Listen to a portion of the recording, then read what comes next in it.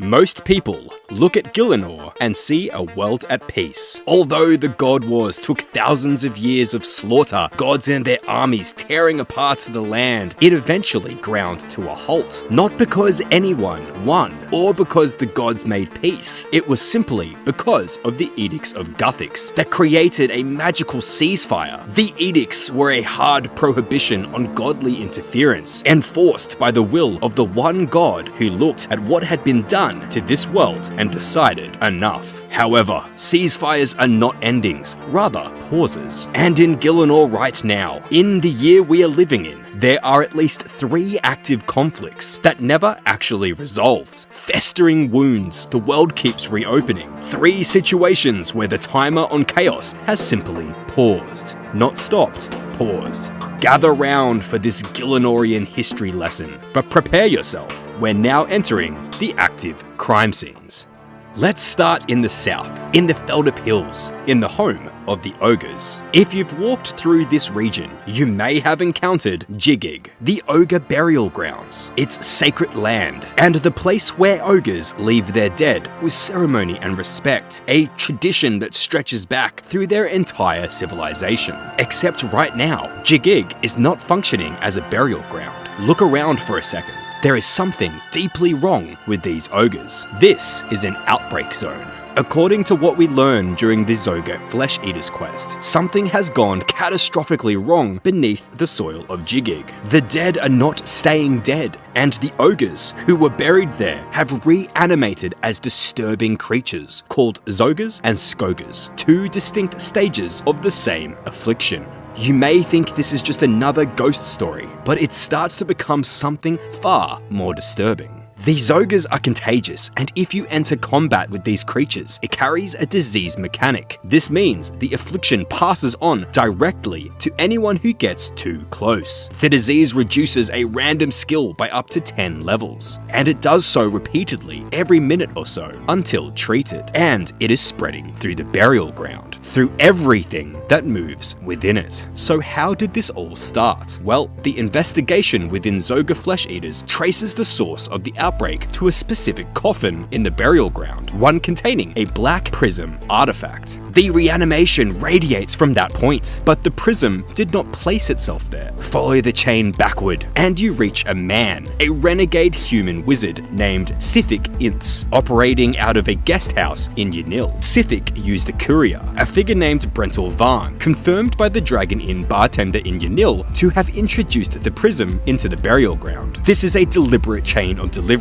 a consciously constructed operation. But here is the detail that reframes everything. When the player searches Sithik's room, they find 2 books. One is a necromancy book, which is expected, given the evidence. The other is a book of Ham. Ham is Humans Against Monsters, which is a human supremacist organization that views non-human races as a threat to be eliminated. Sithik presents as a rogue academic, but he also holds an ideology that makes him view what he did to Jigig as a form of pest control. And consider what the necromancy actually produced. When the player descends into the Jigig dungeon and follows the outbreak to its source, they come across Slashbash, a level 111 undead orc. This is a larger, more powerful creature than a common ogre. Whatever Sithik's prism was meant to animate, Slashbash is a result. But the thing about Slashbash is that he's not a mindless zombie shambling in a pit. He can fight, he drains prayer, he hits from range, but most importantly, he seems aware. And so the player defeats Slashbash. The quest has an ending, Grish gives you his thanks, and the pits are arguably stabilized. But Sithik Ince is not destroyed. He is instead transformed into an ogre by the Wizard Guild's intervention, serving as a sort of poetic punishment rather than an execution. The black prism is recovered and can even be sold. This artifact that reanimated an entire burial ground becomes available for purchase. And what happened to the Zogas, you ask? Well, they're still there. The barricades remain, and the dungeon still open. Ogres still die in the Feldip Hills, and Jigig still receives them. The weapon was fired, the perpetrator was ashamed, but not stopped, and so the burial ground keeps filling up. Now let's talk about one of the most mundane seeming mechanics in the entire game. But But when you look at the lore behind it, it is probably one of the most quietly horrifying situations ever recorded. You guessed it, rune crafting. You take rune essence, you bring it to an altar, you make runes, you sell them or use them, you move on. Completely unremarkable, right? Except for what you were walking through to do it. The Abyss was opened in the year 169 of the 5th Age by the Zamorak Magical Institute, the ZMI. Zamorakian mages who had been locked out of Saradominus-controlled rune production and needed their own supply. They punctured a hole through to a space that granted direct access to every runic altar on the planet. No talismans and with zero travel. It is one entry point, allowing for infinite reach. On paper, a logistical breakthrough. In reality, they had drilled into a corpse.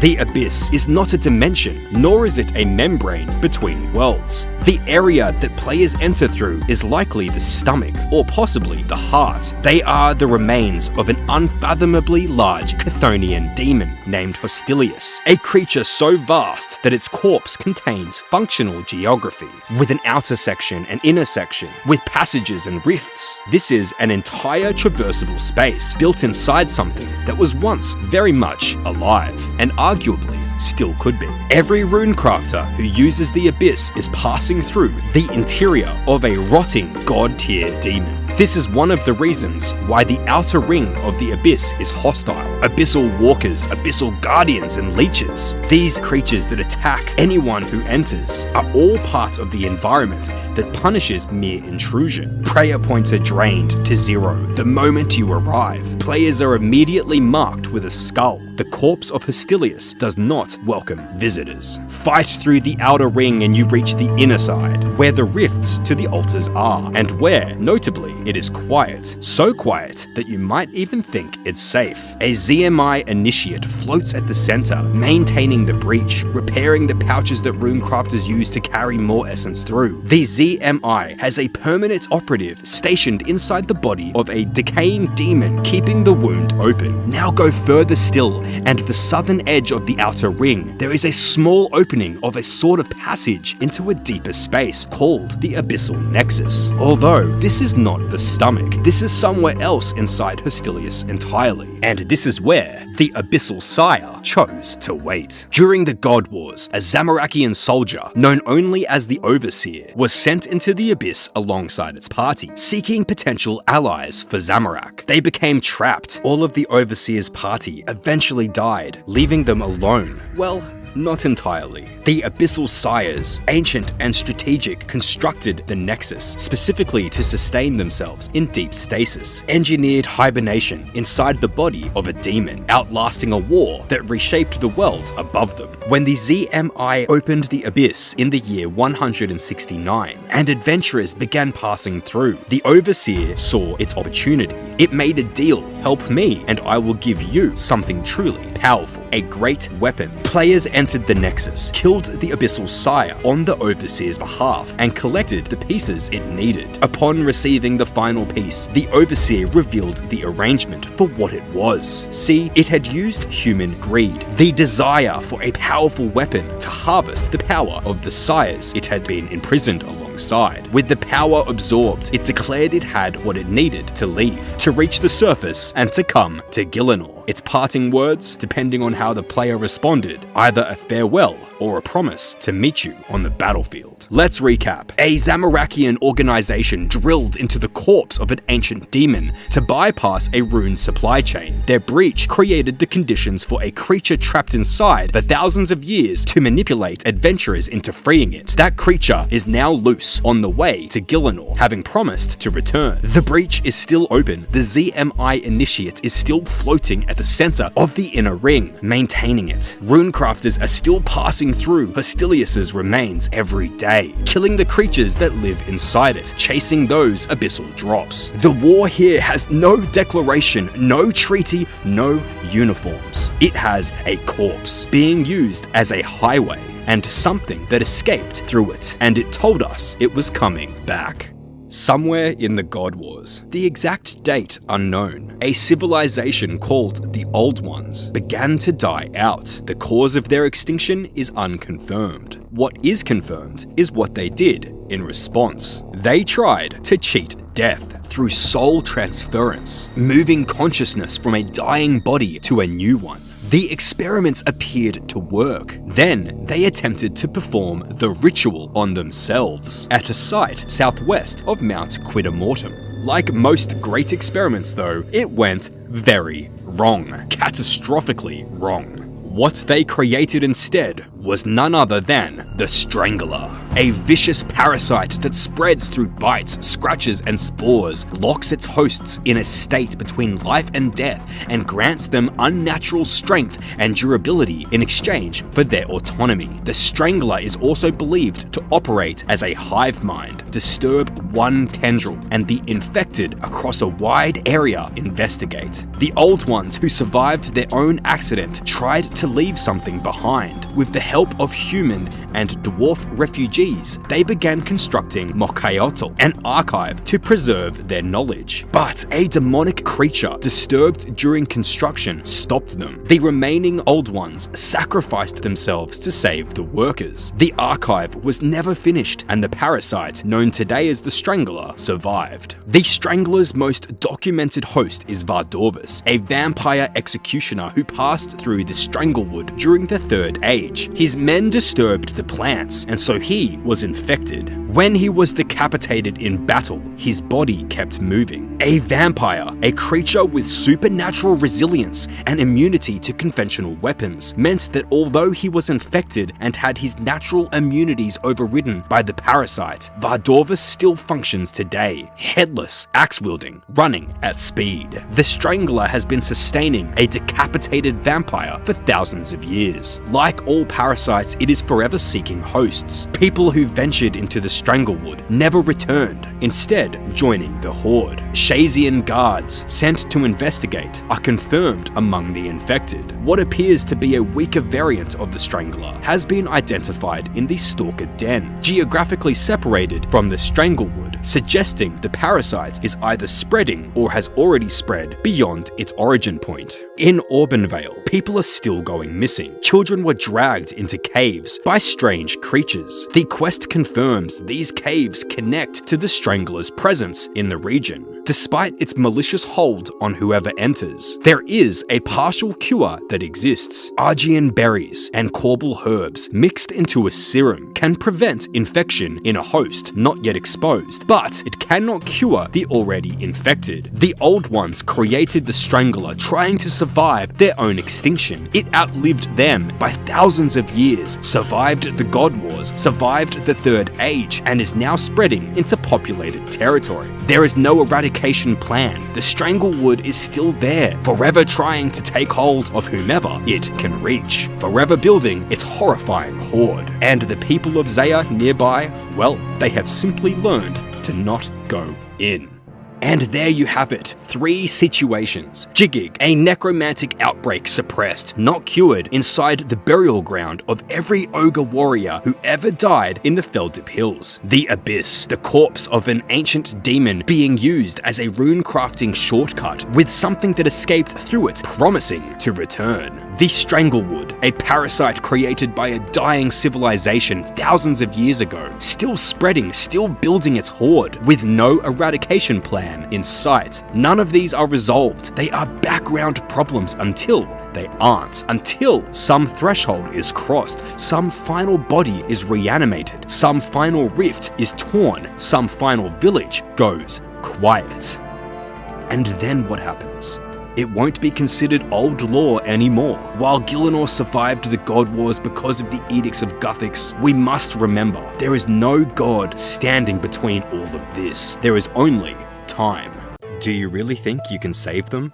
That's a real line that's buried in the dialogue of one of the hardest quest chains in the game. Most players just clicked through it, but if you read into it just a little bit closer, you realize this pretty much sums up the crux of the game. That piece of skepticism is something that sits at the back of every player's mind, because on at least 3 separate occasions, Gielinor came within a hair's breadth of becoming completely, irreversibly destroyed. And it's not the usual, the villain wins and we just respawn in Lumbridge and carry on. I mean fully gone. As in every single NPC and their histories wiped, every city reduced to ash, the laws and reality themselves rewritten. So today, we're going back and we're rereading the core dialogue we have all been guilty of skipping. We are pulling back the lore books nobody's bothered to open, and we're going to look with fresh eyes at exactly how close this world came to being wiped from existence, and why the margin between quest complete and total annihilation was every single time measured in minutes. These are the near misses you've never really thought about. Let's start with the one I think people understand the least, Desert Treasure 2, because on the surface it looks like a classic setup, ancient magic with creepy ruins and those spooky underground locations. You do what you would expect from a quest. You fight bosses, you collect some medallions, and somewhere between the puzzles and death's coffer fees, the actual horror of what's happening slips right past you. What's actually going on in Desert Treasure 2 is so much worse than the quest framing suggests. When you reach the ancient vault, the game presents it as a goal to retrieve medallions of the Forgotten Four, unseal the way in, and find the treasure. This is standard quest stuff, although there is more to it than that. Here is what the vault actually contains: the Elder Horn, an artifact described by Azanadra himself, who was one of the most powerful Majorat to have ever existed, as extremely powerful and ancient, and capable of granting absolute control and subjugating entire armies without lifting a finger. That's what the Forgotten Four, Vardorvis, Perseria, Duke Succulus, and the Whisperer, were sealing away. Their medallions were locks, and Perseria, specifically, made a choice. She deliberately delivered a fake Elder Horn to the east and hid the real one here, sealed behind four of the most dangerous beings in Zerosian history. The vault was never meant to be opened,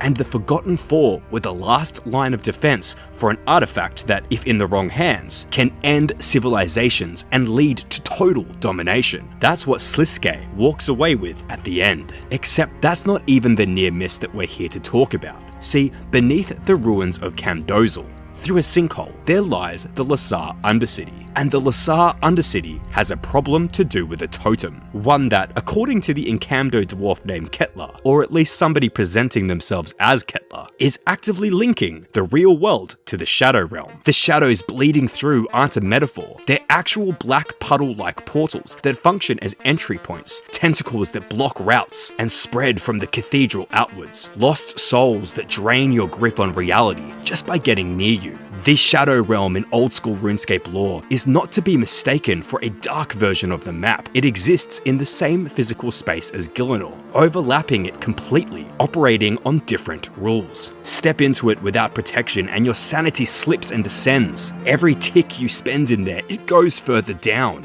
The lost souls accelerate it, and if you hit 0, you start to take rapid damage, and your reality pulls apart. The totem is the bridge that lets the shadow bleed into the Undercity. Those black puddles, the tentacles strangling the sunken cathedral, the corruption clinging to everything down there. And the Whisperer is at the heart of it, the boss you face in the Shadow Realm itself. Well, at least in parts of the fight. So what happens if you fail? Well, the lore is precise about this. After the totem is destroyed, the player is told, quote, "Without it, the darkness could not spread beyond the Undercity, but it still remains," unquote. That single line is the entire stakes of this segment laid out plainly. The totem is the conduit, or in other words, the very thing letting the shadow bleed into Gielinor from the ruins of the ancient city buried beneath the surface. Without it destroyed, that link stays open. The darkness isn't contained to the Undercity, it will spread through the ruins, upward, outward, following whatever conduit it can find. The shadow doesn't move fast simply because it doesn't need to. You saw what it did to a contained space, with tentacles blocking every passage, lost souls wandering corridors that used to be homes, an entire Undercity reduced to a place where sanity is a resource that runs out. But imagine if you remove the boundary and let it reach the surface. From all accounts, it doesn't seem to kill in the traditional sense. Rather, it overwrites. Everything the shadow touches loses coherence, their identity, purpose, the basic structure of what something was. The Undercity is the preview of what the rest of the map could look like, given enough time and no one to stop it.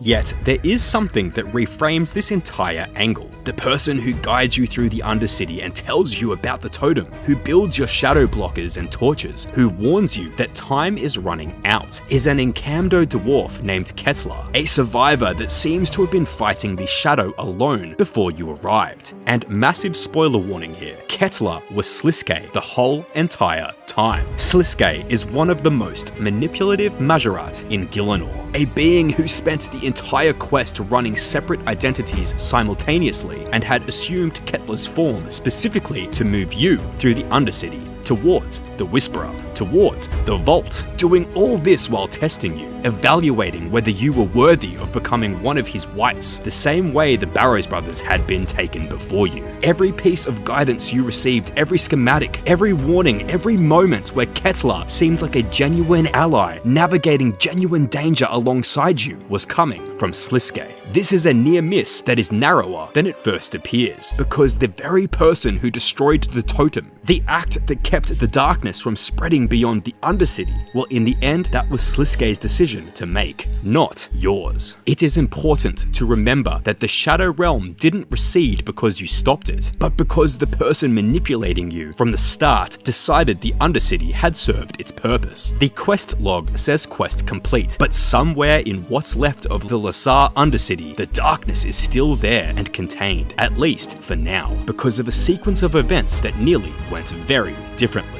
I can't emphasize enough how important it is to not view the Shadow Realm like another place, but to view it like a parasite. A parasite that has found an open wound to fester in, and that wound is still here. Just a second here to talk to you guys from the heart. I have been blown away by your comments and the fact that people are actually watching the content I'm creating. Thank you so much for subscribing and coming back each week for another dose of Old School RuneScape lore. I've also been asked if there's any other ways to support the channel, and so today, I'm very excited to announce my brand new channel memberships. So far, we have 4 tiers: Dubious Gods, Demigods, OG Gods, and Elder Gods. You'll unlock a bunch of new features like custom badges, emotes, custom polls, video shoutouts, priority comments, and in-game activities. If you've got a spare couple of bucks and enjoy what I'm doing here, the support would be extremely appreciated. That's enough, back to the video. Let's talk about the plan that took centuries to execute. Nope, not decades, literal centuries. Amascut, the Devourer, formerly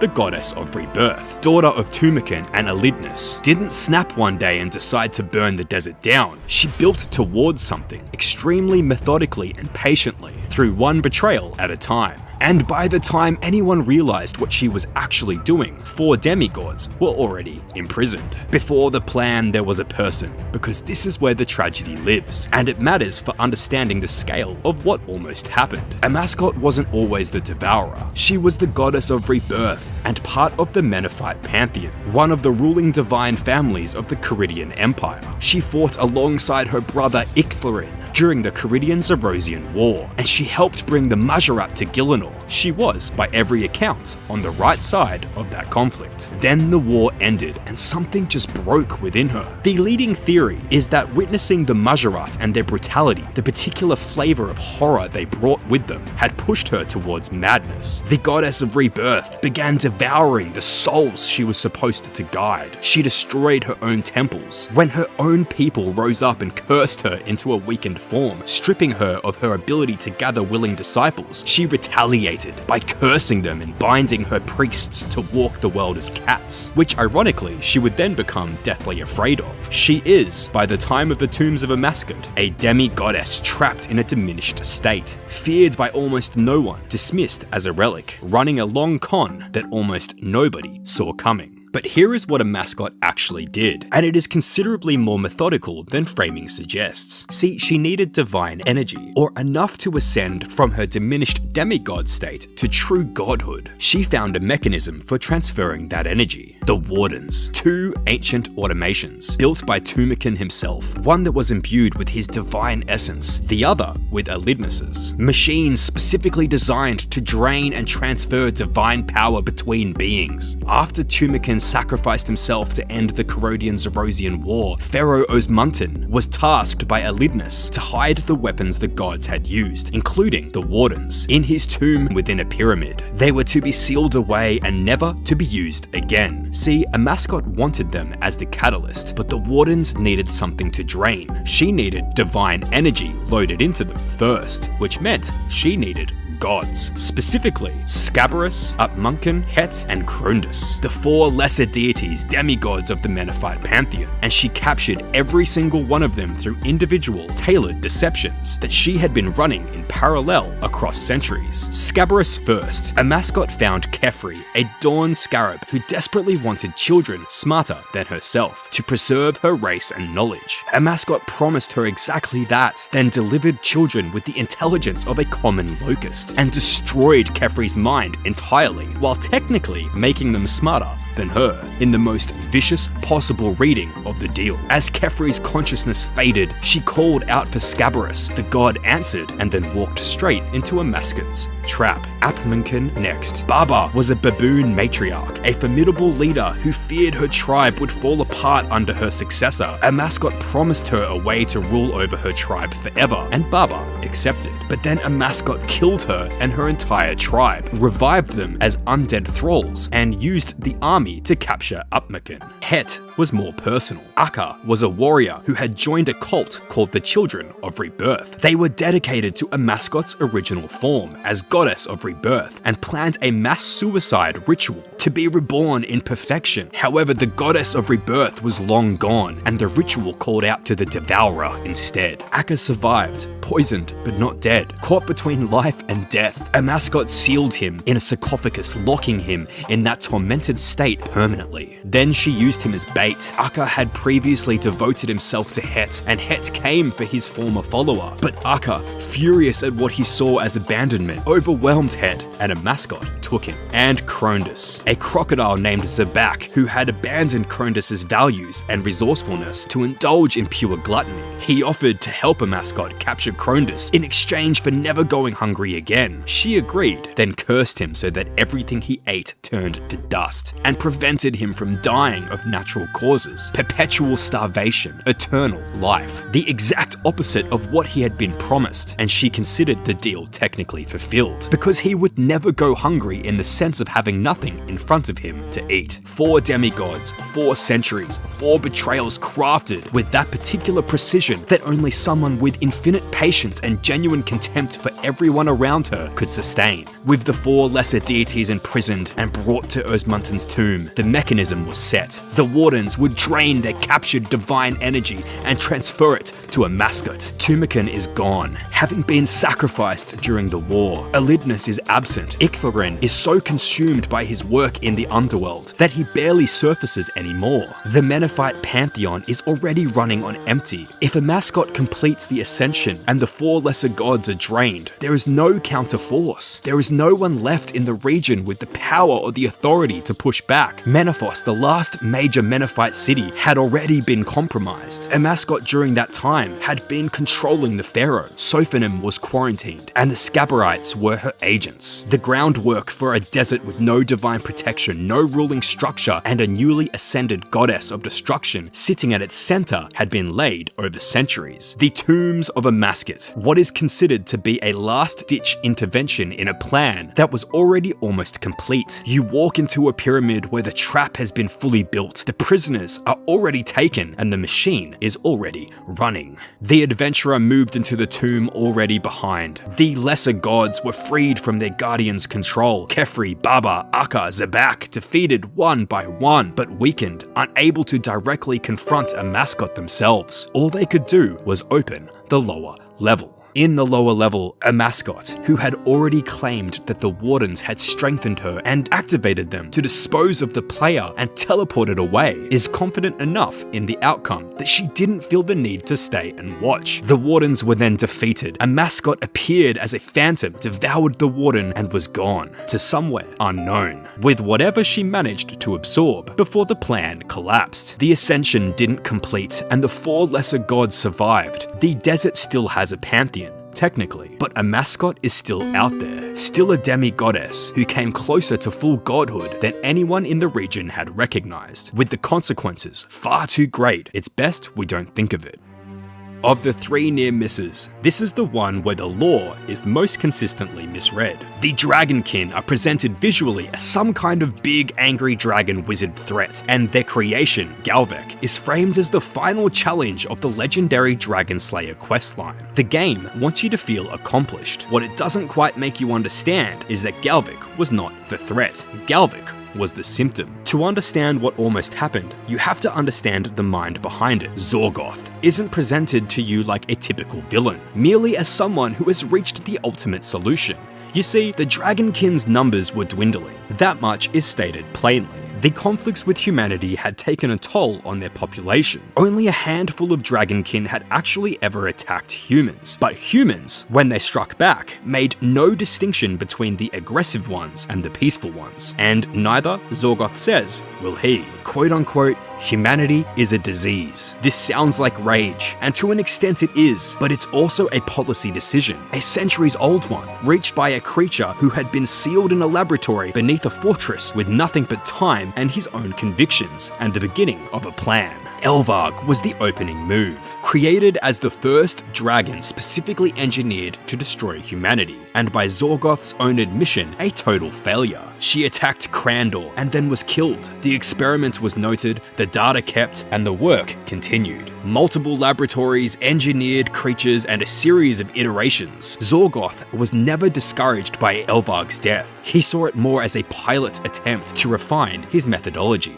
The real project was in Lithgren, an abandoned Dragonkin fortress northwest of Fossil Island, sealed off by Robert the Strong, the 4th Age hero who spent his life fighting the Dragonkin, and then launched an assault on the island. Zorgoth sealed himself inside it, with his work half finished, and waited. He waited for his kind to come back and reopen the ancient doors, but they never did, so he had hundreds of years in a sealed laboratory to perfect a single creation, a dragon capable of controlling the minds of other dragons. The Dragonkin's word for it was Galvek, which in their language meant fate. Bob the Cat, who of course is Robert the Strong reincarnated, is the one who tells you this indirectly. You have to go into his dream, fight the Guardian blocking his memories, and pull the truth out of a past life he can't access on his own. That's how buried this history is. The evidence of what's coming was locked inside a cat. By the time you reach Lithgren, Zorgoth has been waiting long enough. He sees you, recognizes the player, kills a researcher that you're with named Dallas Jones on the spot with Galvek's Dragonfire, and then he leaves. Galvek smashes through the roof and flies off while Zorgoth begins organizing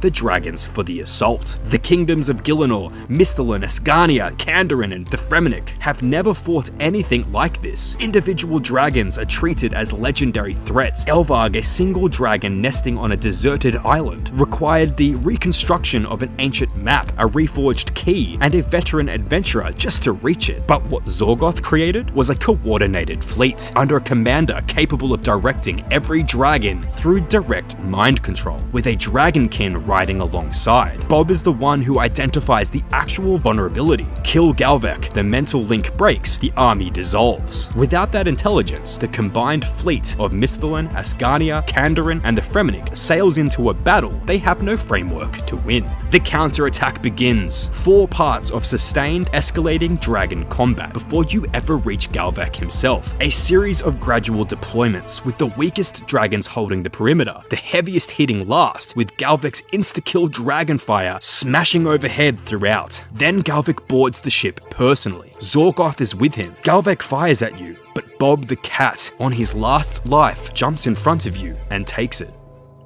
When Galvek falls, the last dying Dragonfire shoots backwards. Zorgoth is completely incinerated by his own creation. The army, without Galvek's mind holding it together, dissolves. That was the margin. You on a ship, in the middle of an active battle. Just one player, you. Between that and who knows what. This is where it gets quietly unsettling. If you completed While Guthix Sleeps before finishing Dragon Slayer 2, an additional cutscene plays after the quest ends. Back in the Lithgren vault, 3 Dragonkin break free from their chambers. They note that Zorgoth is dead. They also note that somebody has used the Stone of Jas, and they make a decision. They will bring terror to the mortals who wish to claim its power. Zorgoth acted alone. He built it all alone and waited. These 3 were simply dormant, and now they're awake and coordinated in a way say that Zorgoth never was. The quest log says quest complete. The Lithgren Vault says something else entirely. 3 near misses. 3 times the margin was on you.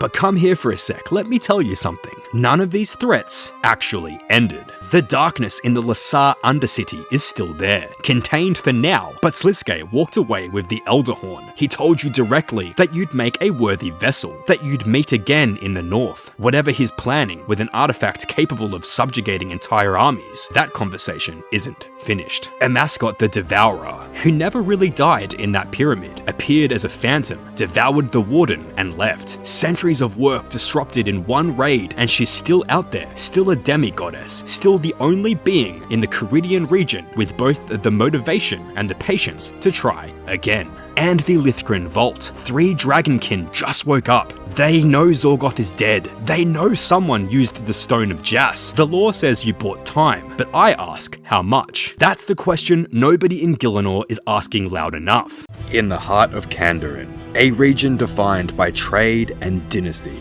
there exists a place where none of that applies. A place where the soil has not known peace in living memory, where the dead are not counted, where neither side advances and neither retreats. History tends to record its wars in clean strokes, a cause, a campaign, a resolution.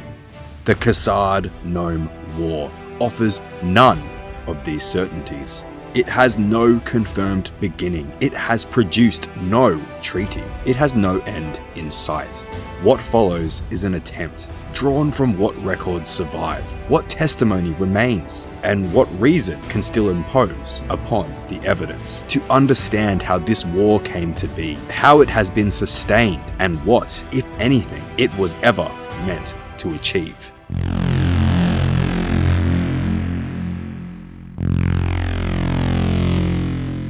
To understand this conflict, one must first understand what existed before it, and what, in large measure, still endures in spite of it. The Gnome Empire is among the oldest continuous civilization in Kandarin. Founded during the First Age, it survived the devastation of the God Wars, barely, and re-emerged in the Fourth Age as a society reconstituted from memory and necessity. What we know for sure is that at its height, the Gnome Empire extended across much of what is now Kandarin. It commanded sophisticated infrastructure, a functioning monarchy, and most distinctively, a network of what we call spirit trees. A sort of sentient flora that served as transport hubs, communication channels, and cultural anchors for the gnomes.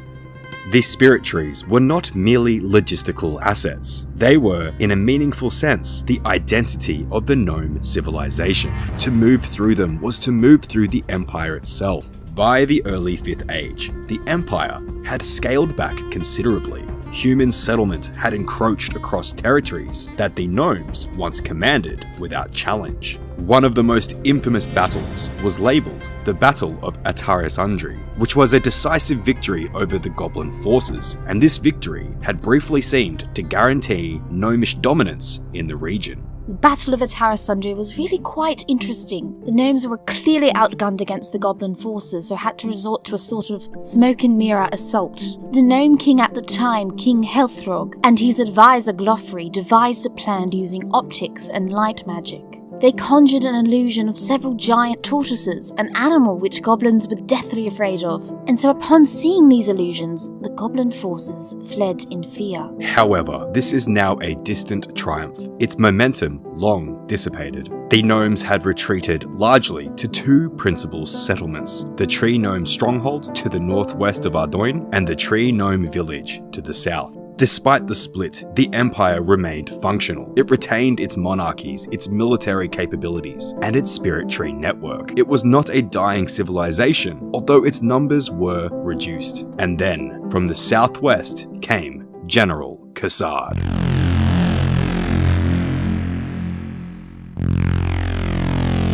General Khazad is not what he appears to be. To the population of the surrounding region, he is understood as a dark spirit, a ruthless commander returned from the dead. It is an identity he has not discouraged. Whether by design or by indifference, the myth has served him well. But in reality, it's far more complicated, and in some respects, more alarming. You see, Khazad is a Majorat.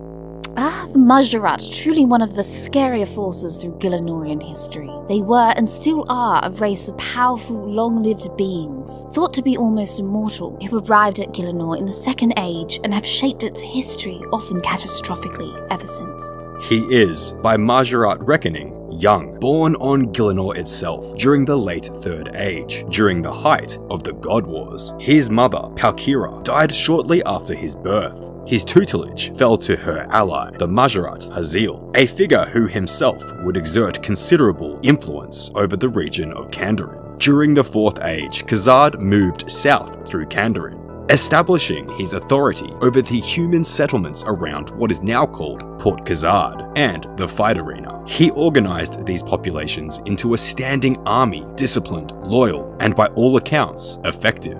At some point during this period, his forces came into conflict with the tree gnomes. The precise circumstances of the initial contact are not recorded. What is clear is that by the early 5th Age, that conflict had become a war, and that war had become, for reasons that remain subject to debate, permanent.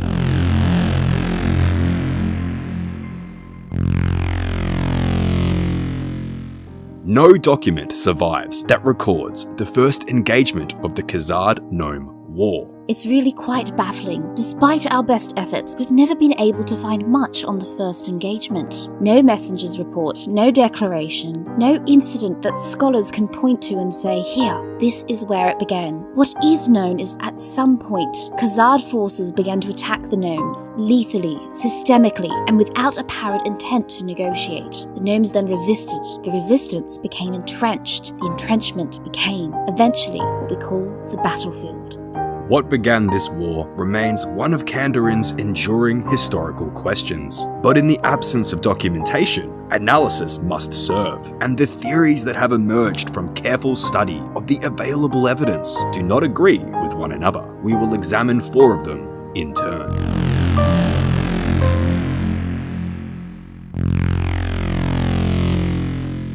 The most straightforward explanation for the war is territorial.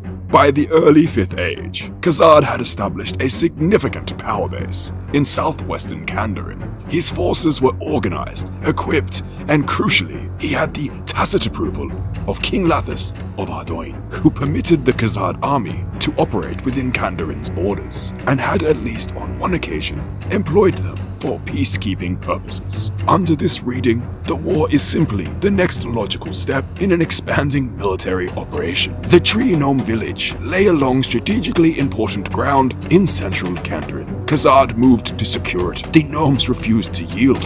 Violence followed. For this theory has the virtue of simplicity. It has the considerable drawback of failing to account for the war's character. A campaign of territorial conquest, as a rule, ends either in victory or in defeat. But we can see that the Khazad Gnome War has done neither. It has persisted as a steady, grinding intensity for decades. Territorial expansion does not explain a war of attrition, so perhaps something else may be at work.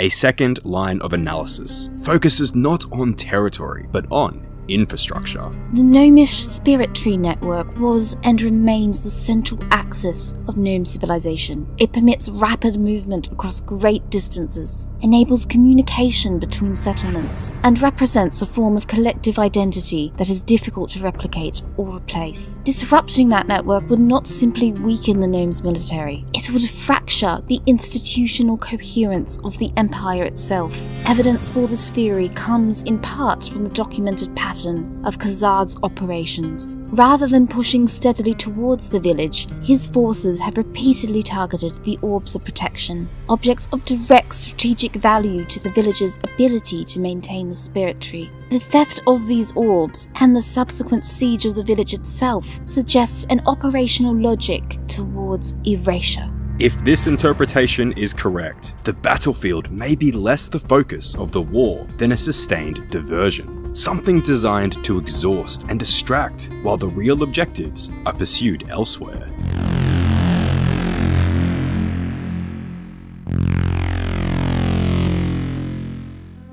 The third theory is the most difficult to assess, and the most unsettling in its implications. General Khazad is not human. He does not think on human timescale. His motivations, whatever they may be, are not necessarily legible through the frameworks that historians apply to conventional military commanders. The Majorat as a species have operated on Gillinor with objectives that have frequently proved to be deeper, longer term, and more strategic than they initially appeared. Khazad's mentor and fellow Majorat Haziel dominated this region of Kandarin for the better part of an age before being expelled. It is not unreasonable to ask whether Khazad's campaign against the gnomes is, in some sense, part of a broader Majorat interest in the region, one that may have nothing to do with the gnomes themselves. Whatever that interest might be, the evidence does not permit us to say. The theory is compelling precisely because it explains the war's gridlock, a conflict prosecuted for reasons its commander has not disclosed, toward ends its adversary cannot comprehend, and may never reach a conclusion its adversary would recognize as one. This possibility should not be dismissed, nor should it be stated as fact.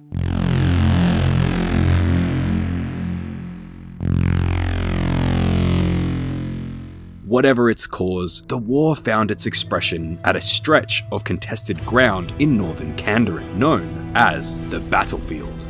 The battlefield is not a site of decisive engagement, in fact, quite the opposite. It's a site of continuous engagement, a front that has persisted for decades with no strategic resolution. Both sides take casualties, neither side consolidates gains. The fighting continues because, well, it just does. This pattern, grinding, expensive, inconclusive, is characteristic of a war in which neither party can achieve outright victory, but neither is willing or perhaps able to accept defeat. Military historians have a term for this kind of conflict. It's not a war to be won, it's a war to be survived.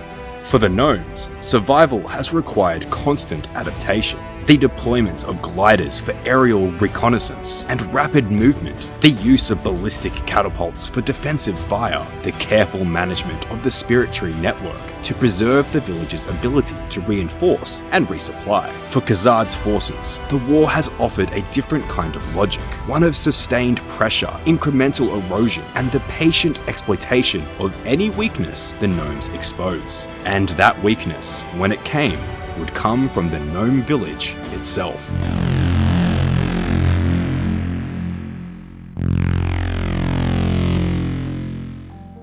The Tree Gnome village is protected by 3 objects known as the Orbs of Protection. Their precise function is securing the village's defenses, and by extension, its spirit tree. It has been described in gnomish records, though the specific mechanisms remain obscure to outside study. Though what is not obscure is the consequence of their absence. At an unspecified point in the war's history, the gnome forces at the battlefield found themselves in sufficiently desperate circumstances to make a decision that would prove catastrophic. The gnomes transferred one of the Orbs of Protection to the battlefield, presumably to shore up the deteriorating position there. The logic was sound in isolation, but the consequences were not. With one orb absent and the village's defences therefore compromised, a detachment of Khazad's forces, having located a route through the maze, entered the village. King Borin's wife was killed. Many other gnomes, civilian gnomes, were killed alongside her. The remaining 2 orbs were stolen. The strategic objective appears to have been the spirit tree itself, the irreplaceable core of the village's identity and functionality. With the orbs gone and the defenses broken, the tree would be exposed. The spirit tree was a source of immense power for the gnomes. Without it, I just don't know how long they would have survived.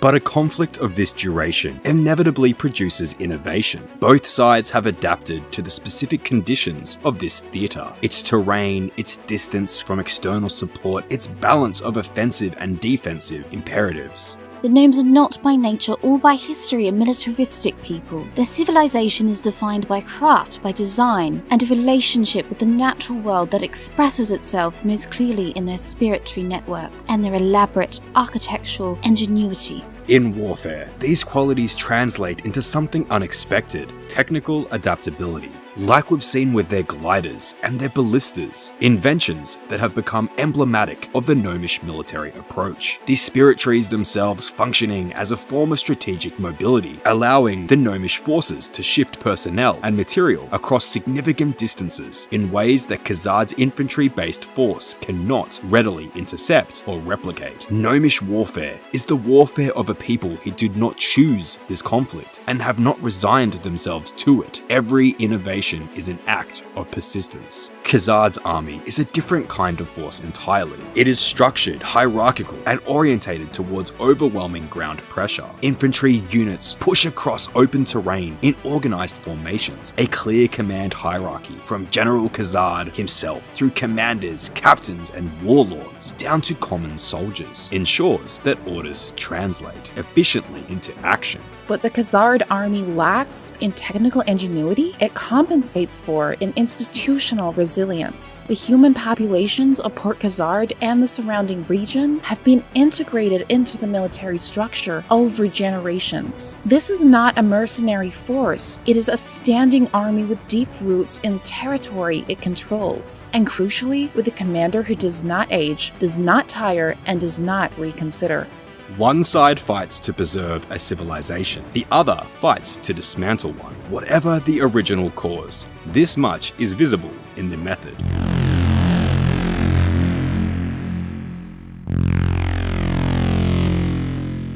The village compromised, the orbs stolen, the battlefield still grinding, came a figure whose place in the historical record is as ambiguous as everything else about this war. The accounts that survive describe an outsider, a traveller who had recently navigated the village's maze. Whether through skilled curiosity or accident, the sources do not agree. King Balgrin, with few alternatives, appealed to this individual for assistance. We don't know much about this character, however, they have been referred to amongst scholars as the adventurer, or sometimes the player. What followed, according to these accounts, was remarkable. The adventurer located the stronghold in which the first stolen orb was being held, penetrated its defences, employing the gnome ballista to breach the outer walls, and recovering the orb, returning it to the village. Upon learning about 2 additional stolen orbs, the individual, known to some as the player, then pursued the Khazad warlord. The warlord was hidden in the outskirts west of Ardoin, beyond the immediate conflict. However, it didn't take the adventurer long to find them, and as the record describes it, a great confrontation followed. The warlord was defeated, the remaining orbs were recovered, the village's defences were restored, and the spirit tree was spared. The identity of this individual is not established in the surviving record. Whether he was a professional soldier, an opportunist, a diplomat, or something else entirely, the accounts do not say. Several historians have questioned whether a single figure in history was responsible for both recoveries, or whether the accounts have compressed a more complex set of events into a single narrative. Whether this figure truly existed as described, or whether the events attributed to them reflect a more disturbed effort obscured by time and incomplete record-keeping, remains uncertain. So, do you believe the adventure is real? Well, I certainly hope so, although it is daunting to think of one person wielding so much power.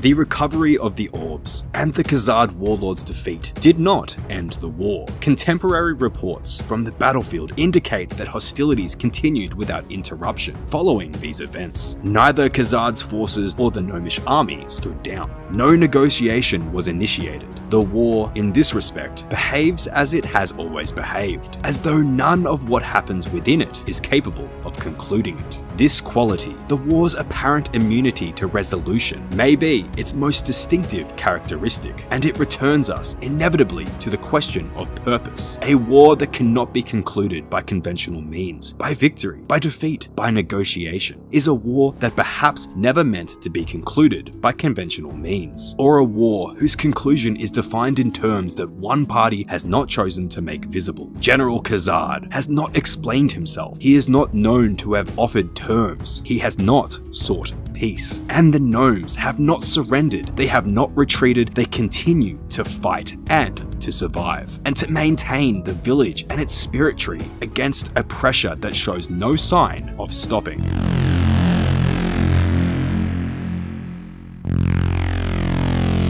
It would be a mistake to view the Khazad Gnome War in isolation. The Gnome Empire, even in its reduced 5th Age form, is engaged in more than one conflict. Running concurrently with the war against Khazad is a sustained, if not largely covert campaign being waged against the gnomes by the hidden city of Apasandra. Founded by the exiled mage Glofri, Apasandra has deployed espionage assets with both of the Empire's principal settlements, conducted experiments with potentially destabilizing consequences for the surrounding environment, and maintained diplomatic contact with actors hostile to the gnomish mainstream.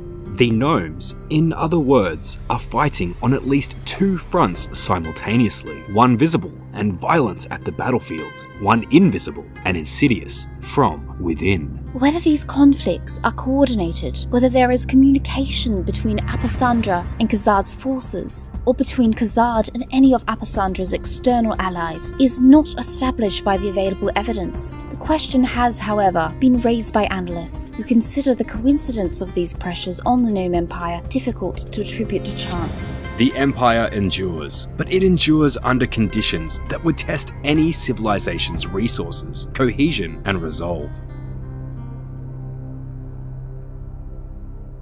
Historians have a professional obligation to resist the temptation of false resolution. Not every question has an answer. Not every conflict has a lesson that can be cleanly extracted from its violence and presented as the justification for the suffering it caused. The Khazad Gnome War is, by any honest account, one of the most poorly understood conflicts in the recorded history of Kandarin, in the recorded history of Gielinor. Its cause is unknown. Its strategic logic is obscure. Its cost among the gnomish population has been severe. Civilian deaths, the destruction of cultural infrastructure, the sustained erosion of a civilization that was already reduced from what it had once been. And yet the gnomes endure. The spirit tree stands. King Bolrin continues to govern. The battlefield continues its ceaseless, inconclusive exchange. General Khazad, for his part, has not commented on any of this. He operates on timescales that make human questions feel, perhaps, like temporary disturbances. In an atmosphere he has already outlasted. No peace was ever agreed. No victory was ever secured. And in Kandarin, in the churned ground between the forests of gnomes and the marching columns of the Khazad army, the war continues. There is a version of you that never made it out. A version that went looking for something more and found something that stared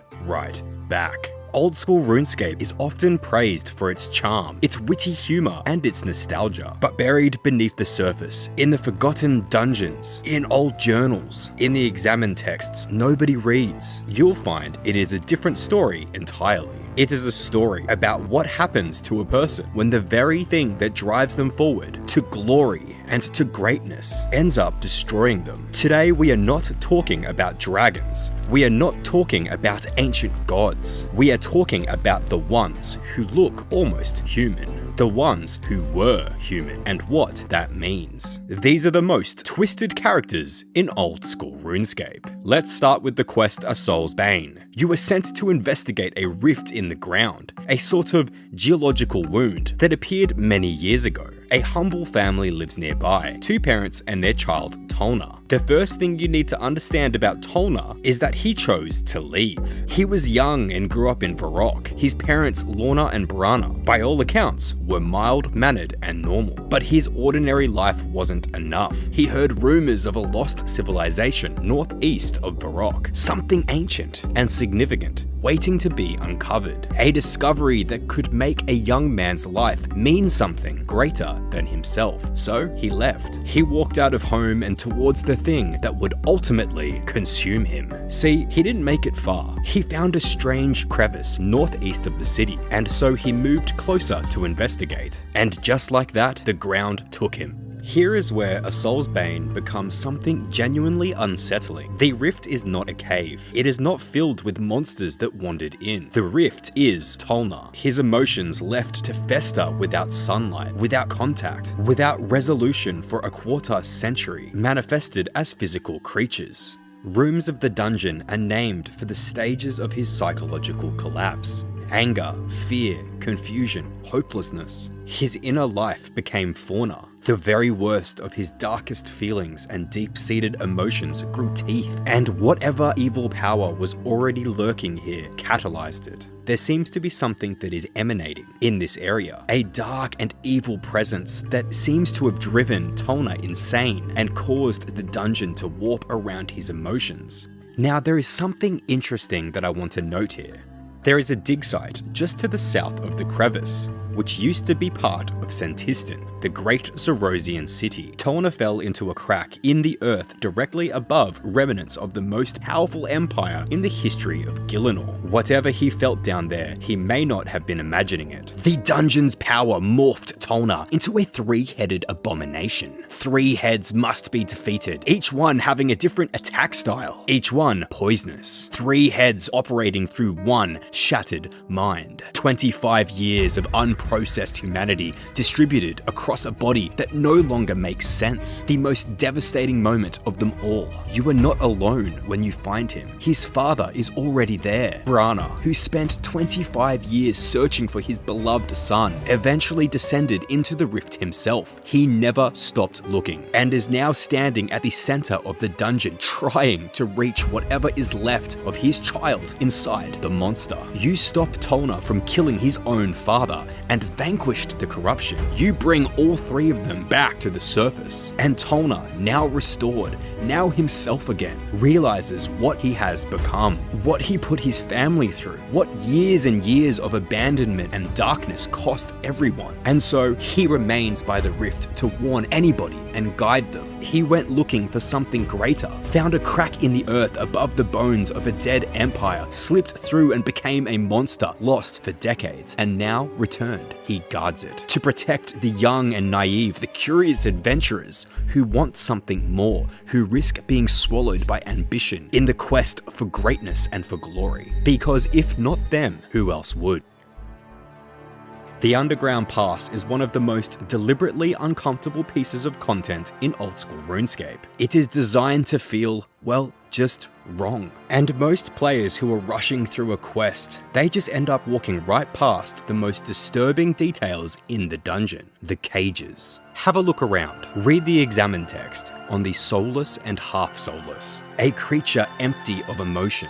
5 words. 5 words and the game has told you everything and confirmed that there is no bottom for how far a person can fall. Here is what the game doesn't make very clear. Before these things were this, they were heroes. The soulless and half-soulless were adventurers, considered the brave ones. People who entered the Underground Pass specifically to purify the Well of Voyage, to do something good, something courageous, in one of the most hostile places in the world. They came in with purpose, with weapons and probably faith, probably a clear sense of who they were. And then the voices found them. A voice, specific, targeted, patient. The voice of Iban drove them insane, and they methodically, completely hollowed them out. The half-soulless are the ones caught between, still visibly human, skin pale beyond natural, not yet gone, but slipping away, subjected to Iban's voice in those cages until they deteriorate, until whatever made them a person is fully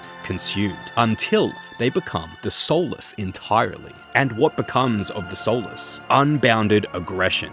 They retreat at low health, a last vestige, perhaps a survival instinct that has outlasted everything else. They drop nothing besides bones. Brave adventurers reduced to creatures and then to almost nothing. That idle animation of slow rocking is not a quirk. It represents something more. A human nervous system with nowhere left to go, performing the only motion that remains, self-soothing for nothing until they are simply dust and bones. But before you and many others like you were in the underground pass, someone else was. His name was Randus. He passed through the underground pass, placing orbs of light throughout the dungeon, beacons designed to protect travelers, to boost their faith and courage, to make the passage survivable for whoever came after him. His journal documents the journey. Read the early entries. You'll find a man with purpose, a man who believes in what he's doing and who sees himself as someone who is a protector, as someone whose passage through this place will make it better for others. See, he wasn't wrong to think that. The orbs of light work. They are still there when you find them. He was right about what he came to do. But here is what the spirit of the past reveals about Randus. The detail his own journal doesn't foreground. He came to the underground pass to become a great and mighty warrior. And that desire, that hunger for greatness, for legacy, for being more, is exactly what Zamorak's corruption reaches for. The same drive that made Tolna leave home, the same current that runs through every adventurer, something greater. In the underground pass, that current is a trap. The corruption found the ambition underneath the heroism, the want beneath the faith, and it moved on. It didn't seep through weakness, no. Instead, it came through the very thing that made him capable of being here in the first place. He made note of what he heard, siren calls within the pass. He was still lucid enough to document what was happening to him, and it wasn't enough. Randus performed an ancient ritual. The spirit of the past says it altered his spirit forever. He became a soulless, the same fate as the adventurers he'd placed those orbs to protect. He remains in the past, in that state, even today. His orbs of light remain, still protecting travelers, still doing the work he came to do without him. The tragedy of Randus is left in the record he left behind. Disciplined, thorough, a detailed account of him being consumed. Entry by entry, his handwriting changing, the siren calls getting louder and louder. Okay, but let's talk about something truly horrifying. The Marikwi Hideout, a place of fragile sanctuary, underground in the vampire-controlled region of Mauritania. It's quiet here. It was safe here. There is a moment in the quest A Taste of Hope, where the Marikwi Hideout, the one place the last resistance fighters in Mauritania can call home, is invaded by something far worse than an army. A creature that used to be a person. Its name is the Abomination.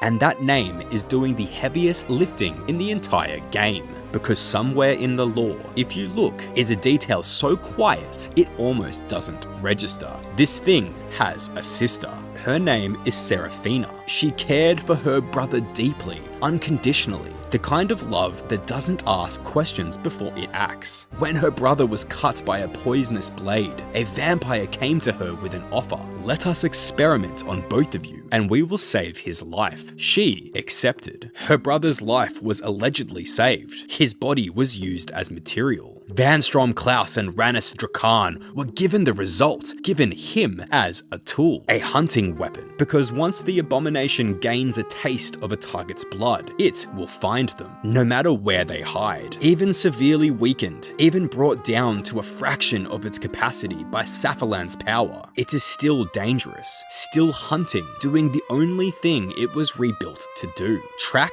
find, kill. It drains you as it fights you, not merely your health, but also your capabilities. It isn't satisfied with just ending you, it wants to diminish you first. His sister, her mind no longer her own, performs in the theatre of blood, while a myth circulates that she earned her freedom there. A ruse, a false hope engineered to keep the people of Mayadich entertaining. The Abomination cannot be fought again, not in the Nightmare Zone, not at all. That detail is mechanical, but it lands differently now. See, most quest bosses you can return, you can revisit, you can farm them if you like. This one, you can't. Whether that's a design limitation or something else, the effect is the same. You encounter it once, you see what was made of him once, and then it's over. Unlike his sister, who performs forever. You see, these three stories share one thing. Beyond the darkness, the underlying tragedy, and the unspeakable monsters, there is a desire.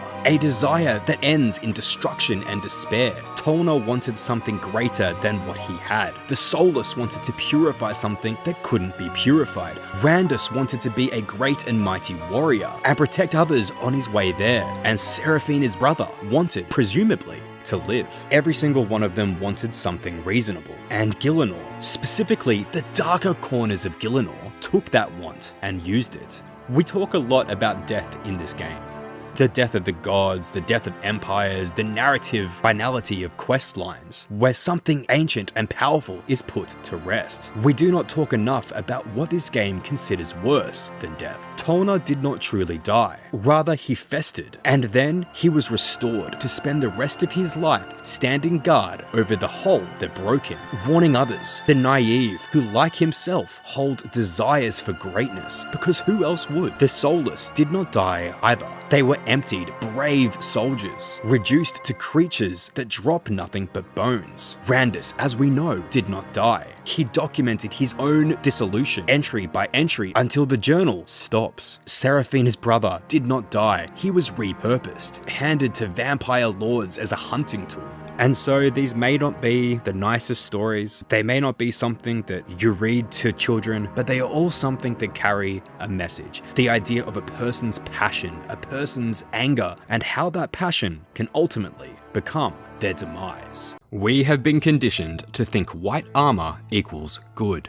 For 20 years, we've treated Falador as the moral compass of Gielinor, a city of light, order, and justice.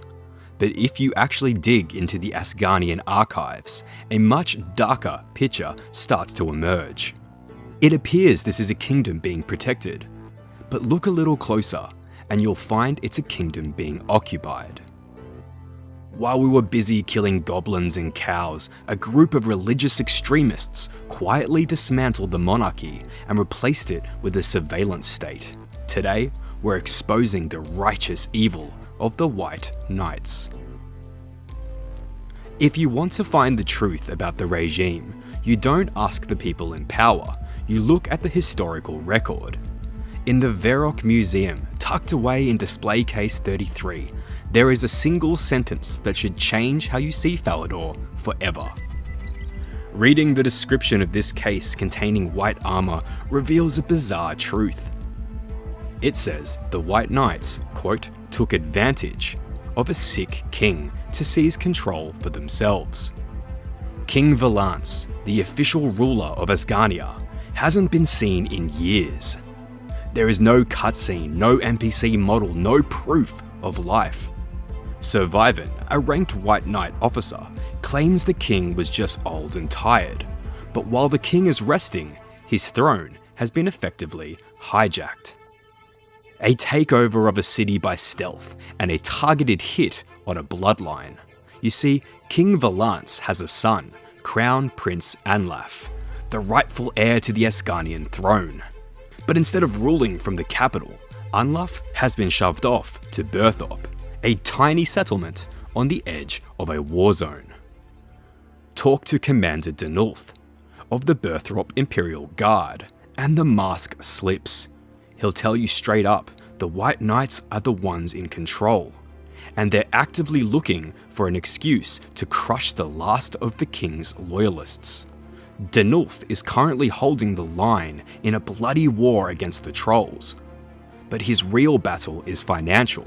You see, the White Knights are threatening to pull his funding. They've manufactured a win or die scenario. If the Imperial Guard can't clear Death Plateau, they'll be disbanded, and Berthorpe, the prince's final stronghold, will fall under total White Knight occupation. Think about it. The king is missing.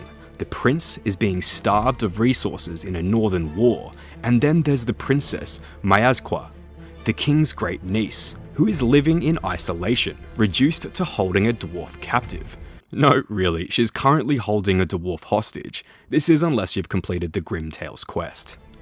By year 163, Sir Amic Vars achieved what he wanted. He stepped in as regent, and while doing so, effectively neutralized the entire royal family. Some say he saved the throne, but to me, it seems that he made sure no one was left to challenge him when he sat on it. Every regime needs a boogeyman to justify its budget, and for the White Knights, that's the Kinshra. We know them as the Black Knights, the generic villains in black armor, some with spiked shoulder pads. But for 155 years, the Kinshra weren't outlaws like they are today. They were the official, state-sanctioned defenders of Asgarnia. Just look at their leader, Lord Dequarius Renard. By all means, he appears fit to lead. He was born in Falador. He was unanimously elected to lead. Even a secret dossier written by the White Knights themselves admits he's undeniably noble. Unlike previous leaders, Dequarius actually risks his life to save his own people. The White Knights even admit they prefer him in power because he's less radical and predictable. So, if he's a noble, predictable leader, why the war? Because the Kinshra's real crime wasn't evil, it was their religion. They were Zamorakians, in a kingdom that Sir Amic Vaz wanted to be exclusively Saradominist. Now, we could go into a debate about Zamorak versus Saradomin, but there's plenty of evidence on both sides to say that either gods could be deemed evil or at least unethical. In year 163, after the real king fell ill, Sir Amic Vaz moved to sideline them. He declared they had zero political influence. He erased 155 years of service with a single decree, effectively forcing a civil war to justify his own military expansion. Now, look at how the White Knights handle the threat they created. They send you, the player, to sabotage the Kinshra. Why? Because Sir Amic Vaz claims their charter forbids espionage. This is a convenient lie. In fact, they have a specialized order called the Temple Knights, specifically for shadow work, yet they manipulate an independent adventurer, you, to do the dirty work. If you get caught or killed inside that fortress, the White Knights can shrug and claim they had nothing to do with it. You aren't their hero, no, you're more like a legal loophole. You are the plausible deniability that allows Sir Amic to maintain his image of holy honor while he orchestrates the total destruction of his political rivals. They've backed the Kinshra into a corner, forced them into the Tavali dungeons and the wilderness border. And now they use the very plots they provoked as a reason to never let go of the throne. It's a perfect, self-sustaining cycle of conflict. But back to these Temple Knights, the so-called elite. To the average citizen of Falador or surrounding towns, they're just a rumor, a fable told to keep people in line. But we, the player, find out something more. It is revealed once we are finally recruited to the Order that the regular White Knights, the ones you see walking around Falador Castle, aren't the ones actually running Asgarnia. They're more like the window dressing. Sir Tifikashian, head of recruitment for the Temple Knights, calls them the Premier Order. But listen to how he describes their jurisdiction. He openly admits that the higher-ranking members have almost absolute power over the kingdom. They don't answer to the king, no. They don't answer to the people either. Sir Tiffy claims they only answer to Saradomin himself. But here's the catch. Saradomin hasn't walked the earth in ages. So how is this possible? Well, Tiffy admits that the only man, the head of operations, Sir Valence, has actually met Saradomin. A bit suspicious to say the least. Every order, every arrest, every secret operation is filtered through this one man. If Sir Valence says the gods want a political rival removed or a prince sidelined, the Temple Knights do it without question. It almost seems to be a dictatorship, but just with a religious skin. Sir Tiffy, on the other hand, mocks the regular White Knights, calling them incompetent fools, and that any fool with a sword can join. It's clear that the Temple Knights view themselves as a superior species. They operate in total secrecy because, as Tiffy puts it, they have more authority than the king. They are labelled as the front line of defence. But look a little closer and they're more like the backroom puppeteers. and they aren't as holy as they want you to believe. This becomes obvious when you head down to the Lumbridge Swamp and talk to Juna, a 6,000-year-old guardian who literally saw the God Wars. She doesn't see them as heroes. When you mention that you work for the Temple Knights, she straight up warns you that their intentions may not be what they seem. Just think about that. Juna is a neutral guardian of balance. She has seen empires rise and fall for millennia. If she's flagging the Temple Knights as a threat, it's because she recognizes a pattern we're too young or naive to see. The shining light of the Temple Knights is just a blindfold to keep us from seeing the strings that they are pulling. The White Knights are obsessed with order, and it isn't just a political stance. It appears to be more like a sickness, and nowhere is that more obvious than in their handling of the sea slugs. Wretched creatures with the ability to mind control their prey. This monster hunt is a centuries-old biological catastrophe that the Temple Knights have been covering up since the 4th Age. Thousands of years ago, a creature named Mother Mullum emerged from the depths to possess the world's political leaders. The Temple Knights fought a crusade against her, but they didn't win. They just settled for a stalemate. They couldn't kill her, so they lured her into a cave and slapped a keep out sign on the door in an ancient Saradominus language. Fast forward to today. The slugs are back. They've turned the fishing platform into a hive and have completely subverted the village of Witchhaven. And what is the quote-unquote elite Temple Knight response? They send a semi-retired agent named Colonial to keep an eye on things, while an entire town essentially disappears overnight and returns in a dazed, mindless state. The Temple Knights claim to be the smartest, strongest order in the world, but they let a possessed mayor trick an adventurer into releasing the very queen they spent centuries trying to imprison. They literally handed over the keys to a global parasite. And when the slug prince was eventually slain and Mother Mullum escaped, did they mobilize the army? Did they evacuate the coast? No. They stayed in the shadows. They'd rather let Witchhaven become the first fallen city of Gielinor than admit to the public their perfect Saradominist order failed. To the Knights in Falador, the image of stability is more valuable than the lives of the villagers used as hosts. Now that is truly callous. It's the same pattern we see in Berthorpe. They are willing to defund the Imperial Guard, the only ones actually fighting a visible war, while pouring resources into a secret agency that can't even keep a slug in a cave. They tell the world that they are the protectors against chaos, but just seem to be managing the PR for their own incompetence. They'll let the rest of Gielinor burn, as long as the white walls of Falador stay polished and the secret of their failure stays buried under the sea.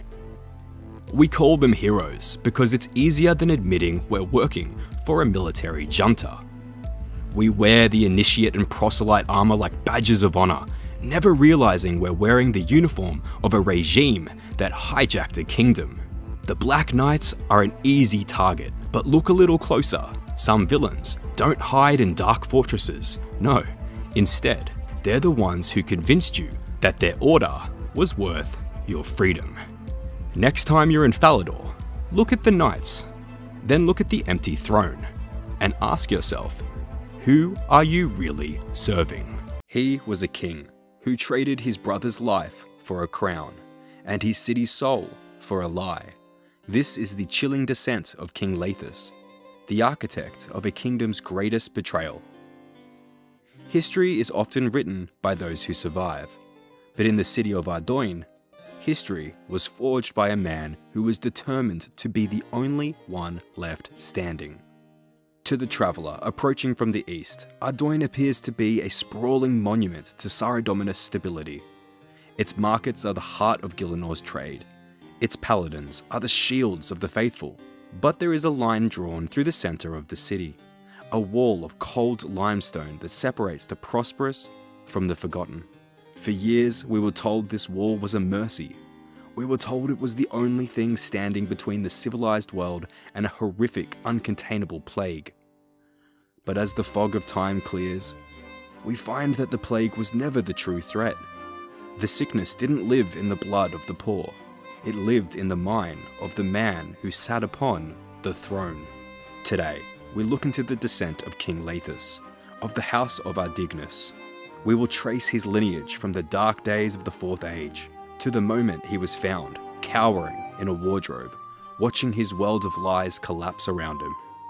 This is not just a story of a bad king. It is a story of how an elder brother's resentment turned a city of light into a kingdom of unspeakable atrocities. To understand Lathus, we must look further back than the wall. We have to look at the land itself. According to the ancient records, the site that would become Ardoin was originally a crossroads of tragedy. During the Fourth Age, this territory was the frontier of the Elven Empire of Baxtorian. King Baxtorian, the Elven monarch, ruled over the vast empire. However, due to a conflict with humans and a betrayal of his own kin, Baxtorian's wife Glariel went missing. Devastated by the loss of Glariel, and seeing his empire crumbling under the pressure of human expansion and internal strife, Baxtorian led a mass exodus of his people. And so the elves retreated, leaving behind their highly developed elven cities and resource-rich lands of the River Doin, everything abandoned. What followed was not a peaceful transition. There was no centralized power left to govern, and so the region was seized by some of the most dangerous forces Gielinor has ever known, the Majorat. An ancient, powerful race of skeletal shapeshifters, near immortals with slowly decaying life force. This only rejuvenated by sacrificial ritual. A story worth telling, but for another time. For centuries, the lands around River Doin were a playground for these Zamorakian generals. Haziel and Khazad established great influence here, with Haziel becoming the absolute ruler of this region for some time. His presence meant that this place was not a city, but a site of dark rituals and iron-fisted tyranny. The foundations of the city that we see today are literally built upon the ruins of Zamorakian cults. It wasn't until year 7 of the Fifth Age that a group of humans led by the Carnelian family rose up and reclaimed the land. The Carnelians were of noble blood, a family who refused to live as prey to the Majorat. They couldn't kill Majorat Haziel, so they did the only thing that they could. They sealed him beneath the earth. Utilizing ancient wards likely derived from Saradominist or early Druidic influences, they managed to anchor Haziel in his subterranean chamber. This tomb remains beneath the very ground where the Ardoin market stands today. This is the psychological DNA of Ardoin. It is a city founded on the idea of sealing things away. If there's a problem, you bury it. If there's a threat, you build a wall around it. This was the environment that shaped the House of Ardignus. By the time Lathus' father, King Ulthus, took the throne, the city had become a hub of trade. But the old shadows remained, the dreaded years of tragedy, between year 95 and 98, saw the city's water supply poisoned by terrorists, causing the very boils and skin irritations that Lathus would later replicate in his great hoax. Lathus didn't invent his lies from thin air. He studied the city's darkest chapters and learned how to weaponize its trauma. Lathus was the elder son. In any other kingdom, this would have been a simple path to power. But Lathus grew up in the shadow of his younger brother, Tyrus. They embodied the idea of the scroll and the sword. Lathus was the administrator. He was cold, analytical, and obsessed with the law. He understood the mathematics of power, how many guards it took to keep a street quiet, how much tax a merchant could bear before they broke. Tyrus, however, was the sword. He was the hero. He spent his days in the training yards with the knights, and his nights in the tavern with the people. The citizens of Ardoin didn't just obey Tyrus, they loved him. And to a man like Lathus, who seemed to only aspire obedience through fear and law, that love was a personal insult. The breaking point came in year 136. King Ulthus, perhaps sensing a friction between his sons, made a decision that would ultimately destroy his lineage. He divided the kingdom. King Ulthus feared that if Lathus took total control, Tyrus's popularity would lead to a civil war. Conversely, he feared that if Tyrus ruled, the administrative complexity of the East would collapse. He chose a middle path that inadvertently doomed the Ardignus line.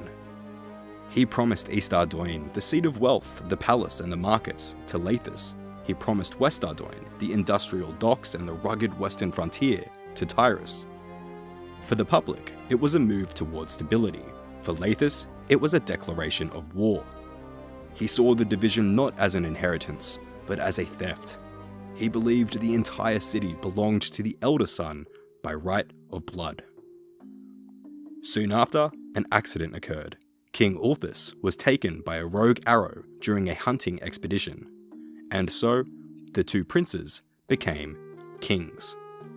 I picture Lathus standing on the balcony of the east, watching his brother's coronation in the west, and realizing that as long as Tyrus was loved, he would always be a half-king.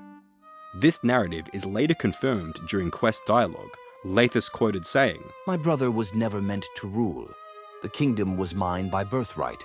My father chose to give him half the kingdom, and he did a terrible job ruling it." A curious thing about the king's death, this listed as an unfortunate accident. Every bit of dialogue the adventurer encounters, there is no mention of anyone credited with seeing the king fall. The narrative consistently presents the death as a discovery of a body, rather than a witnessed event. This is convenient for Lathus. The accident classification prevents the involvement of outside forces, such as the Temple of Saradomin. And with Lathus acting as the kingdom's sole administrator, he is in a position to hide what he doesn't want others to find. It begs the question, did Lathus have his father killed? A reach, perhaps, but a possibility, absolutely. Then came the Great Western Expedition to the Elven lands of Turunwin, the largest military and exploratory undertaking in the history of the Fifth Age. When Tyrus announced his great expedition, the world saw a hero seeking to reclaim lost lands. Lathus, however, saw a vacancy. Lathus funded the expedition.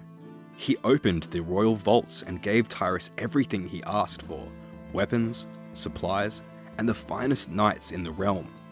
To the observers at the time, it looked like a gesture of brotherly support. In reality, Lathus was paying for his brother's exile. He was draining the West of its military elite, leaving the common people without their protector. As the expedition disappeared over the horizon, Lathus began his work. We now know that Tyrus reached the Elven lands, but found himself trapped behind the underground pass. The powerful sorcerer and self-proclaimed son of Zamorak, Iban, had risen again, turning the pass into a death trap. Lathus knew this. His scouts had reported the corruption of the tunnels, but he didn't send a rescue party. He didn't warn people. He allowed Iban to act as his proxy jailer. While Tyrus was fighting for survival in the dark, Lathus was rebranding his brother as a lost soul or a deserter. He controlled the flow of information so perfectly that the people of Ardoin began to forget the man they once loved. During this period of isolation, another threat was apparent to Lathus to the east: Camelot. King Arthur and his Knights of the Round Table were given a castle by Lathus's father, alongside a wealthy nobleman, Lord Sinclair, a move which Lathus believed left the kingdom physically diminished. They represented a form of power that Lathus couldn't quantify: leadership based on chivalry and shared honour. As the legends of Arthur's knights began to spread through Kandarin, Lathus felt the walls closing in.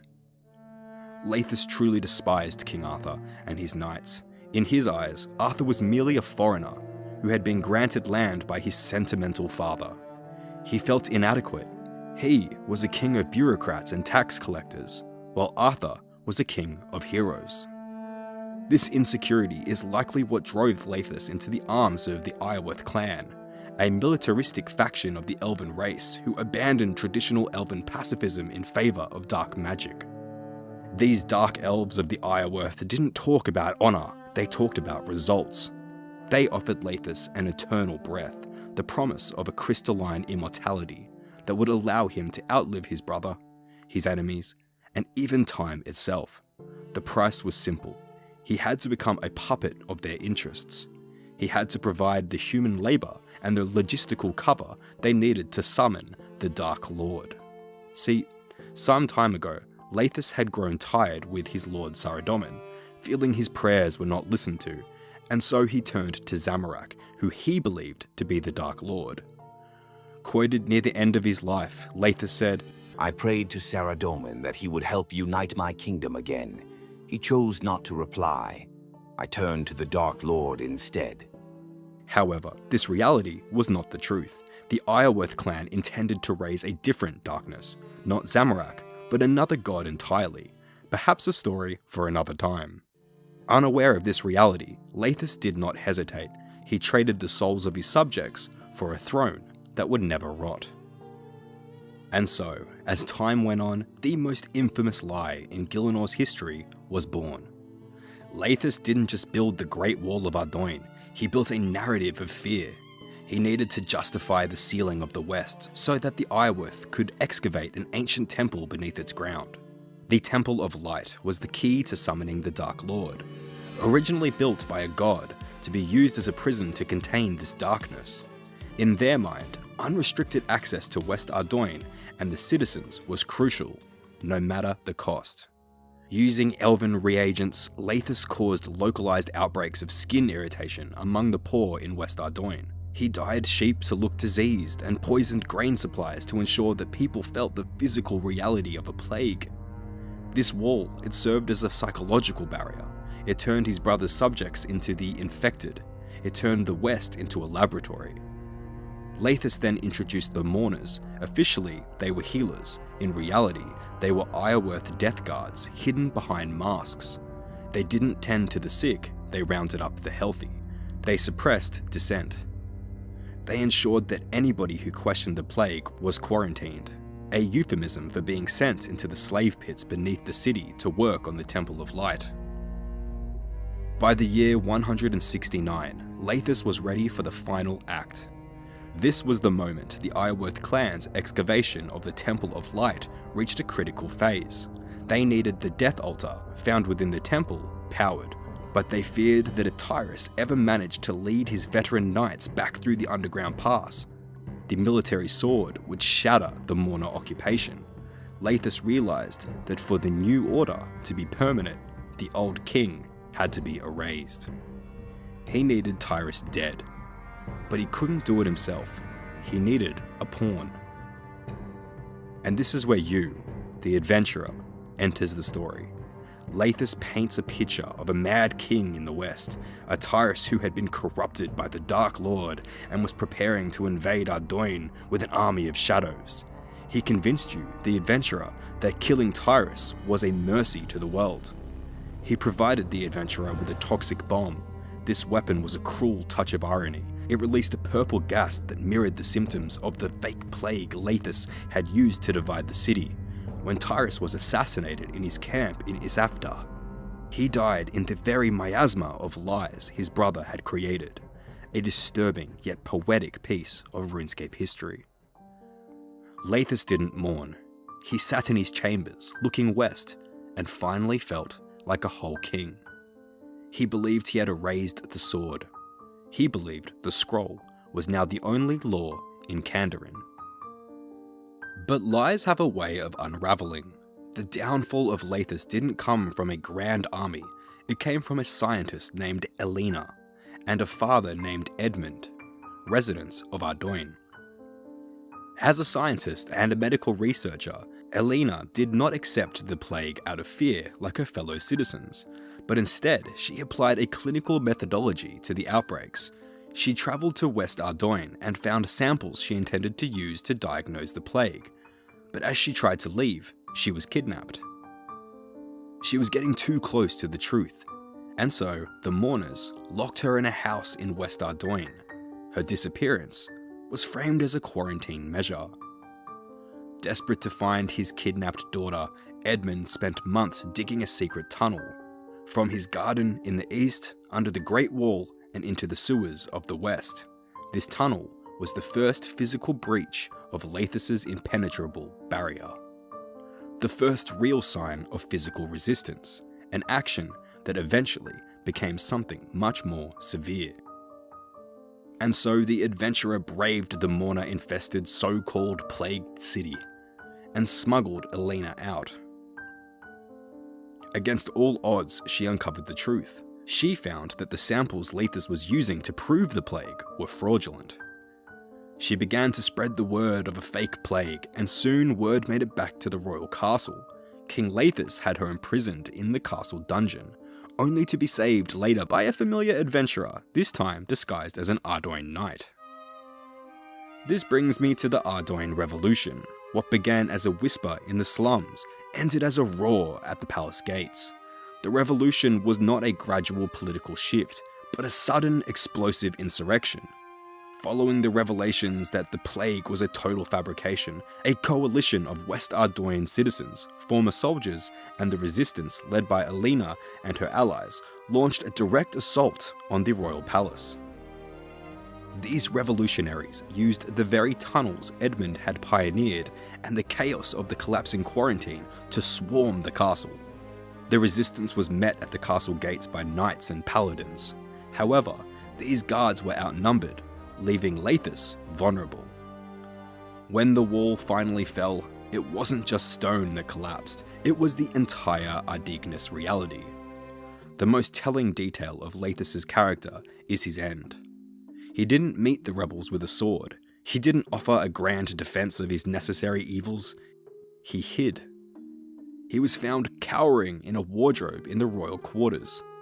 The man who had presided over the suffering of thousands, who had ordered the death of his own brother, and who had conspired with dark gods, was reduced to a small, shivering figure among his own silk robes. He was taken to the Ardoin market, the very heart of the city his family had ruled for generations. In the shadow of the palace, the law he had manipulated for so long finally demanded its price. He was executed, not as a king, but as a traitor, to the very blood he claimed to protect.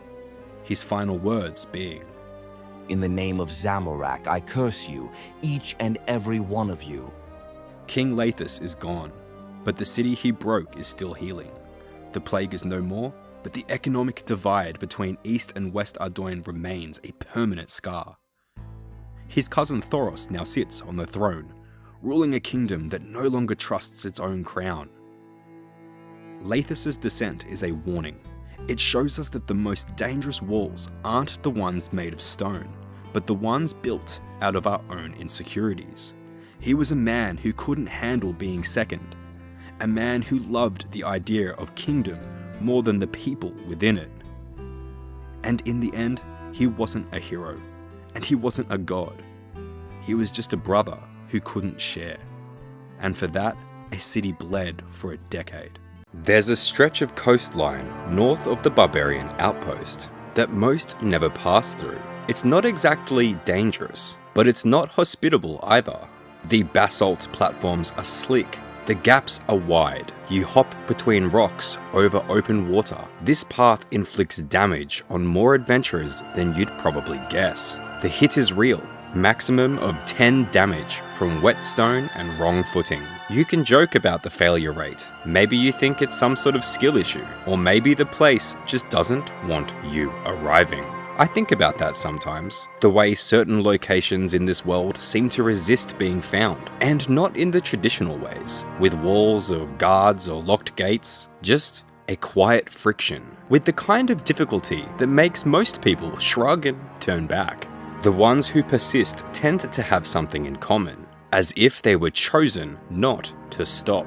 There is, of course, another way. Fairy Ring ALP will take you right to the lighthouse door. No platforms or basalt, or a chance of falling into the sea. And I want you to notice that, how easy it is, if you know the right door to step through. The game offers you two approaches to this place. The hard way, that the land itself seems to be enforcing, or a shortcut so convenient it almost feels like cheating. When you finally arrive, through whichever way you end up getting there, you find a woman named Larissa waiting outside a locked door. She's not from here. She has the look of someone who followed someone else to the edge of a map and then watched that person disappear past it. She tells you her boyfriend Josic is inside. The lighthouse's has gone quiet, the door locked from within, and she doesn't know why. She asks you to fix a broken bridge to the east, storm damage, she says, and retrieve a spare key from her cousin at the barbarian outpost. You fix the bridge. It takes a hammer, nails, 2 planks. You use one on each side of the gap,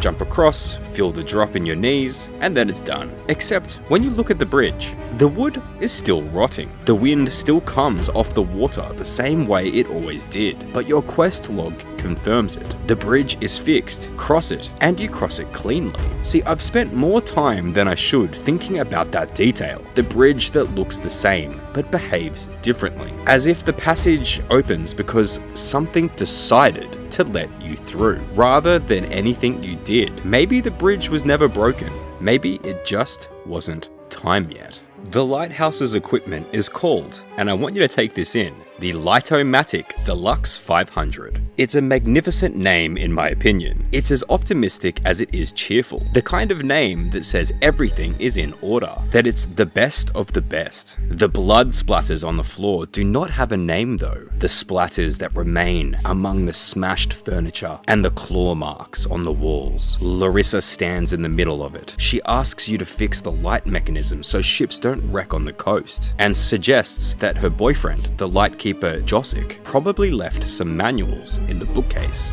He did. There's 3 things actually. The lighthouse manual, a journal, and his uncle's diary. The manual you can mostly ignore. The diary we'll get to. But the journal, Josic's journal, is the thing I keep coming back to, because Josic was not a dramatic man. He was an ordinary person who took a job he didn't want, in a place he found desperately lonely, and then he had the profound good fortune of falling in love. He writes in the Fremennik calendar, Benath, Raktuba, Pentemba. These dates matter because they show you the arc, weeks of loneliness. Then one entry in Raktuba, where everything changes because of Larissa. He calls the lighthouse a glorious dream by Pentemba. He talks about happiness the way people do when they've found it somewhere they never expected to. And then, right at the end of the last entry, almost as an aside, he says, quote, "Strange, I thought I heard a noise from downstairs just now, but with the front door locked, there is no way for anyone to enter the lighthouse," unquote.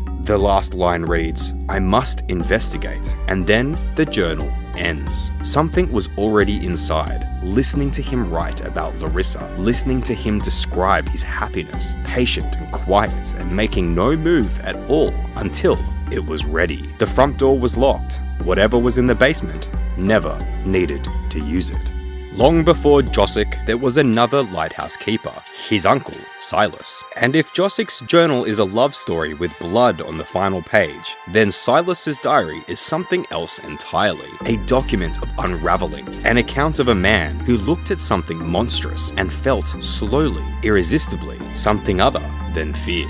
It starts clearly enough. He hears sounds from the basement. He investigates. He sees one. And then he writes, with complete sincerity, words that I think are among the strangest in this entire game. Quote, "Magnificence, is this then what we all aspire to someday become?" Unquote. He doesn't run, he doesn't write to anyone for help. He stands there in the dark beneath a lighthouse and looks at a Dagonoth and feels envy. Not madness, not yet, just envy. The Dagonoth have something he wants, even if he can't name it yet. The cold uncertainty of them, the absence of doubt, the way they move through their world like they've never once questioned what they are. From that moment, the entries begin to change. He stops sleeping at night, starts sleeping during the day, waking at dusk to the rhythm of something nocturnal. He stops writing about the local Fremennik with any charity, calls them unenlightened, interfering, unable to understand. He receives a formal complaint from the Lighthouse Council about his performance. He copies it into the diary and writes, almost cheerfully, "Do they think I care? Do I even care anymore?" He begins to build a door. He doesn't fully explain why in any entry. The reasoning comes out sideways, in fragments, the way reasoning does when you're trying to keep a secret from yourself as much as you are from anyone else. He wants to protect something, seal something in or seal something out. He's not sure by the end which one it is. And then there's the line, the one that stops me every time. Quote, "I am the sea, I see that I am," unquote, ringing like some kind of sick poetry. But it is no metaphor. He means it as a statement of fact, a piece of self-knowledge he has arrived at in the way that other people arrive at ordinary self-knowledge, and finds it completely natural. He also wonders in the same entry whether he named the Dagannoth or whether they told him their name in a dream, whether by naming them he somehow created them, whether he is part of them or they are part of him. The last entry is brief. Calm. He says he's going to them tonight, says he doesn't know how it ends but intends to find out, says farewell to the land. Quote, "The sea is now my home, my place, my life." Unquote. Now, here's where it connects to Josic, because Josic writes in his own journal about a dream, a figure in the lighthouse with a gurgling voice, distorted, he says, as though speaking through water. He dismisses it as a nightmare, told himself it was his mind playing tricks. He thought it was his uncle calling to him. He wasn't entirely wrong.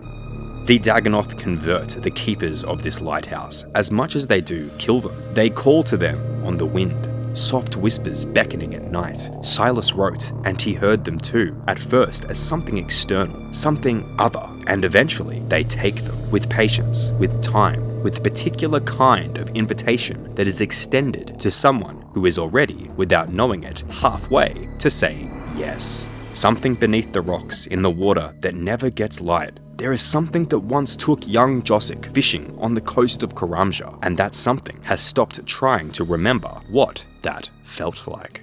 Silas built a door. That's the part that people seem to forget. It's easy to believe it's some kind of ancient seal left by a dead civilization, perhaps a grieving god. Not that it was simply built by a lighthouse keeper from the Fremenic coast, who was, by his own admission, not well, who built it in a basement of his lighthouse to keep something in or keep something out, and who encoded the lock himself in a mind that was already sliding toward the ocean. His diary tells you what the key is. Not directly, not in any organized way. Silas was past organized by then, but it's in there, scattered through the ramblings like something he was trying to hide, even as he wrote it down. Quote, "The red of flame, the blue of water, the white of air, the brown of earth, the sword of the warrior, and the arrow of the huntsman," unquote. When you stand in the front of the door, and the door is remarkable, a monstrous face is at its center, surrounded by 6 carved symbols. You will feed it these things. 1 fire rune, 1 water rune, 1 earth rune, 1 air rune, a sword, and an arrow. The door takes them, all of them. You do not get them back.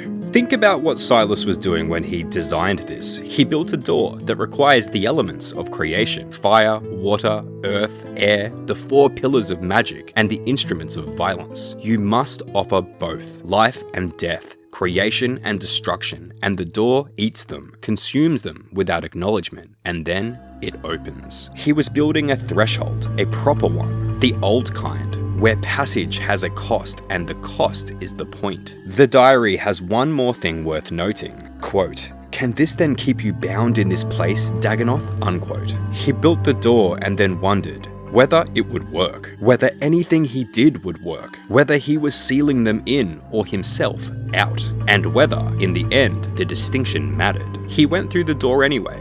You go through too. And something in the back of your mind, if you're paying attention, you might notice that the door opened for you smoothly, as it presumably opened for him. No resistance, no hesitation. The runes are correct, the weapons are given, the price is paid. Do not be fooled into thinking you are breaking in. You are being received. You find Josic by the ladder. He's injured. He was trapped down here by creatures that attacked him. He says he wants to go upstairs and find help and to get out of the dark. And then the water moves. A Dagannoth pulls itself from the sea and comes for both of you. It's not small, around combat level 100. And the instinct is to fight it, which you do, and you kill it. And Josic from the floor tells you something important. That wasn't the one that attacked him. That was one of its babies. The cutscene that follows doesn't do anything dramatic. No swelling music or theatrical entrance. Something larger simply rises from the water. The way deep things rise, without hurry, without announcement, because hurrying and announcing are behaviors for creatures that feel they have something to prove. This is the mother. She has 6 colours: white for air, blue for water, orange for melee, brown for earth, red for fire, green for ranged. Every 18 seconds, she shifts through the cycle, and as long as she holds each colour, only one type of attack will touch her. And so players learn to read it, switch prayers, switch combat styles, match whatever she's showing you, and deal your damage. She is not weak to everything in sequence. She is specifically, perfectly resistant to everything except one thing she is currently allowing, and she changes before you've finished. Before you've established any kind of foothold, she has been fighting adventurers. For how long, we don't know. Long enough though, to build a biological counter to everything they know. Long enough to turn the colours of magic and the tools of war into a web of information she understands better than you do. She's a perfect predator, and not in the usual way of being particularly large or fast. It's just that she is fundamentally unanswerable. When she dies, she drops a rusty casket. Small, corroded, the kind of thing that washes up on a beach and sits there for years because nobody particularly wants to open it. But inside, there is something truly bizarre. God books, pages of divine text, the words of Guthix, Saradomin, Zamorak, Armadil, Bandos, the accumulated theology of Gielinor, sealed in a box, carried on the body of a sea creature hidden in the dark beneath a lighthouse at the edge of a map most people will never reach. Ask yourself why. The Dagonoth don't worship, they don't read, they have no theology, no interest in the affairs of gods or the people who serve them. They are, by every reasonable measure, entirely indifferent to the question of what created the world and what it means. So why do they have the books? Here is what I think. Not what the quest tells you, what I think, having sat with it all. The rocky platform and the bridge that looks the same, Silas and his envy, Josic and his longing, the door that eats what you give it. I think the Dagonoth are cleaners. They come for what the world has finished with. The men who drift too far from themselves, the keepers who answer the wrong call, the adventurers who pay the toll and walk through the door anyway. They take the lost, they take the converted, they take everything that falls through the cracks at the edge of civilization. And divine scripture, apparently, is exactly the kind of thing that falls through the cracks. The god books are fragments, incomplete, scattered, the kind of thing that gets lost in transitions. When a god dies, when the people who were supposed to preserve something get distracted by war or hunger or the ordinary business of staying alive. These pages ended up in the dark because nobody was watching closely enough to keep them in the light. And in the cold and the quiet beneath the Litomatic Deluxe 500, beneath the blood-smeared floor and the smashed furniture and the bookcases with 3 volumes still sitting neatly on the shelf, the Word of God sits in a rusted box, unread, unanswered, right where someone left it. Old School RuneScape has always been, at its core, a game about permanence. Your account, your skills, your grind. A world that doesn't change unless the community votes for it. A game where the progress you make today will still be there in 10 years untouched. That's one of the promises Old School RuneScape was built on, which is why, in 2019, what Jagex announced felt genuinely radical. The idea is that the player will get more powerful from unlocking the Twisted Relics, so it's not just going to be a straight flat XP boost for the entire league. As for how far players will get, well, we have a task in there to max. I'm sure someone will do it. They called it Leagues, a temporary self-contained mode where the rules of Old School RuneScape could be rewritten, where your account started fresh, where the experience rates were cranked up, regions were locked off, and you were handed abilities that would never exist in the main game. Everything was broken in a good way. It wasn't permanent and it was never meant to be. But for the players who jumped in on the 14th of November 2019, the day Twisted League went live, it felt like something completely new had been injected into the very old world of Gielinor. And right, we're in, boys. Accept, let's go. Skip! Shut up, people! Send me to the mainland. Take me to Zaya immediately. Yes, we're in. We have a relic. Peace out, boys! Run! The team's goals were simple, at least on paper. Take take the bones of old school RuneScape, strip it back and rebuild it into something that felt fresh, without losing what made it special. And it worked. Twisted League was a hit. Trailblazer came next, bigger, bolder, more chaotic. Then Shattered Relics. The Trailblazer reloaded, then Raging Echoes, and now Demonic Packs. 6 iterations, all with different rule sets, giving the community a reason to come back, to race each other for ranks, to argue about relic choices, and maybe even snag themselves a dragon trophy. But it wasn't just a new game mode that was brought in. There was also a new god in the works, something that would turn Gielinor on its head, and we'll get to that in just a moment. Bear with me. Somewhere between Twisted League and where we are now, something changed. Because in the early leagues, the first 2, there seemed to be no story, no lore, no explanation for why this version of Gielinor existed, or who was responsible for it. There was just the game mode. Until there wasn't. January 2022, Shattered Relics League. Before you even load into the world, there's a cutscene. You're on a river, a dark one, calm, but wrong somehow. And standing over you is a figure you've never seen before. They are robed and kind of eerie, and then they speak. Another chapter concluded. Thankfully, we are safe here on this river. Don't worry, the next chapter is being written as we speak.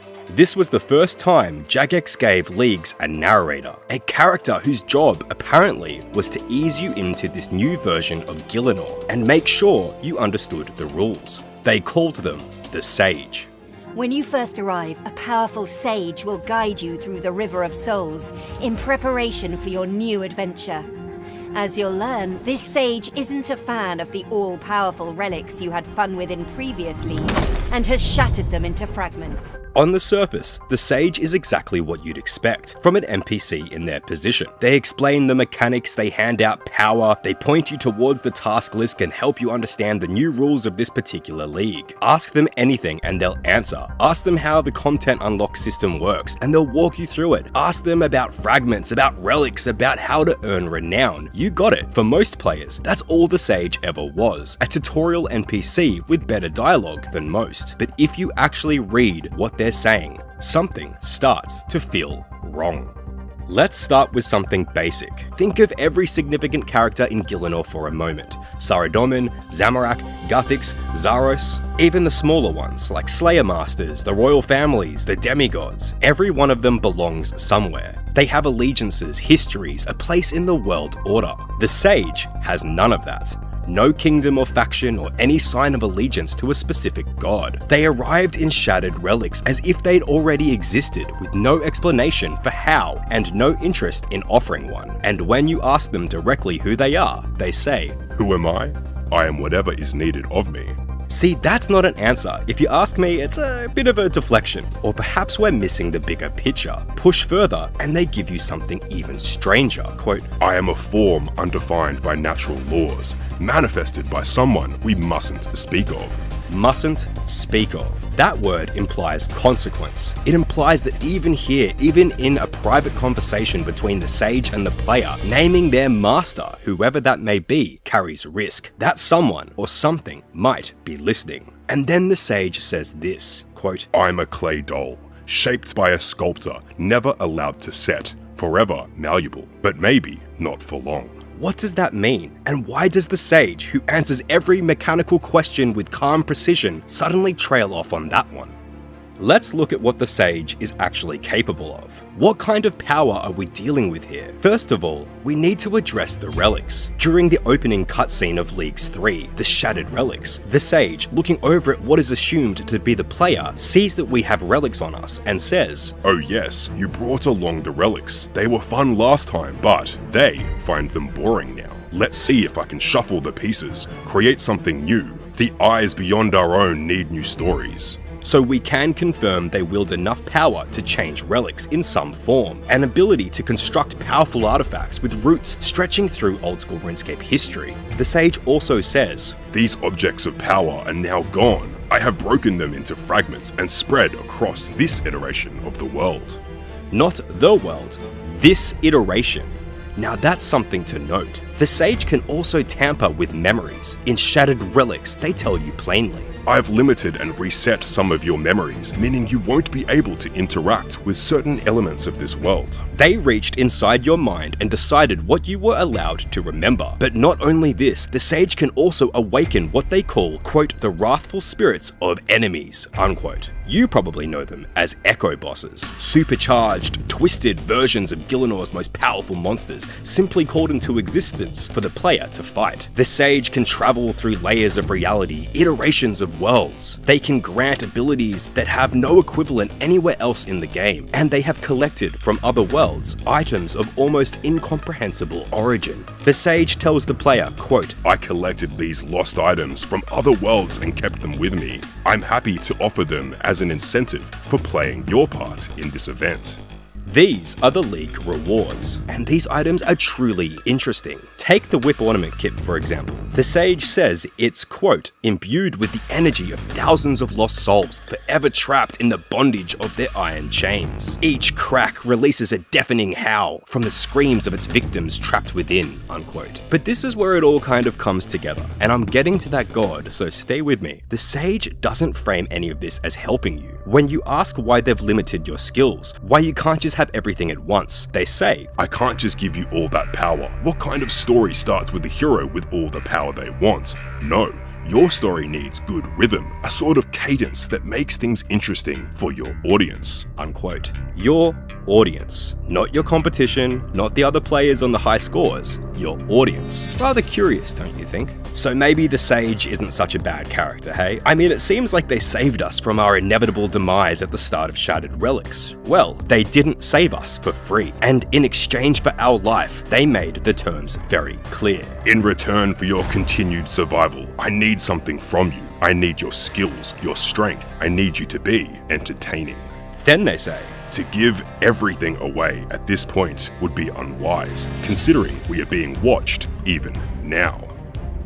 Right now, as you stand there in the tutorial, asking about fragment slots and task lists, they say that you're being watched. And by the end of the tutorial, as you step out into the League world for the first time, the Sage's parting words are, remember, we are always being watched.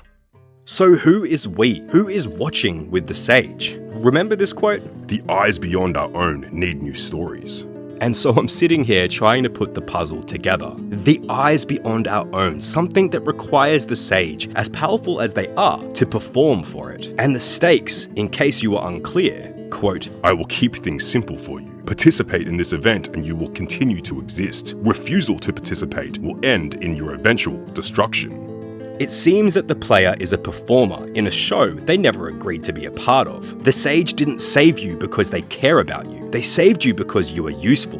Because whatever looks down at us from beyond the world needed the cast refreshed. And at the end of the League, when your time on this layer of reality is up, quote, of course, the real reward for participating will be my master and I sparing your life once the event ends. So it's clear, the Sage serves a master, and one that decides whether you live or collapse with the world when it ends. Something or someone with immense power, something that seems to be on par with a god, and that something almost came into reality. So who is the Sage's master? The answer was almost given to us and then quietly buried. When the early design work for the Leagues was being developed, Jagex's art director at the time commissioned character art for a new god, a deity who would sit at the top of everything. The force that governed the layers of reality controlled passage through the river of souls and served as the ultimate authority behind everything the Sage was set up to do. His name was Cronus. According to Mod Ash, who later discussed this publicly, there was, in his words, a small dispute in the office. See, others on the team felt it was unfitting for the existing lore if a new god got introduced out of nowhere. So Cronus was unfortunately, or maybe fortunately, who knows, scrapped. But the Sage remained. In fact, according to Mod Ash, the concept art for Cronus was actually released by mistake, so we really should have never known about this mysterious new god. And so now the Sage is a servant without a named master, the construct whose power points to a god who officially does not exist. You can still see him though. If you look at the concept sketches, the sage's visual design carries traces of Cronus within it. The same silhouette, the same energy, the same suggestion of something that exists outside the normal hierarchy of Gilinor's divine order. A god was planned to explain all of this. The god was removed, the sage was kept, which leaves one question sitting at the center of everything. If they removed the god, why is the servant still there? Who or what is the sage serving? And so now we're here, the Demonic Pax League, and the shape of things have changed. The Sage is no longer running the League from a position of comfort. They are in a cage, taken hostage by the demon Yama, a creature powerful enough to look at this being, this entity that navigates the River of Souls and collapses worlds, and say, "I have you." Yama's threat isn't subtle. He says, quote, "You cannot possibly fathom the potential futures I am conjuring for the contents of that cage, should they fail me. If I told you but one element of my intent, your mind would collapse and your soul would scream with agony for 1,000 years. A little dramatic if you ask me. The Sage, for all of their power, for all of their ability to travel between layers of reality and reshape the rules of the world, can be caged, can be threatened and made to bargain, which means they are not a god, not in any sense Gilinor recognizes. There's something stranger and far more specific than that. A construct manifested by someone whose name has been forgotten, operating in service of eyes that watch from beyond the world, capable of extraordinary things and still, somehow, cageable. So here is what we know. The Sage is not a guide. They're a performer, a clay doll shaped by a sculptor, never allowed to set. Each league is a story, written to specifications, structured for rhythm, paced for an audience that watches from somehow beyond the known world. When the league ends, the layers collapse, the players disappear, the world stops existing, and the Sage moves on. No rest, no celebration, just the river of souls stretching out ahead of them and the quiet certainty that another chapter needs to be written. Another layer of reality shaped, another set of players pulled from the wreckage of the last one, saved not out of kindness, but because the show must go on. So the next time you load into a league, when you're standing at that tutorial, picking your relic, reading the task list, thinking about your route to dragon rank, remember what the Sage told you right before you walked into the world. Quote, Remember, we are always watching. There is a comforting belief shared by most who walk the lands of Gilinor, that we are the hero, that we arrive in troubled places, right ancient wrongs, slay monsters, and restore balance to a broken world, that our presence wherever it falls leaves Gilinor better than it was before. But history is rarely so simple, and when viewed not through quest journals or reward screens, but through the lens of consequence, a far quieter truth begins to emerge. That the single most destabilizing force in Gilinor's long history is not a god, it's not a demon, not even an ancient evil. It's you, the player. Tonight, we will calmly examine the evidence, not to accuse, but to understand. Because when the dust settles and the records are read honestly, it becomes difficult to deny one thing. No being has altered Gilinor more violently, more permanently, or more recklessly than the adventurer at its center. For ages, Gilinor endured. Empires rose and fell. Wars were fought and resolved. Gods themselves were banished by Guthix's edicts, enforcing a fragile but necessary balance. Mortals suffered, yes, but the world continued. Kingdoms governed themselves. Conflicts simmered, but rarely escalated. Ancient evils remained sealed, dormant, or forgotten. Then, the adventurer arrived. Not born into the world's power structures, not bound by its laws, not restrained by its consequences. You appeared suddenly, an outsider who could walk unchallenged into courts, temples, guilds, and sacred spaces, and demand purpose. And remarkably often, you were given it. Many of the adventurer's journeys do not begin with altruism, they begin with ambition.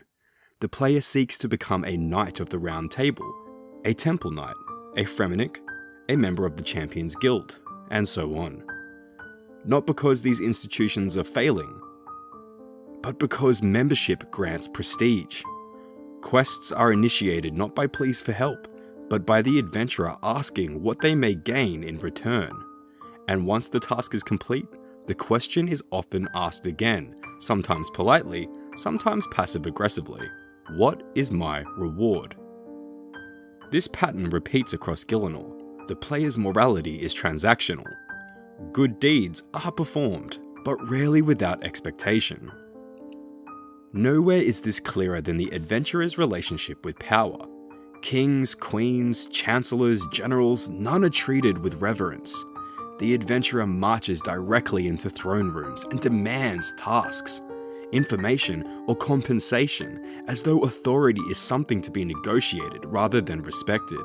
In Al-Kharid, the adventurer may ask the Chancellor whether he minds if they kill his own guards. The response is telling.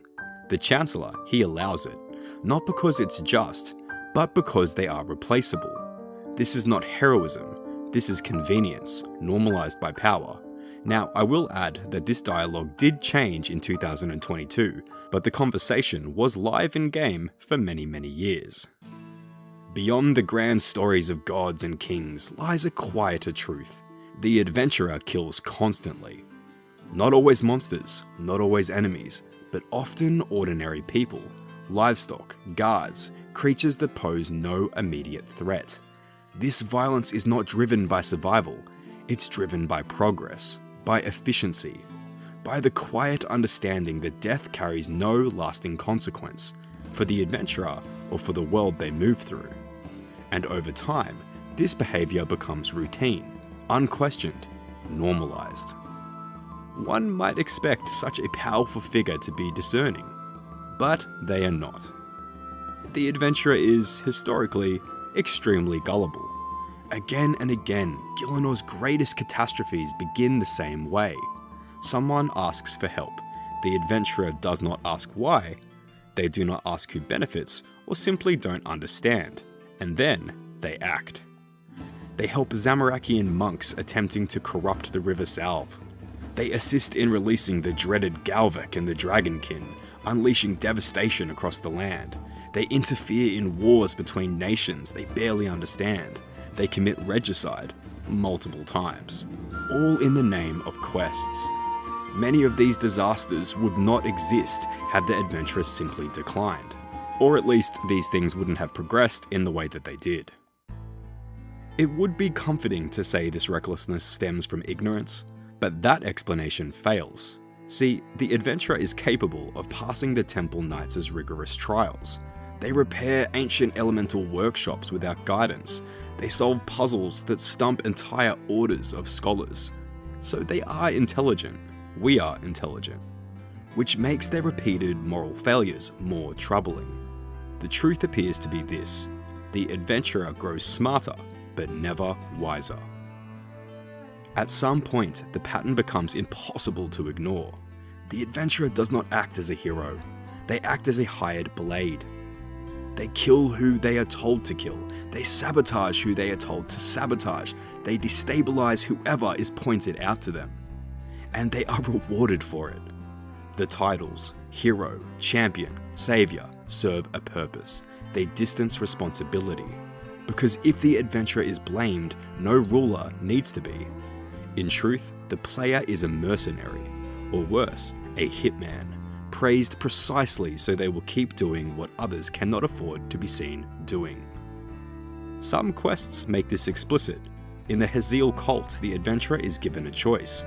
They may keep Haziel, a Majorat warlord who once ruled Ardoin, trapped in a magical tupa until he fades and dies. Or they may release him and restore his power. Releasing Haziel is, by any historical measure, catastrophic, yet the adventurer may choose it. Not out of ignorance, but curiosity, or reward, or indifference. In the Queen of Thieves quest, the ambiguity vanishes entirely. The adventurer knowingly murders a man on the docks of Piscarilius. They are even allowed to decide how, softly or brutally. This is not accidental evil, it is deliberate. Elsewhere, the adventurer routinely bribes guards, officials, and civilians, often with alcohol, to gain access, silence, or compliance. This is not heroism. This is manipulation. There is even a moment deep within the underground pass that has unsettled players for years. A unicorn is encountered, as many of you would know.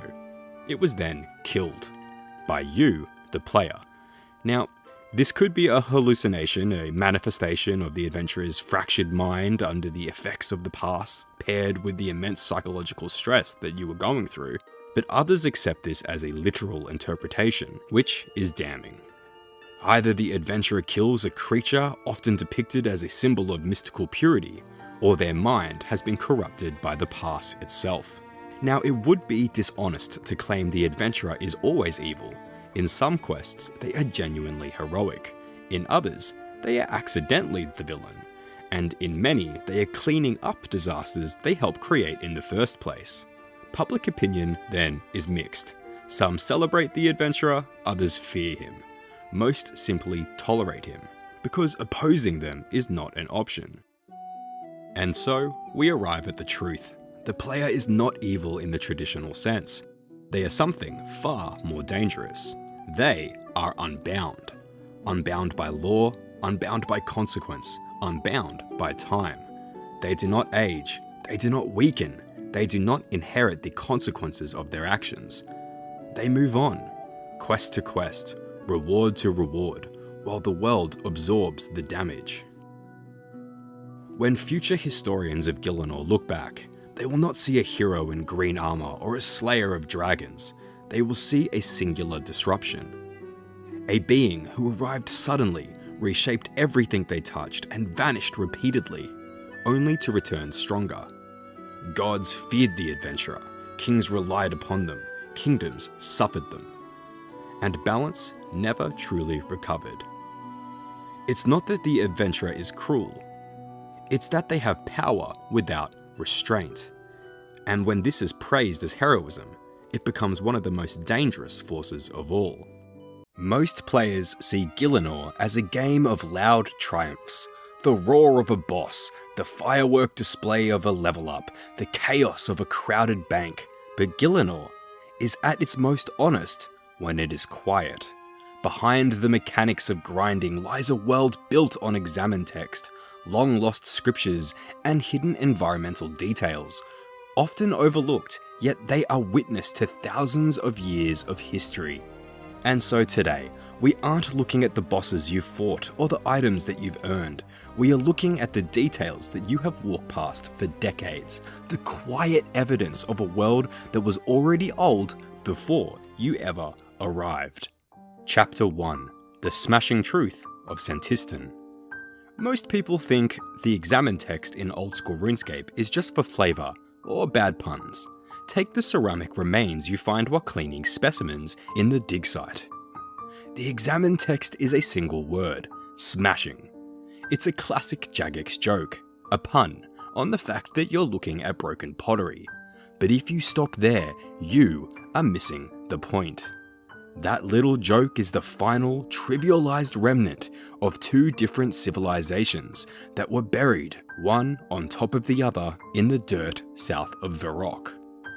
Before and during the height of the God Wars, this wasn't just a dig site. No, it was Sentistan, the capital of the Zerosian Empire. In the Second Age, it was the largest and most important city in Gielinor. For several millennia, it withstood constant sieges from both Zamorakian and Saradomin forces. This was until the Third Age, when the Zamorakians finally breached the walls. The Zerosian resistance was so fierce, so refusing to be commanded, that the city was effectively destroyed in the struggle. But history has a way of repeating itself. After Sentistan fell, the Saradominists moved in. They didn't just clear the rubble, they tried to pave over the memory of Zaros.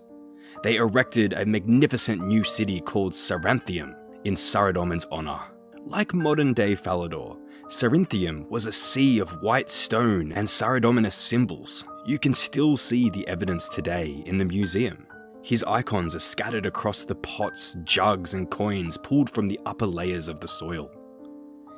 Cerinthium was supposed to be a masterpiece of the Third Age, but its success was its undoing. Its vibrancy attracted the wrath of Zamorak, and the city was obliterated before it was even finished. Underneath the Saradominist ruins, the Zarosian temple still hummed with power. Rather than cleansing them, Saradomin simply ordered his followers to bury the darkness under the earth and rubble. The city did not vanquish instantly. There is evidence which suggests Cerinthium survived into the early 4th Age. It was even the hometown of the legendary heroine Kamora Shazian. Today, when you use the winch to descend into the dig site dungeon, you are travelling back in time. You pass through the lair of Cerinthium's failed glory and into the heart of the ancient Zarosian temple. When you find a Zarosian artifact and show it to the archaeological expert Terry Belando, he admits that he has never heard the name Zaros. The smashing joke is the final victory of the Third Age gods. They buried the truth so deep that even the world's leading scholars can only see the broken dishes of a history they've been taught to forget. Chapter 2: The Desecrated Capital. When you navigate the endless rooftops of Mayadich, the game describes the houses as nothing more than a derelict building. But the lore isn't in the houses, no, it's in the debris between them. If you look closely at the rubble, you'll find a broken statue near the entrance of the hallowed sepulchre. There is no examined text, and so to the casual player, it is something easily overlooked. But to those who know the history of the Kingdom of Hallowvale, this is a crime scene. What is left of this statue looks extremely similar to those found within the sepulchre, those which belong to the Icene race, the winged messengers of Saradomin. In the Second Age, the land wasn't a vampire-infested dump. It was a fertile kingdom of forests and farms, ruled by Queen Eferity. It was a place of ever-light, where newcomers from the Icene homeworld first arrived. But it was also a land of deep divides. See, humans here were kind of treated as second-class citizens. Marriage ceremonies were restricted, and even in death, humans and Icene were buried on different levels of the sepulchre. When the God Wars began, Lorenial Drakan invaded. Queen Eferity, a master botanist, fought back with the blisterwood trees you still see in the heart of the city, a biological weapon designed to burn vampire blood. But the kingdom fell not to strength, but to bargain. To save her husband, the queen, she surrendered. The tragedy is that Drakan didn't keep his word. He transformed her husband into a monster, the vampire Vanstrom Klaus. In a fit of bloodlust, Vanstrom murdered his own daughter, Lorena, while his son, Saphalan, the leader of the Myriqui, who you meet in the questline, escaped with a shattered memory. The vampires didn't just conquer this place, they performed a structural erasure. They took the Queen's castle and renamed it Versinhaza. They saw the defection of the kingdom's own protectors. Like Fasani, Justiciar of the Wolf, who felt abandoned by Saradomin and pledged her soul to Drakan. That particular story merits its own video. Stay tuned for that. They forced the surviving humans to take the marble from their own cathedrals and use it to patch the walls of their new slums. Every derelict building in Maradich is a Frankenstein's monster of history, a mix of crude wooden planks and ancient holy stone. You aren't just walking through a slum, you're walking through a civilization that was dismantled and put back together as a prison. Chapter 3: The Parasite of Kurend. Great Kurend is the jewel of the West, but its foundation is built on a dark biological mystery. We go to the Dark Altar to switch our magics or craft blood and soul runes, but the environmental details suggest a much more sinister relationship. If you examine the crystals surrounding the altar, the text describes the purple growths as glowing with dark power. These aren't just minerals. The altar itself is a rudimentary sapient artifact with a history that predates the city of Archaeus by millennia. Hidden within the Karazi jungle of Karamsha, this altar was originally sought by Zamorak during the God Wars. He believed this artifact was powerful enough to grant him victory, but the demon Skotizo, sent to retrieve it, betrayed his god. He decimated his own expedition team and fled west with the altar, using its power to summon the horrors that now fill the catacombs of Kourend. In the Grand Library, you find a book called Transvergence Theory by Amon Decot. It explains that the magic of Kourend is fundamentally different from the rest of the world. On the mainland, wizards must teleport to hidden dimensions to craft runes, but in Kourend, the Dark Altar acts as a bridge. The author theorizes that the altar has a sense of self-preservation. It doesn't just provide magic, it has an agenda. It intentionally leeches energy from the true blood and soul plane to create false altars on Kourend. It forces crafters to use dark essence, a material that only it can create, effectively making the entire Archaea civilization dependent on its existence. Every time you create a dark essence block, the altar physically drains you, consuming 1 prayer point per block. It is an exchange. The altar brings life out of death to reanimate corpses, but it breaks minds and corrupts individuals in the process. From using its power to seal the Wintertodt, or to grant Archaea citizens their ghostly immortality, the altar has made itself the lifeblood of the continent. But as the Transvergence Theory warns, the altar isn't a servant of the people, it is a parasite that has successfully convinced its hosts that they cannot live without it. Chapter 4: The Laboratory of the Dragonkin. Fossil Island is often treated as an area to train herbivore, or maybe AFK at ammonite crabs, but its unidentified fossils and mutated wildlife tell a story of biological desperation. The quiet detail here begins with the Dragonkin, Skeka, who lived in the house on the hill. Skeka wasn't just a researcher, she was a botanist trying to save her dying race. Her old notes, once thought lost to time, reveal that her experiments with the local flora took a dark turn. She documented a symbiotic relationship where fungus inhabits a host creature and describes a violent affair where the island's young were subjected to spore colonies until they passed out, a process she deemed necessary for advancement. The tragedy deepened when another dragonkin, Zorgoth, arrived. According to Skeka's ancient diary, he didn't come for peace, he came to conduct his own experiments on the flora. When Skeka turned him away to prevent him from turning her island to ash, Zorgoth simply moved to the neighbouring island of Lithcrin. From her house, Skeka watched as Zorgoth built a fortress and began dragging creatures inside. Day and night she heard the shrieks and cries of his experiments. During this time, it is likely that Skeka was breeding the island's unique wyverns and attempting to merge life with what shouldn't be, whereas Zorgoth was nearby twisting the same biology to create weapons of war.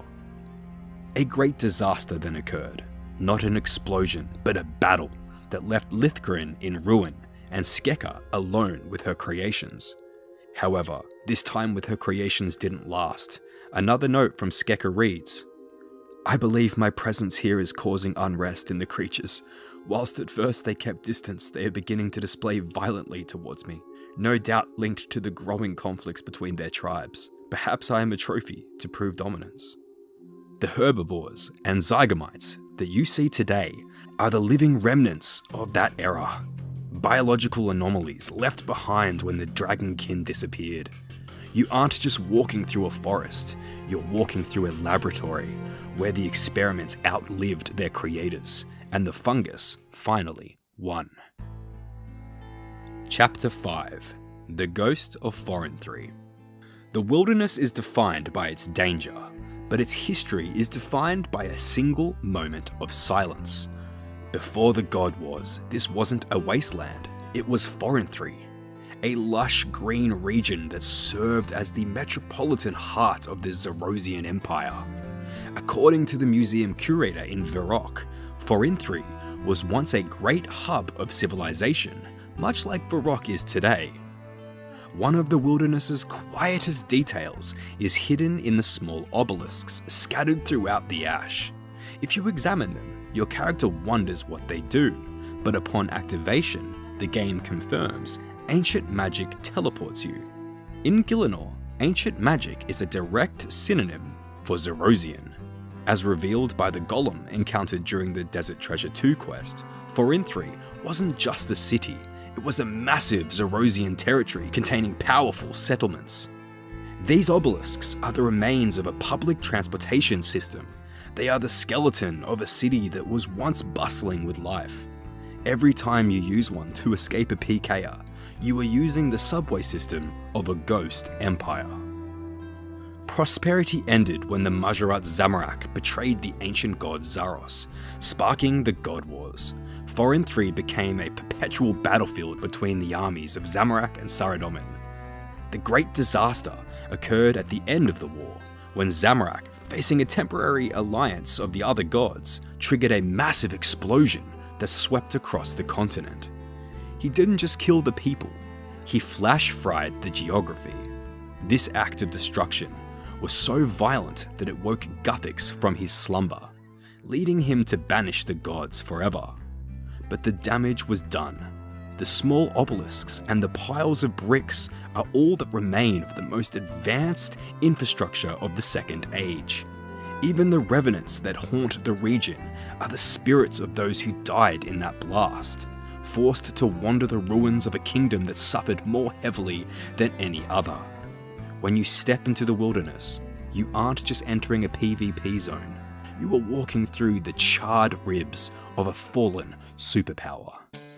Chapter 6: The Scorched Memory of Tumakin. In the Caridian Desert, we see only sand and sun, but the history of this land is defined by a god who chose suicide over surrender. A place the adventurer must pass through many times, none the wiser that this wasn't always a desert. It was something much, much more. Before the Second Age, this region was a lush tropical peninsula, a paradise populated by the god Tumakin and his first followers, the Menophites. Together with his wife Elidnis, the goddess of fertility, they raised their children, or rather creations, Icthlarin and a mascot. In an empire that stretched across massive green cities like Ulek and Uza, and a unified Menephos, the peace was shattered by the expansionism of the Zerosian Empire. Zaros marched south to claim the peninsula, ushering in a war that threatened to erase the Menephite people. And in a final, desperate act to spare his followers from the Zerosian rule, Tumakin sacrificed himself. He detonated his divine essence, scouring the entire region. The blast vaporized the Zerosian armies and burnt the jungle, turning a tropical heaven into the desert we know today.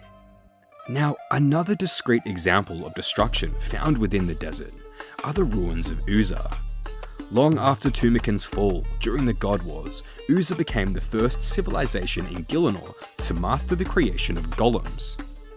If you look around the temple, you'll see massive kilns, once used to bake these clay guardians. They weren't just statues, they were an elite defense created by the descendants of a broken empire. A terrifying demon by the name of Thamaron, an ally of Zamorak, attempted to breach this Saradominist city. His first frontal assault was a humiliating failure. The city's army of golems proved so resilient that they repelled the demonic legion entirely.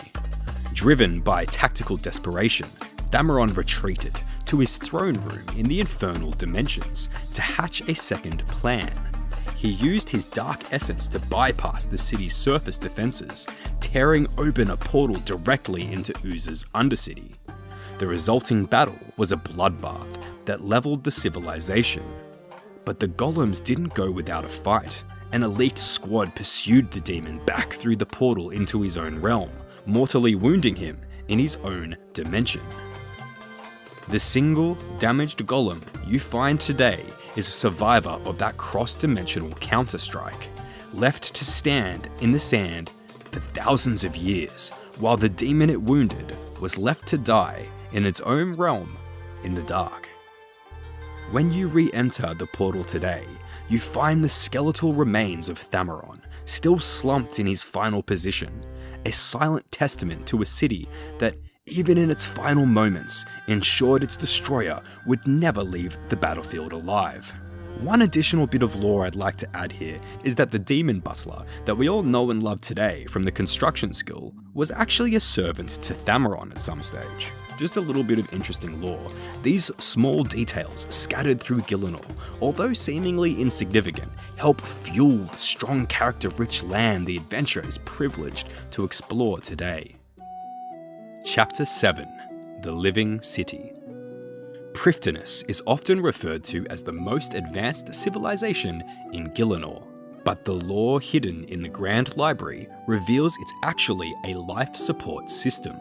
The hidden detail isn't in the architecture, but in a phenomenon known as the Song of Creation, a ritual of sorts by their goddess Seren. Most players think the elves simply worship Seren, but the reality is far more parasitic.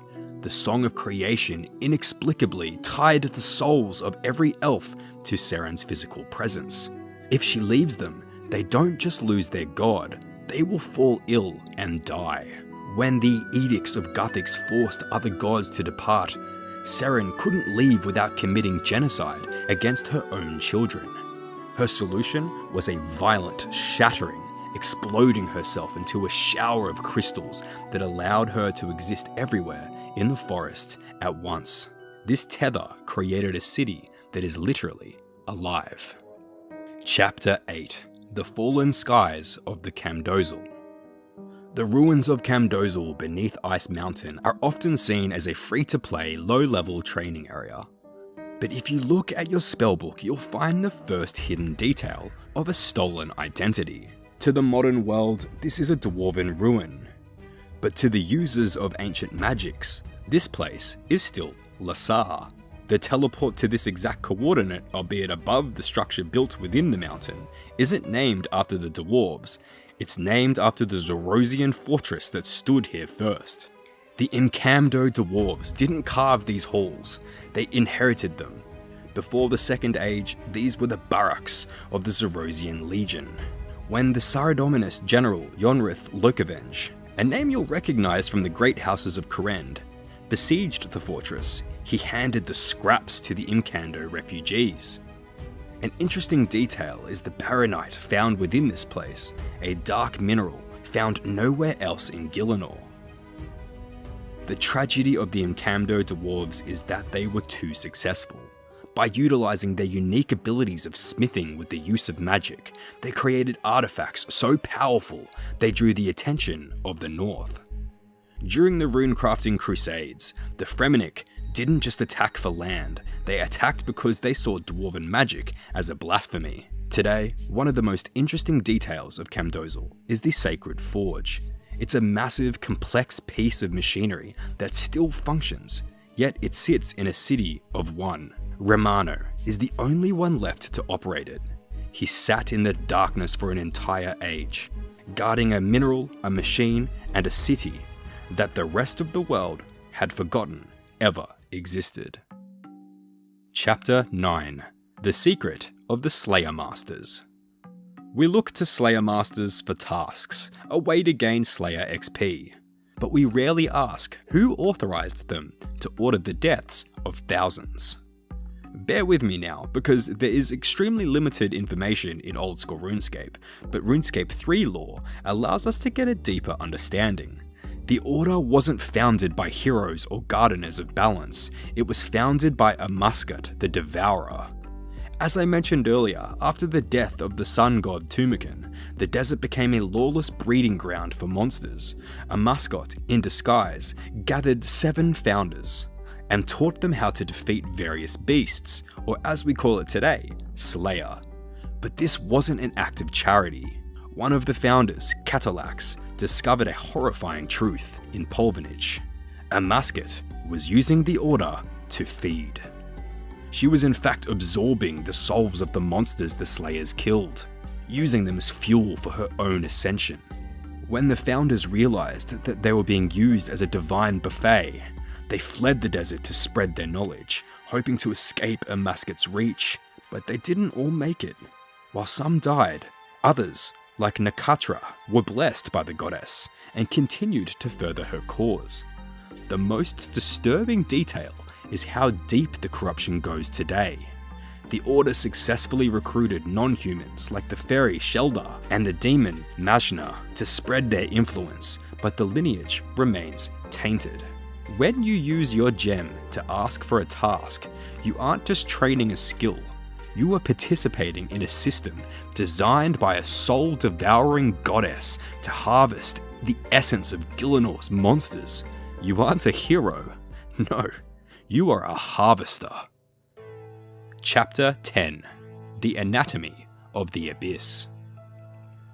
The Abyss is known to players as a shortcut for runecrafting, a series of rifts created by the Zamorak Magical Institute to bypass the need for talismans.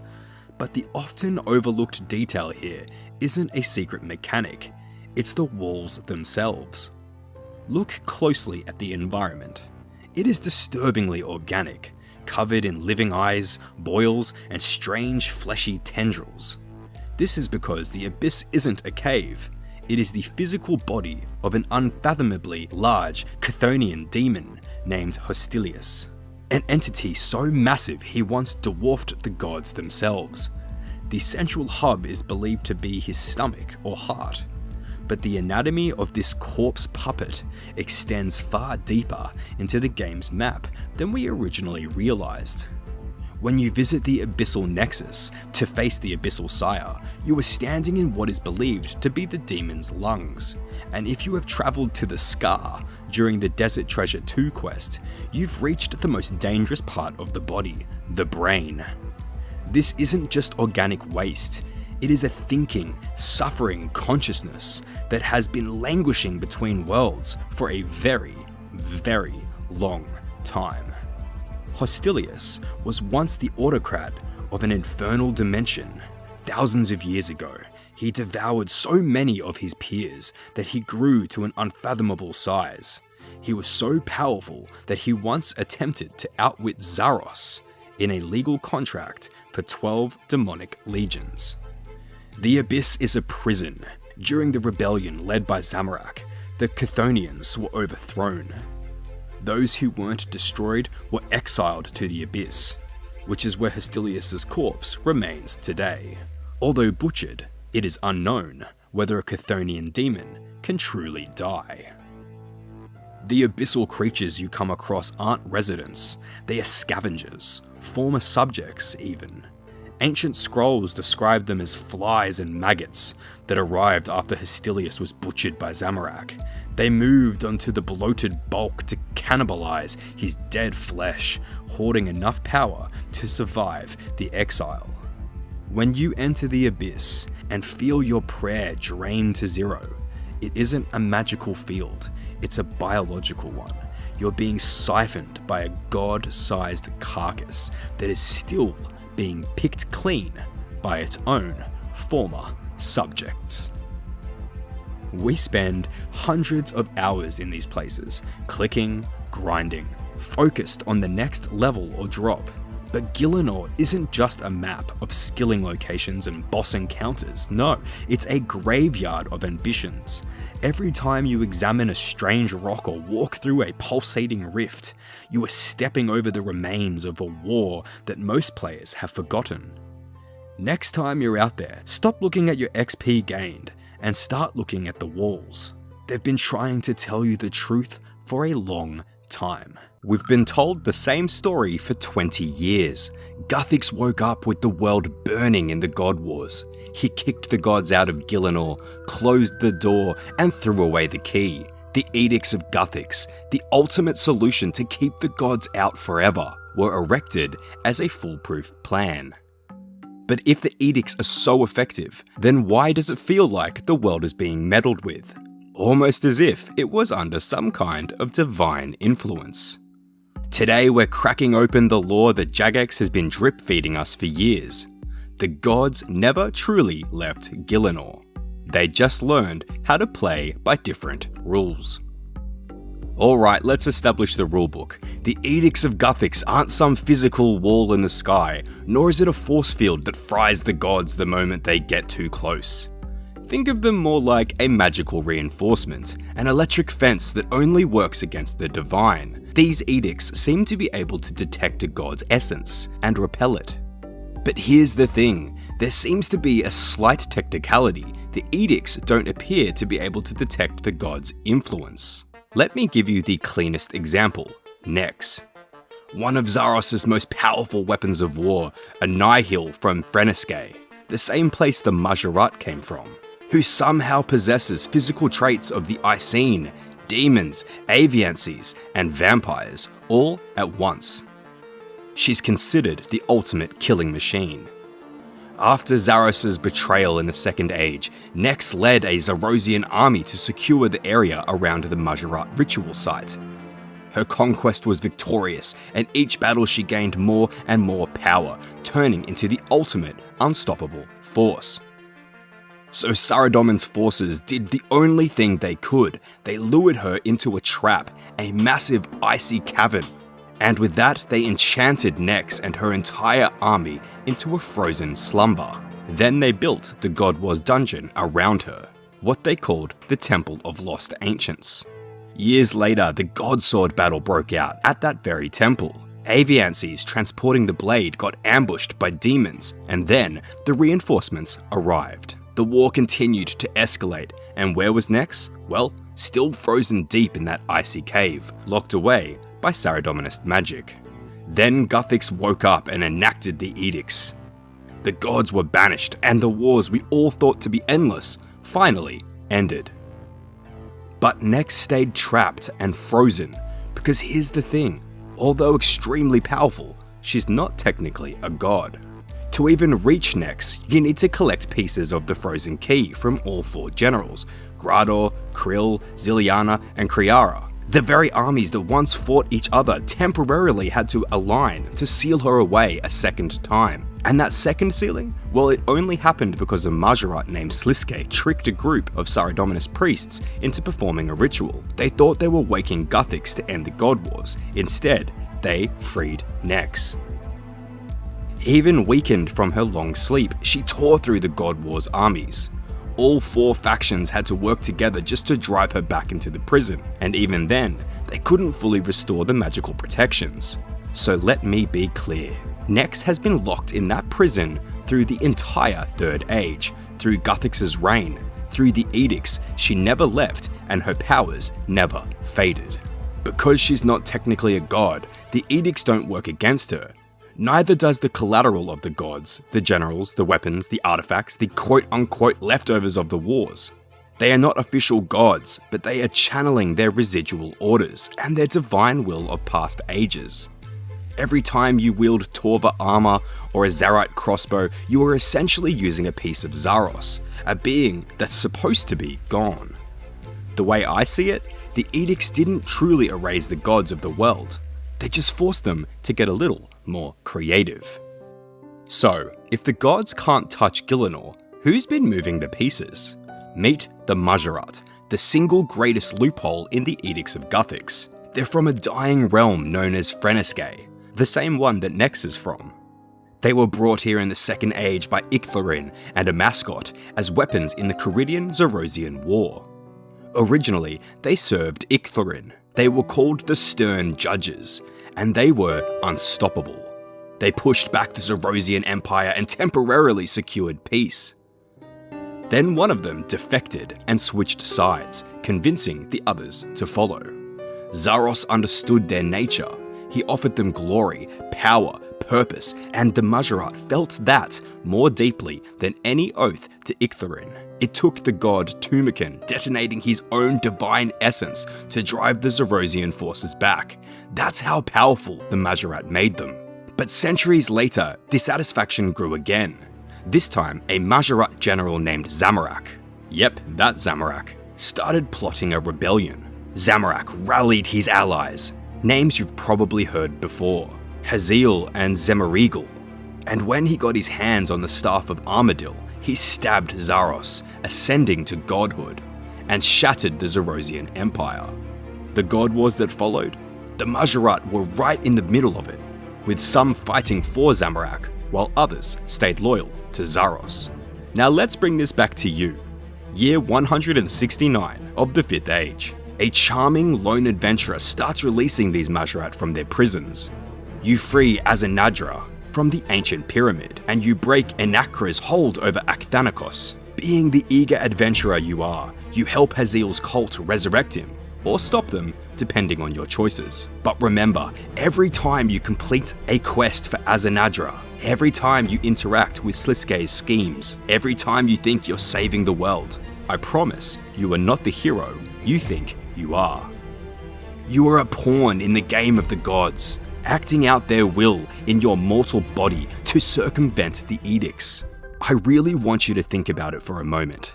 Zemarigal tried to conquer Varrock twice, once in the 4th Age, where he was ultimately stopped by the hero Arav. Then again in the 5th Age, using Arav's own reanimated corpse as a slave. Lucian launched his own invasion of Varrock with undead forces in year 154. When that failed, he sent you, a naive adventurer, into the Temple of Ikov to retrieve the Staff of Armadil for him. And depending on your choices, you either handed it right to him, or struck him down with the Guardians of Armadil. Either way, he got what he wanted eventually. The Majorat are almost acting like the lawyers of the divine world. They're finding every clause, every exemption, every technicality in Guthix's seemingly foolproof way to keep the gods out. And the loophole they found is working. After all, the edicts exist to stop the gods entering Gielinor. They say nothing about the gods using us, the player, to rebuild their empires from the inside. Now let's fast forward to modern times. If you've been paying attention to more recent updates, you've noticed something a little bit different. The timeline is accelerating. Desert Treasure 2 introduced us to 4 entities of immense power, including the Whisperer, Duke Succulus, Vardorvis, and Perseria. Every single one of them high-ranking Zerosian personnel, each entrusted with a medallion, which is the key to opening the ancient vault where the powerful Elder Horn is sealed. The Whisperer, who was ordered by Sliske to experiment with a Blackstone totem in Lasar and corrupted the entire Undercity, ultimately ends up submerged beneath the cathedral for thousands of years. Duke Succulus, a respected commander of Zaros' 6th Legion, and after the betrayal, he believed he was destined to restore the Empire, and eventually he consumed everyone in the Garrock Asylum to absorb their essence. 2 Majorat sealed the prison shut, leaving him to slumber for millennia.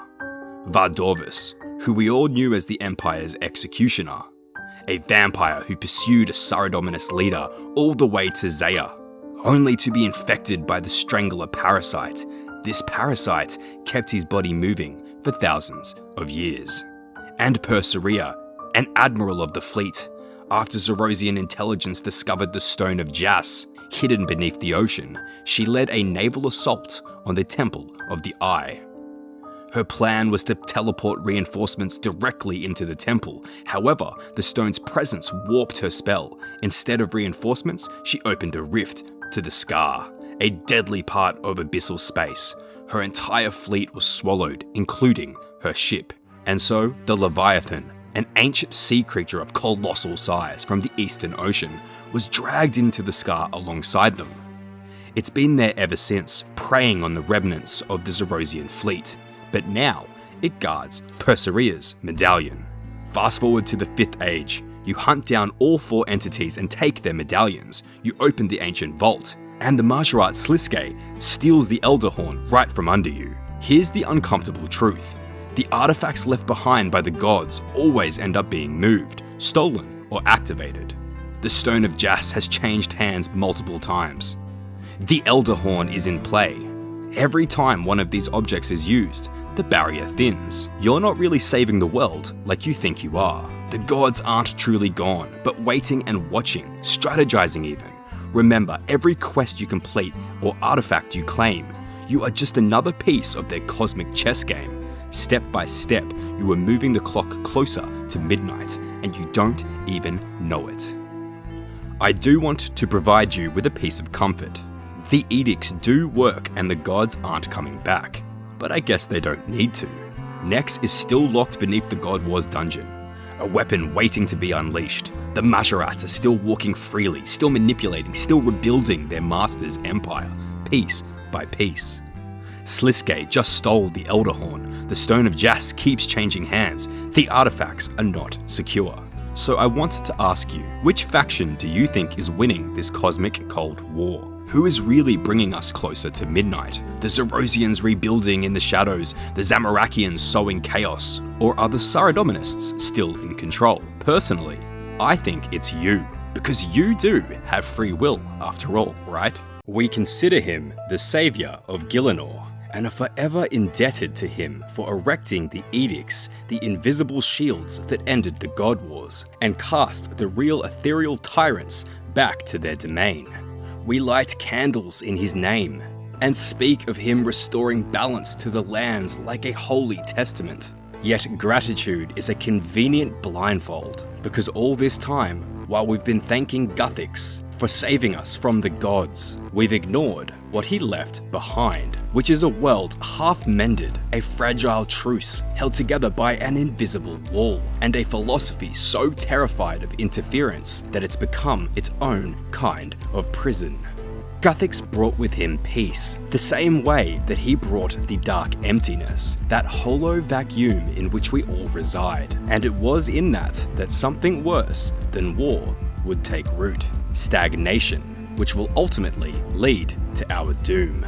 Let's start with the most obvious wound: the wilderness, which wasn't always called that, by the way. Once, this place had a name that meant something: Forenthry, a lush green land which was rich in resources and considered to be the crowning jewel of the world, which Guthix had lovingly shaped throughout the First Age. He named this world Gielinor, and walked its fields, carved its mountains, possibly even breathed life into new creatures. He invited otherworldly beings, such as the elves from Tardiad, describing his creation as perfect and filled with power. And for the longest time, it was. Although, like any tragic tale will warn you, peace and stability are fragile.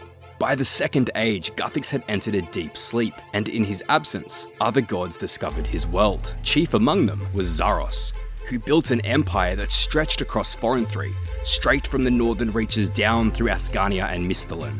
Settlements rose: the great Dariak, Karalanja, Anakal, Gorok, cities built up of stone and ambition. Then Zamorak, the highest-ranking general of the Zerosian Empire, betrayed his master and took the staff of Armadil. He drained Zaros's power and ignited the God Wars. For over 4,000 years, the Third Age burned. Saradomin and Zamorak tore at each other across the ruins of Zaros's empire, each trying to claim what the Empty Lord had left behind. Forenthry, once the beating heart of Zerosian power, became the grounds of a great battle. But then, Zamorak used the Stone of Jas, an extremely powerful artifact which led to a devastating explosion that destroyed Forenthry, scorching it beyond recognition and twisting it into a cursed wasteland. The destruction was so catastrophic that Guthix finally woke.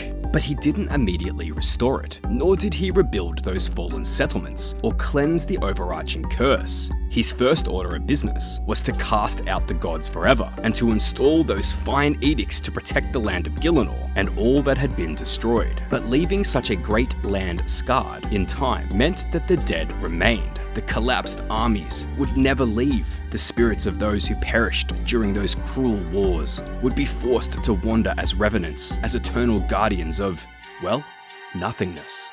So I ask you this: is it really peace if the screams never stop? If you push pause on a horrific, toilful war, only to keep those among it in an eternal pit of devastation? Guthix knew this reality well, and felt such guilt that he couldn't bear to look at it directly. So he wandered south into a cave beneath what is now Misthalin, and he wept, and the rocks wept with him, creating the Tears of Guthix. And then he went back to sleep. And so the wilderness remains, never fully restored or balanced. It is an abandoned land, marked by the refusal of Guthix to truly intervene into the chaos caused by the gods, casting them out as a half measure, and an enduring way of thinking, such that one is to be marked by their own chosen density, and not one of the gods. This would later become the blueprint for everything Guthix stood for. Now, let's talk about his followers, the Guthixians, considered the ultimate keepers of balance. While the Saradominists built cathedrals and the Zamorakians plot revolutions, the Druids of Guthix sit there and wait. They pick herbs and meditate. They tend to their sacred groves and whisper about the importance of equilibrium. They're so absorbed in local matters that the world beyond Tavali might as well not exist. And for most of Guthix's history, that's been the main problem. There's a tragic irony buried in their philosophy. Guthix wanted mortals to be free and to grow, to stumble, to choose their own path without divine meddling. It's a noble idea. Some even see it as a pure one. Although by turning balance into a doctrine, many of his followers became the least free people in Gielinor. You see, here's the misconception. People think of Guthix as the god of neutrality, or of tranquility. Basically the god of peace at any cost. But that's not what balance really means. Balance to Guthix is utilitarian. It's the tension between peace and conflict, chaos and order, nature and culture. Whatever is best for mortals, whatever maintains equilibrium, is considered permissible in his eyes, and that includes violence. We know Guthix didn't shy away from force when necessary. He warned that if his edicts were ever broken, he would destroy and remake the world entirely. So no, Guthix isn't the pacifist he makes himself out to be. He is more of a pragmatist, so to speak. Keeping the peace by any means necessary meant that his followers became so terrified of tipping the scales that they paralyzed themselves.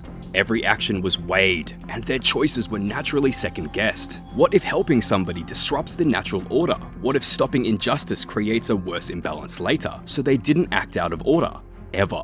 They just kind of watched and maintained those scales in fear of unleashing total chaos. However, there is always an exception. His name was Therisk Kemphia. He'd lived in Tavali most his life and had been initiated as a druid. He travelled across Gielinor and witnessed all the tragedy and heartache, triumph and beauty that comes with his service. And so he came to a realization that many of his fellow druids refused to acknowledge. The world is falling apart while they stayed behind and picked herbs. He saw the larger picture and what it meant if Majorat consolidated power.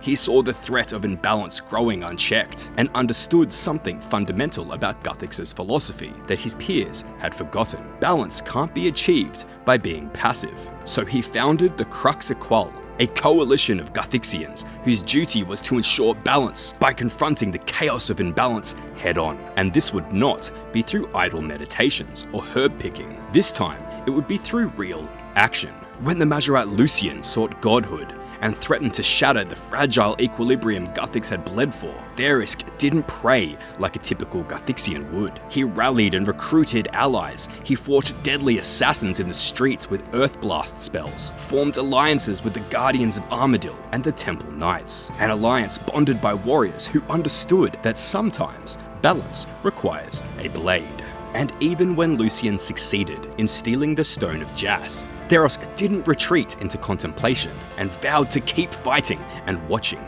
He would do what Guthix himself couldn't, stay awake. But the sad truth is that Therisk and the Cruxaqual are the exception, not the rule.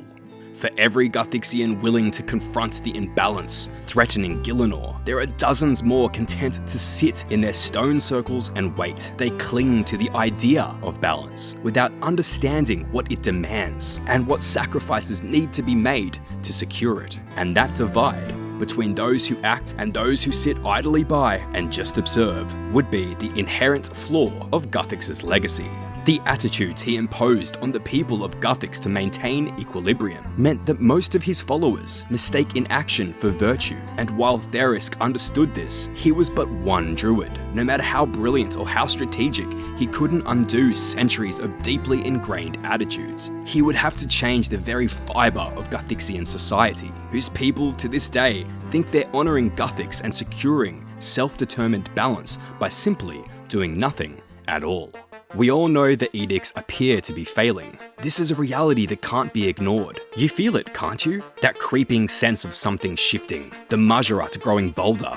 Werewolves crossing the Salve, kidnapping humans for blood tithes. Which is an act that has Saradominus scholars frantically searching for loopholes in Guthix's decrees. Ancient powers stirring above and below. Those almost silent whispers of gods testing the boundaries, prodding at the edges of an invisible barrier. I know you can feel it, hear it, maybe even taste it. Ironically, the edicts are now turning into the #1 threat to Guthics, no longer enforcing the peace, but a long-standing stalemate with Saradomin and Zamorak sitting on opposite sides of Gielinor, waiting, locked in a cold war, a cruel chess game just waiting for the other to make the wrong move. If either invades, the other calls reinforcements from beyond this world, escalating an already unresolvable crisis. And in all that, another God Wars just might begin. And so we pray for balance. We brew our Guthics rests, we light our candles, we tell ourselves that the world is stable, that the peace will hold, that the dream is still alive. But maybe the tragedy of Guthics isn't that he left us. Maybe it's that he stayed just long enough to watch his dream turn into a cage. He wanted freedom for mortals. He gave us stagnation. He wanted to end divine tyranny. He created a void that worse things have begun to fill. He wanted to be forgotten, but his absence has become the loudest presence in Gielinor. Guthics is the accidental god, the reluctant savior, the dreamer who couldn't wake up in time. And in Old School RuneScape, we're still living in the shadow of his longest, loneliest dream. Stay balanced, friends. You know Thurgo, right? The big old dwarf who loves red berry pie. The guy you visit a couple of times. You hand over a pie, and never really think about him ever again. He's just a meme, right? What if I told you that Thurgo isn't really funny at all? What if I told you he's one of the last survivors of a genocide? That the red berry pie he loves so much is a comfort food from his lost race and a small reminder of what once was. That he is living in complete isolation, staring at the ocean from a shack, waiting for his entire bloodline to die with him. Old School RuneScape is filled with characters just like this, NPCs we walk past every day, characters we laugh at, teleport near, or use for a single quest, before forgetting they exist. But when you dig into the lore, from quest dialogue, from examined texts, you end up realizing something absolutely horrifying. These characters know things, and they have seen the full truth about Gielinor and the gods. They know more than anyone about past wars and what it costs to be a hero in this world. And all that knowledge is destroying them on the inside. This is the story of the broken legends, characters who have learnt too much or sacrificed too much, or were simply born into the wrong world at the wrong time. Chapter 1. Thurgo, the Lone Survivor. Let's start where we opened, with Thurgo. Most players know him from the Knight Sword quest. You need him to forge a special blue-right sword, and he won't help you unless you bring him a red berry pie. It's kind of funny, dare I say cute. The game even leans into the goofiness. He's designed to look round, friendly, and a bit silly. But here's what the game doesn't tell you during that quest. Thurgo is an Imcando. The Imcando dwarves were the world's most renowned smiths, the greatest in Gielinor's history. They created the Shield of Arav, which is an extremely powerful artifact carried by the legendary hero Arav.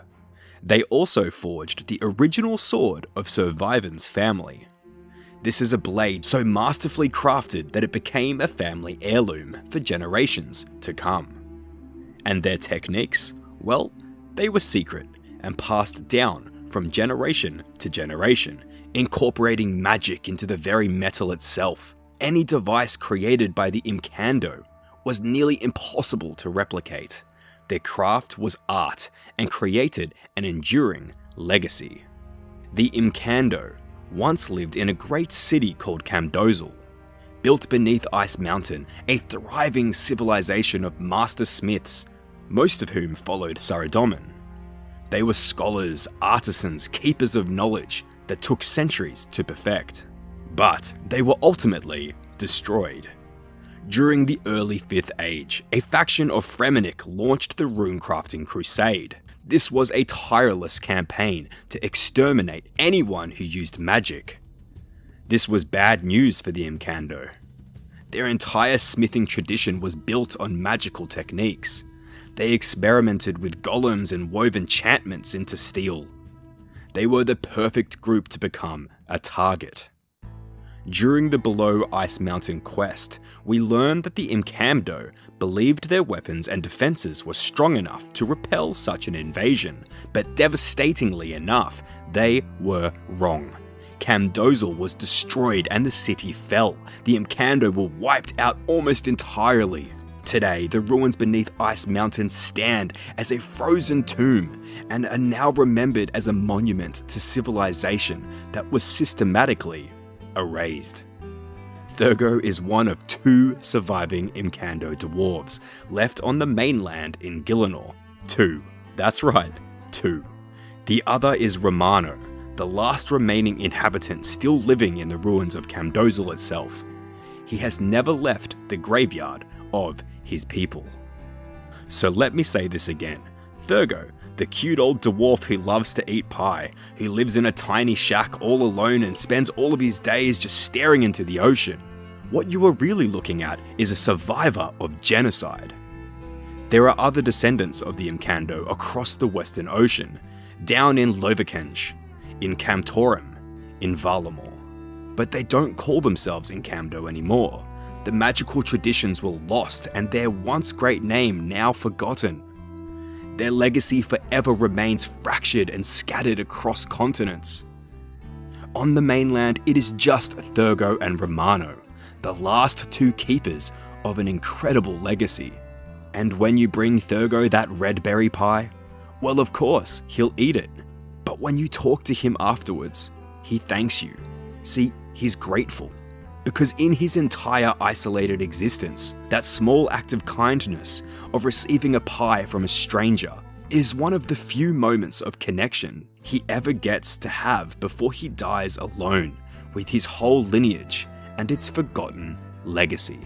So maybe next time you see Thurgo and hand him that pie, it might hit just a little different.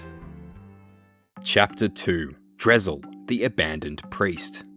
If you've unlocked Mauritania, you've of course done Priest in Peril. You know the drill. Drezel is a monk imprisoned in the Patadomus Temple by Zamorakians. His mission is maintaining the sacred barrier that prevents the horrors of Mauritania from invading Misthalin. The quest frames this as a rescue mission. You free Drezel, Mauritania is accessible, quest complete. But let's think about what actually happened here. Drezel is the owner of the Patridomus Temple and the sole guardian of the most strategically important location in eastern Misthalin.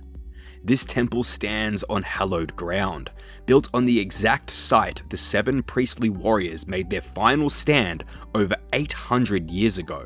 The 7 priestly warriors were legendary temple knights who defended Misthalin and Ascania from Lord Drakan and his invading forces during the Misthalin-Mauritania War, around the year 1200 of the 4th Age. They held the line against hordes of vampires and werewolves, and during the final battle, they blessed the River Salve with the power of Saradomin, creating the holy barrier that prevents the creatures of Mauritania from crossing into Misthalin.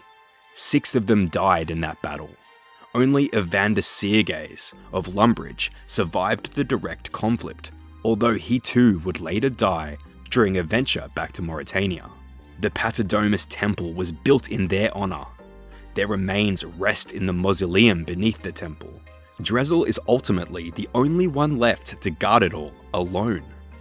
It's a sacred duty. The barrier those warriors created was held for centuries, but it does require a bit of maintenance and vigilance, and ultimately someone who understands the weight of what was sacrificed here. King Rold of Verok tells you at the start of Priest in Peril that it's been some days since he's heard from Drezel. And what does King Rold do about it? He sends you, a random adventurer passing through, to check on the situation. You are the one person sent to secure the temple that stands between Verok and a vampire invasion. When you arrive at the temple, you find that monks of Zamorak have completely taken it over. They control the ground floor, they control every level above it. They've captured Drezel and locked him on the 2nd floor. And not only that, they've done something far worse. They've poisoned the River Salve to corrupt the blessing. The Zamorakians occupying the temple are doing everything they can to break this barrier that is upholding over 800 years of protection. They want to open the floodgates and let Mauritania's hordes pour into Misthalin. And Drezel, who is the one person that could be strong enough to stand in their way, is locked in a cell, powerless to stop them. But here's what makes it even worse. Where was the Church of Saradomin? Where were the White Knights of Falador? Where was the kingdom whose entire eastern border Drezel was protecting? Nowhere. They did nothing, and King Rold didn't even know it had happened. He just noticed he hadn't heard from Drezel in a while, and thought, maybe I should send someone to check on that. And so, we find Drezel alone, completely cut off and surrounded by enemies, as if he was expendable. But here's where it becomes heartbreaking. Even after you rescue him, Drezel doesn't leave. He stays in the temple by himself, still trying to maintain the barrier and guard the tombs of the Seven. In later quests, you return to Patridomus, and Drezel is always there as the temple's sole protector. In one conversation, you can ask Drezel about Evander Seergaze and the history of the temple, and whether the warrior is truly buried there. This is where Drezel gets extremely defensive, and I dare say, almost angry. He refuses to discuss it. He says, servants of Saradomin are not concerned with trifling matters such as proof. We have our faith, and our faith guides us. When you press him further and tell him the lives of the people in Mauritania could depend on uncovering the truth, he finally relents. He gives you a key to a secret library in the mausoleum, and says, I pray you will never reveal this to me. Drezel knows that there are secrets buried in this temple. He knows the history isn't clean as the church claims, but he is, after all, a priest of Saradomin that is bound by faith, duty, and the weight of 800 years of tradition. He's caught between the truth and his beliefs, yet he still chooses to help. I want you to remember Drezel as the last guardian of a forgotten sacrifice, standing watch in the dark, waiting for a relief force that will never come. A true, unsung hero. Chapter 3: The Watchtower Wizard, the Living Battery. How many times have you teleported to the Watchtower? Hundreds, thousands, millions, or perhaps never? Well, when you do, you will come across the Watchtower Wizard. Maybe you've talked to him once or twice during the quest. Maybe you haven't thought about him since. But let me tell you something about that wizard. The Watchtower is actually a magical generator, a great defensive structure built on the northern wall of Yanil to protect the city from the ogres of the Feldip Hills and Gutanoth. And someone has to run that generator. According to the Watchtower quest, the tower works by the power of magic, using an ancient spell designed to ward off ogres that has been in place for generations. The exact knowledge of this spell has been lost to time, but the essence of it has been infused into 4 powering crystals that keep the tower operational. Without those crystals, the spell fails, the defenses collapse, and Yanil becomes vulnerable to attack. So during the quest, those crystals are stolen. The ogres take them and the defenses go down immediately. And the Watchtower Wizard? Well, he starts to panic. He says, oh my, what does it all matter in the end anyway? He's desperate because he knows what's at stake. He knows that without the Watchtower functioning, the city is exposed. The ogres are already pushing further into southern Kandarin. They've been spotted more frequently, the attacks are increasing, and if the tower fails completely, Yanil falls. So you help him, you recover the crystals, you restore the magical generator, quest complete. The Watchtower Wizard is overjoyed. Greetings, friend, I trust all is well with you. Yanil is safe at last, he says. And then, nothing. He stays there, on the top floor of the Watchtower, day after day, year after year, because someone has to manage the magical generator and ensure those crystals stay powered, that the spell keeps functioning, that the defenses never fail again. And that someone, well, unfortunately, is him. Because he's the only one who can do it. He can't leave. ever. The citizens of Yanil go about their lives, they walk past the watchtower without a second thought. And above them, a wizard is standing loyally vigil, feeding his magic into a machine that keeps them safe. He's a hero, yes. He saved the city. He recovered the crystals. He restored the defenses. But because he succeeded, because he's so good at maintaining the watchtower, the city no longer worries. They don't need to think about the ogre threat anymore. The defenses are working. Everything is fine. And so that poor wizard becomes invisible. And I dare say, taken for granted. When you walk past him after that quest, he's polite, grateful. He says, quote, "We are always in your debt. Do come and visit us again."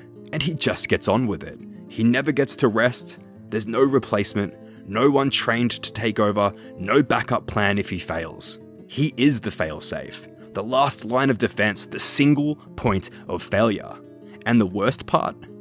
If you ask him if he has any more quests, if there's anything else you can do to help, he just says, and I quote, "More quests? No, indeed, adventurer. You have done us a great service already." He doesn't ask for help or complain about his duty. He doesn't beg for relief or a day off. He just accepts it.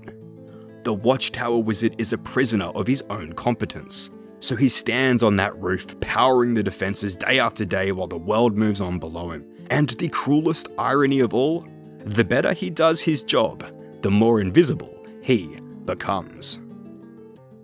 Chapter 4. Clarence, the Dismembered Wizard. Staying in Yanil, we need to talk about Clarence. If you've done the Hand in the Sand quest, you know how it starts. Bert is a friendly sandman in Yanil, and he finds something horrifying in his sandpit. You know, just a casual severed hand. It's a fresh hand, and it appears to be human, and recently detached. Bert is terrified, and so he asks you to investigate. What starts as a simple mystery, whose hand is this, slowly unravels into one of the darkest, most disturbing murder plots in all of Old School RuneScape. You show the hand to the guard captain, no help there, so you take it to Zavistic Rav, one of the wizards at the Wizards Guild, and Zavistic goes pale, because he recognizes it. The hand belongs to Clarence, his apprentice, a young wizard who's been studying under him, a student who'd recently gone missing. Zavistic hadn't been particularly worried about Clarence's absence. Apprentices wander off sometimes, they're young, they get distracted. But now, holding his student's severed hand, Zavistic realizes the horrible truth. Clarence is dead. And here is where it gets worse.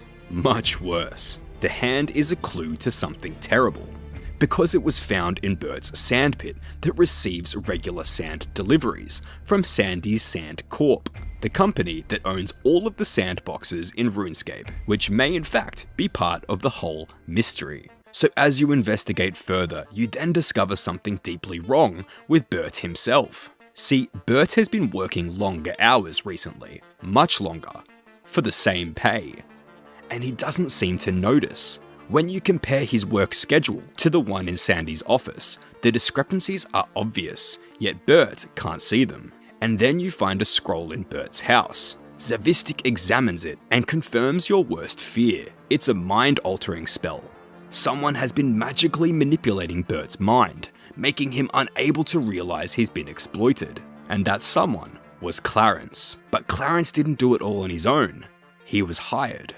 With Zavistic's help, you brew a truth serum, courtesy of Betty in Port Sarim, and slip it into Sandy's coffee. Just as a reminder, Sandy is the one who's in charge of Sandcorp. Once drinking the coffee, Sandy confesses everything. Sandy wanted to exploit Bert. He wanted free labor, so he paid Clarence, a young, probably desperate wizard apprentice, to cast a mind-altering spell on Bert. The spell worked perfectly. Bert worked longer hours, never questioned his pay, never realized he was being used. But then, Clarence became a problem. You see, Clarence wanted to be paid for his work. So Sandy killed him. He murdered a young wizard in cold blood to avoid paying him for a spell. And then, to hide the evidence, Sandy dismembered Clarence's body.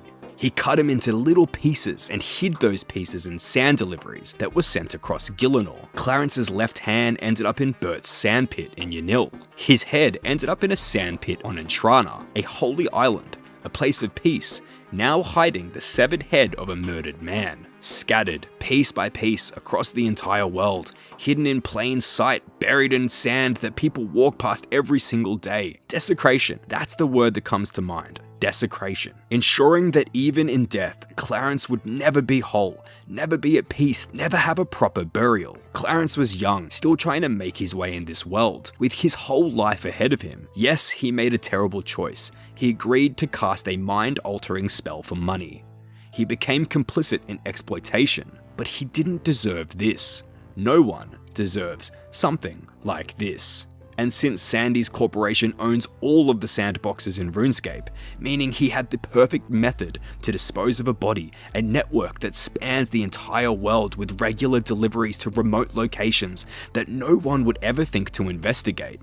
How many times has he done this before? How many other disappeared people might be buried in sandpits across Gielinor? We don't know. The game doesn't tell us. Sandy disappears after the quest, never to be seen again. But we do know this. During the quest, you collect Clarence's scattered remains. You gather the pieces of his dismembered body from sandpits across the world, and you give him a proper burial.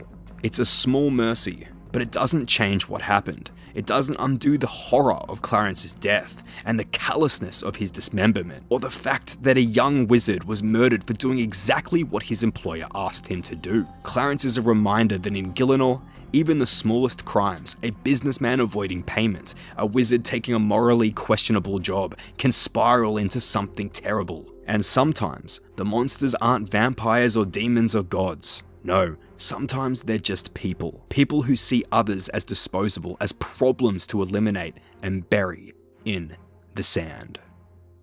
Chapter 5. The Barrows Brothers, the Cursed Champions. If you've farmed Barrows for money, you know them. 6 semi-powerful bosses, decent loot, efficient runs, kill them, loot the chests, repeat. But let me tell you what you're actually doing when you fight them. You're killing heroes, over and over and over again. And boy do they know it. The Barrows Brothers were legendary Saradominist warriors during the God Wars. They established a reputation of near invincibility. They were champions, heroes, the kind of warriors that armies rallied behind. And they led the Mauritania campaign, a massive military offensive to liberate Mauritania from Lord Drakan and his vampire hordes. They were strategic, knowing they couldn't win alone. So when a mysterious stranger approached them and offered power, weapons, and armor of unimaginable strength, they accepted. But when a mysterious stranger approaches you, offering great power, don't expect that it is for nothing. The stranger gave them the equipment now known as Barrows armor. And it worked. The brothers fighting on the front lines seemed invincible. They cut through Drakan's forces, they pushed deeper and deeper into Mauritania. They got all the way to the Great Vile Wall, just west of Mayaditch, which is considered the heart of vampire territory. And then the stranger's true plan revealed itself. See, the brothers were seriously wounded in battle. Their armor, once impenetrable, began to fail, and their strength waned. So the army set up camp, desperately trying to hold their position, but it was too late. The brothers' wounds became infected. All 6 of them died simultaneously. They were poisoned, corrupted by whatever dark magic had been woven into the equipment the stranger had given them. The army was devastated, and without their leaders, they knew they couldn't win. They decided to retreat, but as a final act of honor, they vowed to bury the brothers properly. For 6 days and 6 nights, the army held off attacking vampires while they constructed 6 burial mounds in honor of the Barrows, who would be remembered as great fallen heroes. And then they left, marching back to the west, carrying tales of the brothers' bravery. However, the stranger wasn't done. As the army began its retreat, the stranger, revealed later to be Sliske, a Majorat serving Zaros, walked to the burial mounds. He stood atop the central mound, arms outstretched, and he began to chant in some foul ancient language. A vulgar purple light formed in front of him, fell to the earth, and bled into each of the barrows. The The brothers were resurrected, not as they were before, but as wights, undead spirits, bound to their corpses, trapped inside the very armor that had killed them. They couldn't rest or die or escape from it. Their fate was enslavement forever to serve Sliske, guarding their own tombs, protecting the treasure buried with them in graves they would never leave. And if that isn't enough, here's the truly horrifying part.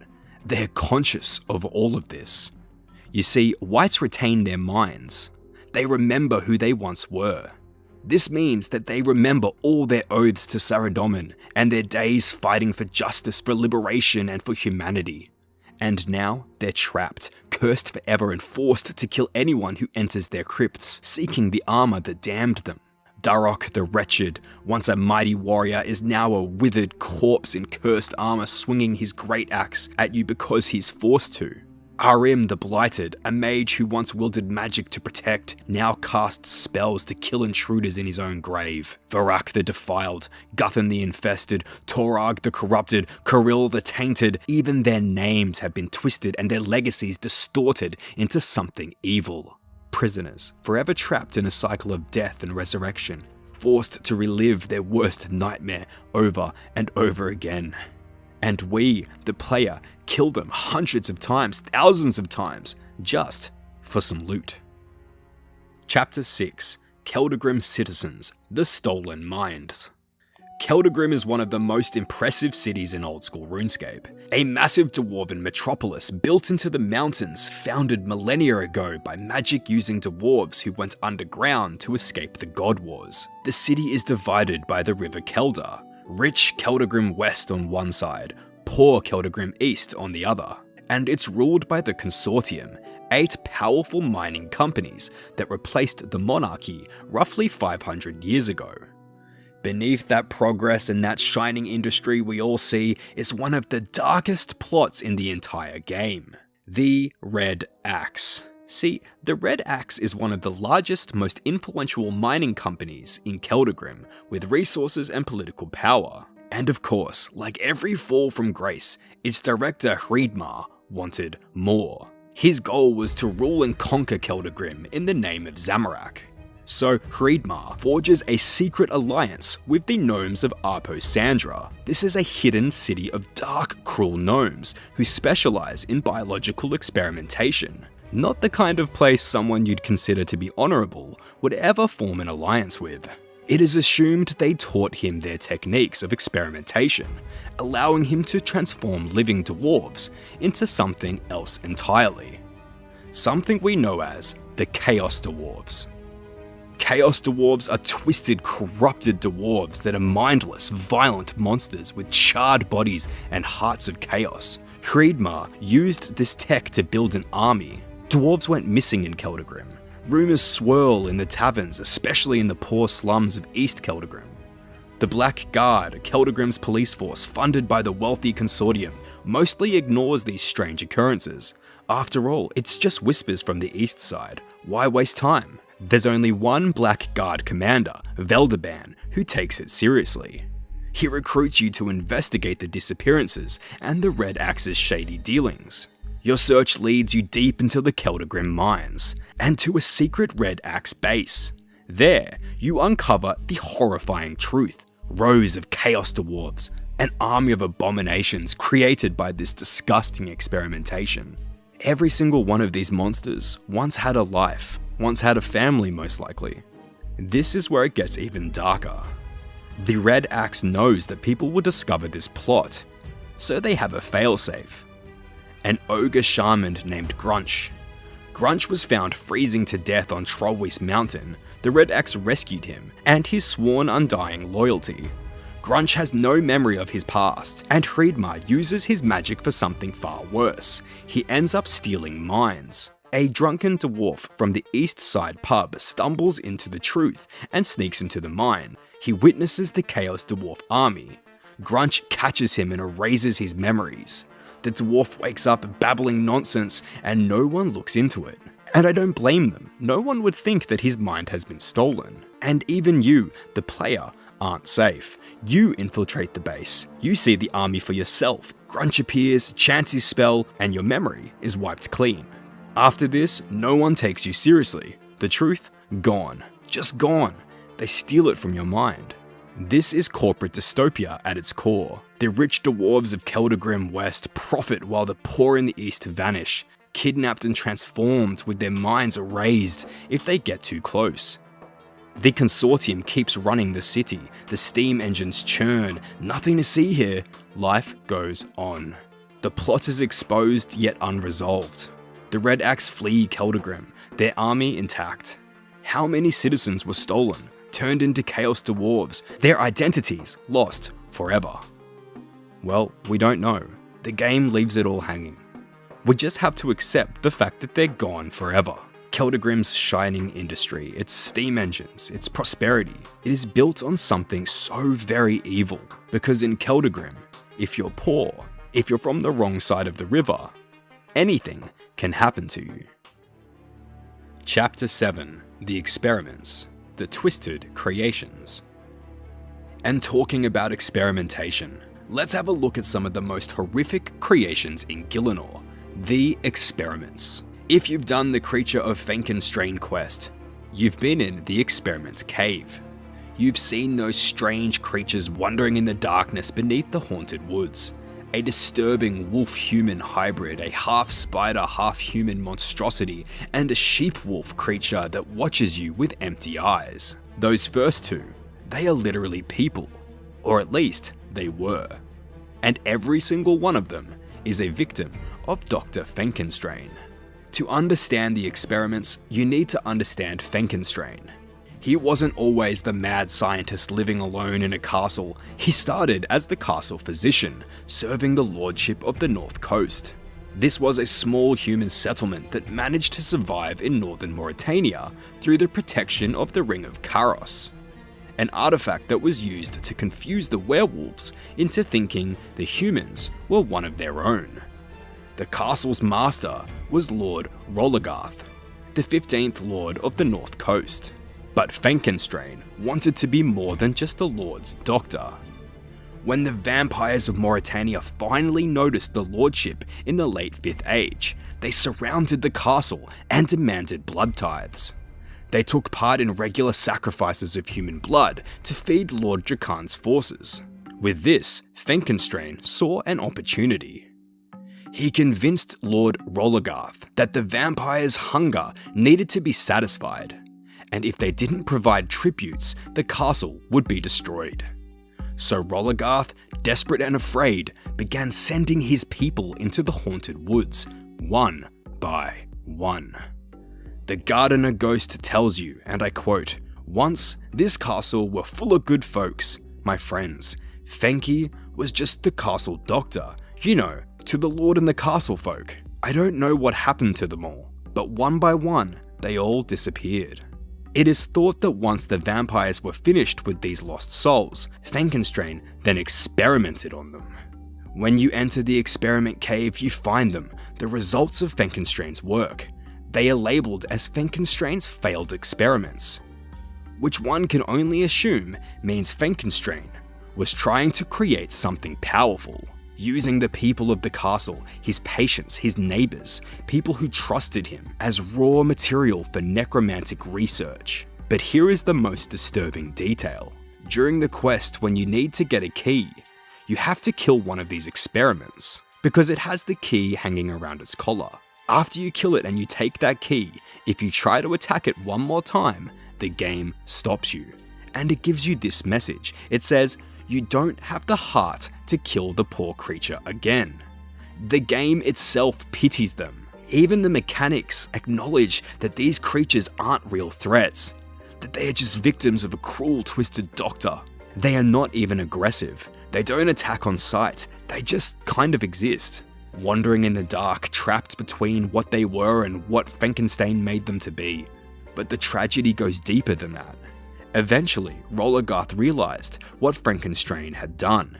He realized that he had betrayed him and made a deal with the vampires to sell the castle's inhabitants in exchange for control of the castle itself. Rollogarth confronted Fenkenstrain and tried his best to stop him, and so Fenkenstrain killed him. Then he killed the remaining family members who discovered what he'd done. He sold Rollergarth's body, his own master, the man he'd served, to the Hare and Dog Tavern in Canifus as meat. You heard that right, as meat. And remember the gardener ghost, the loyal servant who spent years digging graves for all of the disappeared residents? Frankenstrain sent him into the forest to dig one more pit. And when the gardener wasn't looking, Frankenstrain followed him and decapitated him with a spade. The gardener ghost now wanders the castle grounds, headless, still trying to serve, still trying to help. With everyone dead or turned into experiments, Frankenstrain claimed the castle, and he continued his work. And those experiments are still down there, half human, half beast, unable to live as either, unable to die.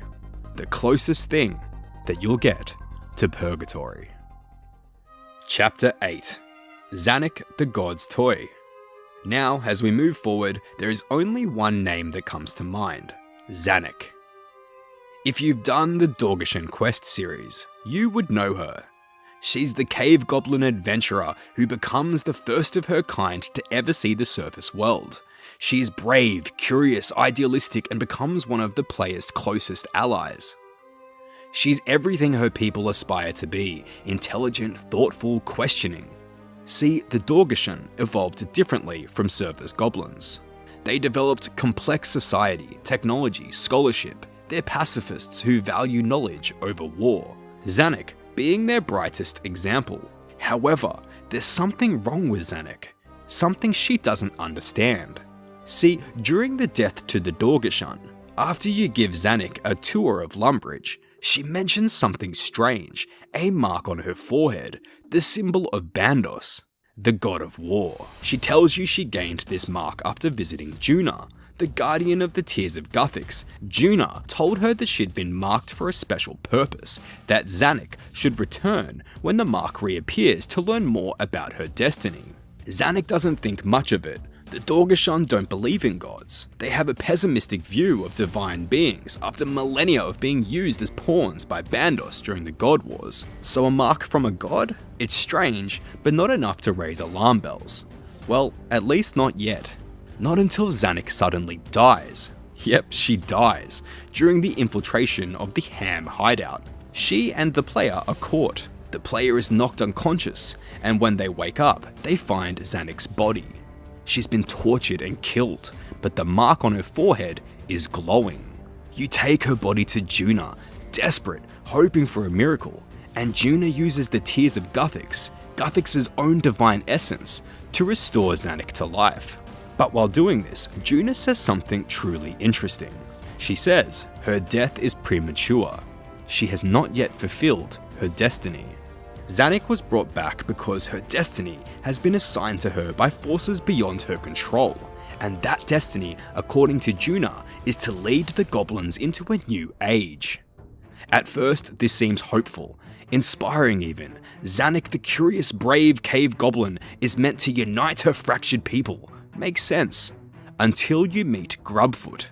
Grubfoot is one of those cliché surface goblins, but he has visions, dreams sent by the quote-unquote big high war god, Bandos. And in his dreams, he sees Zanuck.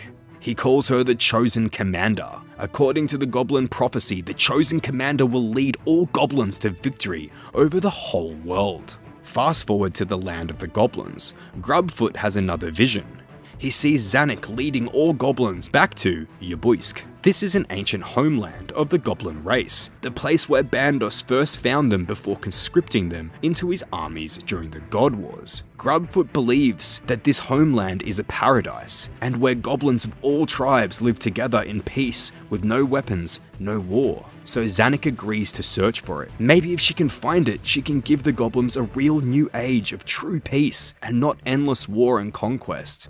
She infiltrates the secret goblin temple, which lies a hidden sanctuary where surface goblins still worship Bandos in secret. Together you consult the ancient goblin high priests guarding crypts beneath the temple, and they tell you the truth. This goblin land is another plane of existence. No living goblin has ever been there. But there is one twist here. Oldak, the brilliant Dorgeshan inventor, discovers a way using a fairy ring in the caves beneath Dorgesh Khan, powered by Zanuck's presence and her connection to Bandos's mark. Using the ring, he opens a portal to this goblin land, and you, Zanuck, and Oldak step through. But what you find here is not the paradise you are expecting. It turns out, Yabuisk is a wasteland that anyone would describe as a desolate, barren hellscape. It is a place torn apart by needless wars. You see, after Bandos was banished from Gielinor at the end of the God Wars, he took his anger out on this land and destroyed it. He scorched it. He turned the goblin homeland into a monument to his rage. Grubfoot's visions were just lies. Some would even say propaganda. And then we find it, a strange box, coffin-like, covered in the symbol of Bandos. Zanuck approaches it, opens it, and then she's sucked inside. The box seals shut, you can't open it, you can't free her. The portal back to Gielinor begins to close, and you and Oldak are forced to flee, leaving Zanuck trapped in that box on a dead world. Her whereabouts are currently unknown. Zanuck's entire life has been defined by forces beyond her control. She was marked by Bandos, brought back from death because her destiny wasn't complete, called the Chosen Commander, but in the end all she wanted was to find peace and to give her people hope. In the efforts to escape the prophecy, she was swallowed by it, and that purpose she thought was her own. It was always of a god's. Chapter 9. Veliath Hurts, the Walking Graveyard. If you've done the Myriqui quest series, you definitely know him. He's the leader of the Mortmire division of the Myriqui, which is a resistance group fighting Lord Drakan's dominion over Mauritania. He's a bold and resourceful leader and a devout Saradominist, wearing steel plate armor bearing the Star of Saradomin. Though this story does not end with Veliath being a great leader, the end of his story is very, very dark. The Myriqui was founded by Veliath and Saflan Hallow years ago, operating in secret, trying to gain support and fight back against the vampires who ruled Mauritania since the Third Age. It was never a large organization, just small cells of dedicated fighters scattered across Mauritania, one in Mortmire Swamp, one in Meridich. Veliath led them for years, or perhaps even decades. In that time, he watched everyone he ever cared about die. His dearest friends, his fellow comrades, people he considered his brothers and sisters in arms. People like Sani Piliu, who was killed by Vamstrong Klaus during the attack on their first hideout in Canifis, or Harold Evans, also killed in the same attack before he could even draw his weapon. After that attack, Veliath realized their base was no longer safe, so he moved to Berg de Rot, a ruined town in southern Mauritania that the vampires had overlooked because they thought it was deserted. But that move took a huge toll. Ivan Strom, a young idealist who was devastated by Sani's death, left the Myriqui entirely and fled to Patrodomus. And so, Veliath let him go. There was nothing he could do about the young man's grief. The Myriqui kept fighting. They reconnected with the Sanguinesti Order, the Meridich cell led by Safalan. They forged new weapons and scouted Castle Draken. They planned and they prayed. And then, during a taste of hope, disaster struck. Half of the Sanguinesti Order was killed, slaughtered by a horrific abomination, an experiment created by Verzik Fatua, unleashed by Vanstrom Klaus and Ranus Draken. Half of them gone in one night. Out of a miracle, some survived, and created the Evandus Flail, a weapon capable of actually harming the vampires. And you, the player, used it to kill Ranus Drakan. For a moment, there was hope, real hope. The vampires could be beaten, and then came Sins of the Father. The Myriqui, desperate to stop the vampires from enslaving the town of Sleep, agreed to work with Fadescula Drakan, Lord Drakan's sister, who claimed she wanted to overthrow her brother. Veliath didn't trust her, not even for a single second. He made his lack of trust clear from the very start, claiming he feared it was nothing more than a plan to lure the Myriqui out and kill them all. Despite this, every other member of the Myriqui had agreed to take part, so Veliath, outvoted, went along with it. Still pessimistic and deeply fearful, he was silently predicting that things might go wrong again. And of course, he was right. Vanascula teleported the Myriqui to Castle Drakan, posing them as her prisoners in a staged betrayal designed to get them close to Lord Drakan. But the Lord of Vampirium was already aware of his sister's plan. He appeared and subdued her instantly, and then turned to the Myriqui. Many of them turned, weapons drawn, and attacked Drakan. Yet he incinerated them instantly. After all this, Lord Drakan ordered Vanstrom Klaus, the vampire who'd been hunting the Myriqui for years, to kill the rest of them. That's where you, the adventurer, fought Vanstrom, a brutal, desperate battle in the courtyard of Castle Drakan. When Vanstrom was finally defeated, Safilan unleashed his Icene powers, destroying the vampire in a blinding explosion. But this was no real victory. Safilan, in shock from killing his own father, couldn't move to escape from it. All that horror with the knowledge that the Firewatch Sentinels were coming, Veliath made the impossible call. He ordered Ivan to teleport them out, to leave Safilan behind. And so, Ivan teleported you, himself, and Veliath to safety. Veliath stood there in the Myriqui hideout in Meredith, surrounded by empty bunks and abandoned weapons, and he said it. The Myriqui is dead. He disbanded the organization right there. After everything that had happened and years of fighting, of planning, of hoping. After all that, he just gave up. Veliath leaves the hideout, and his fate afterward remains unknown.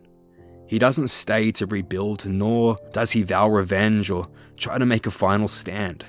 The vampires always win, and surviving a battle with them, well, in Veliath's case, that is the cruelest punishment of all. Chapter 10. Arav, the Ultimate Icon. Let's end with the legend of Arav, the hero of Avaroka. This is the settlement that would one day become Verok.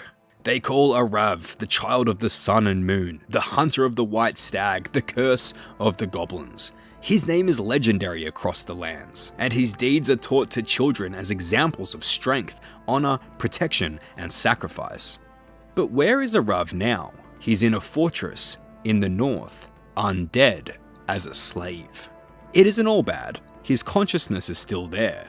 Well, technically. He knows what happened to him and remembers his old life, his sworn oaths, and his beloved city, but he's powerless to change his situation. Let me tell you Arav's story. He was born near what is now the town of Varrock at some point in the 4th Age. No record of his birth or parents exist. He was discovered as a child by a group of travelers, seeking sanctuary from goblins and ogres. They found him while following the River Lum. These elders saw him as a good omen, and so they set up camp at that place, naming it Avaroka. Arav was raised by the tribe, taught to hunt, farm, and kill. He was described as unusually tall for someone so young, with dark eyes, fair hair and skin, and a kind smile. 10 years passed. He was thought to be around the age of 12, yet he still didn't have a name. So the elders sent him on a quest to find one. After days of travel, he discovered an encampment of goblins planning to attack Avaroka at night. When the goblins saw him, they attacked, screaming, "Arav!" a word from their language. With ease, he defeated them. He returned to the settlement and recounted the tale, and from that day forward, he was known as Arav. As he grew, so did Avaroka. However, peace never lasted long in the 4th Age. One night, he visited the Land of Dreams, a mystical plane where mortals sometimes encounter gods and Majorat, and there he met Zemorigal, a Majorat necromancer, a servant of Zamorak, a being of immense power and ancient cruelty.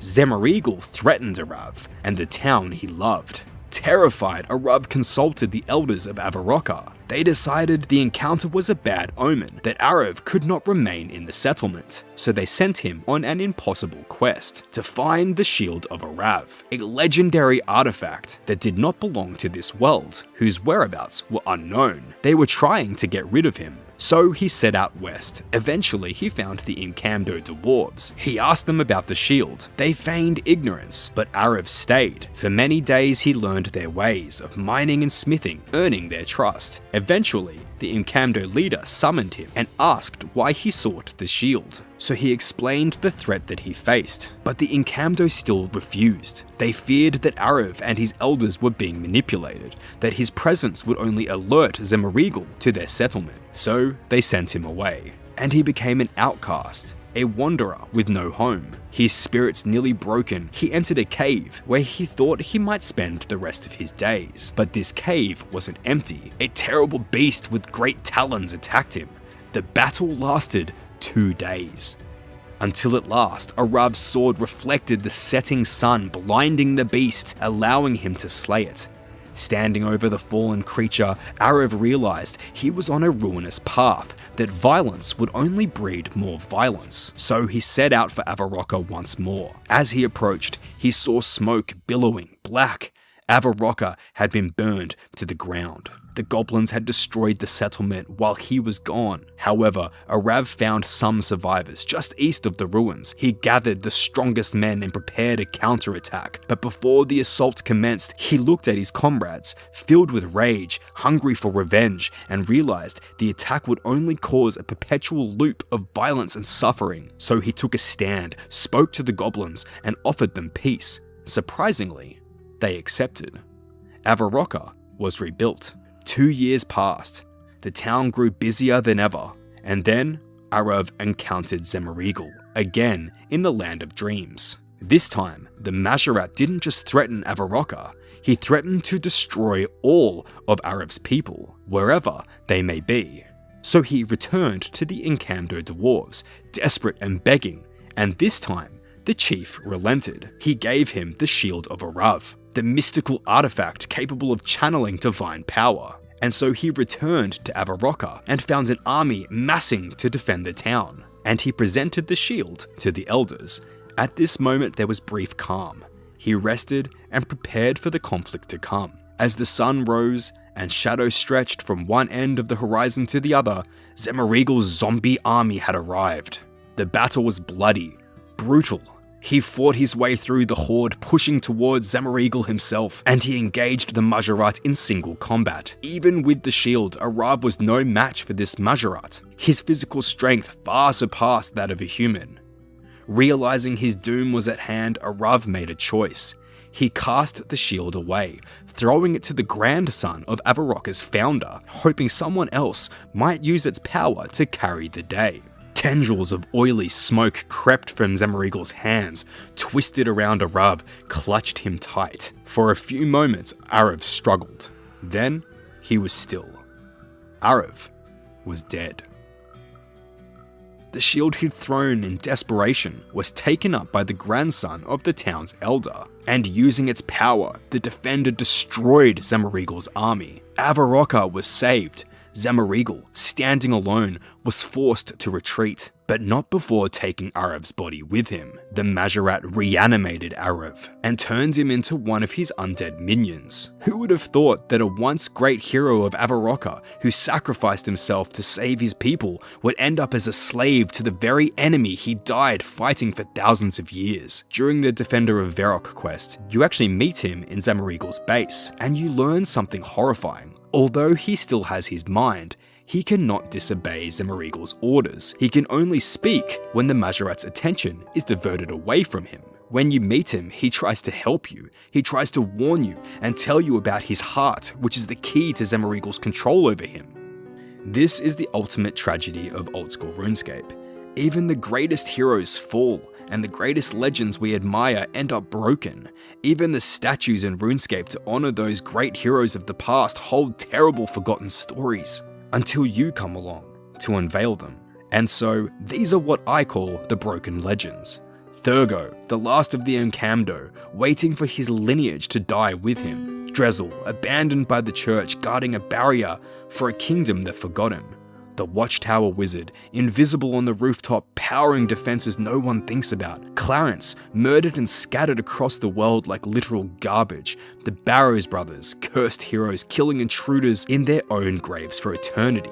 Keldagrim's citizens, used like lab rats and transformed into chaos dwarves because they were poor and disposable. The experiments, Fenkenstrain's victims wandering as abominations too pitiful to kill twice, Zanuck swallowed by a destiny she never chose, trapped in a dead world, Veliath Hertz, who led everyone he loved to their deaths then walked away into nothingness, and Arav, the hero of Varrock, enslaved for millennia by the enemy he died fighting. 10 tragedies that are all significant in their own way. So the next time you walk past an NPC, the next time you see a forgotten quest giver, a joke character, a monster you've killed 1,000 times, remember, they have a story. In the vast expanse of the world called Gielinor, where mountains pierced the sky and rivers wound like silver threads through the green valleys, there lived a man whose name would one day be spoken with curiosity and deep respect.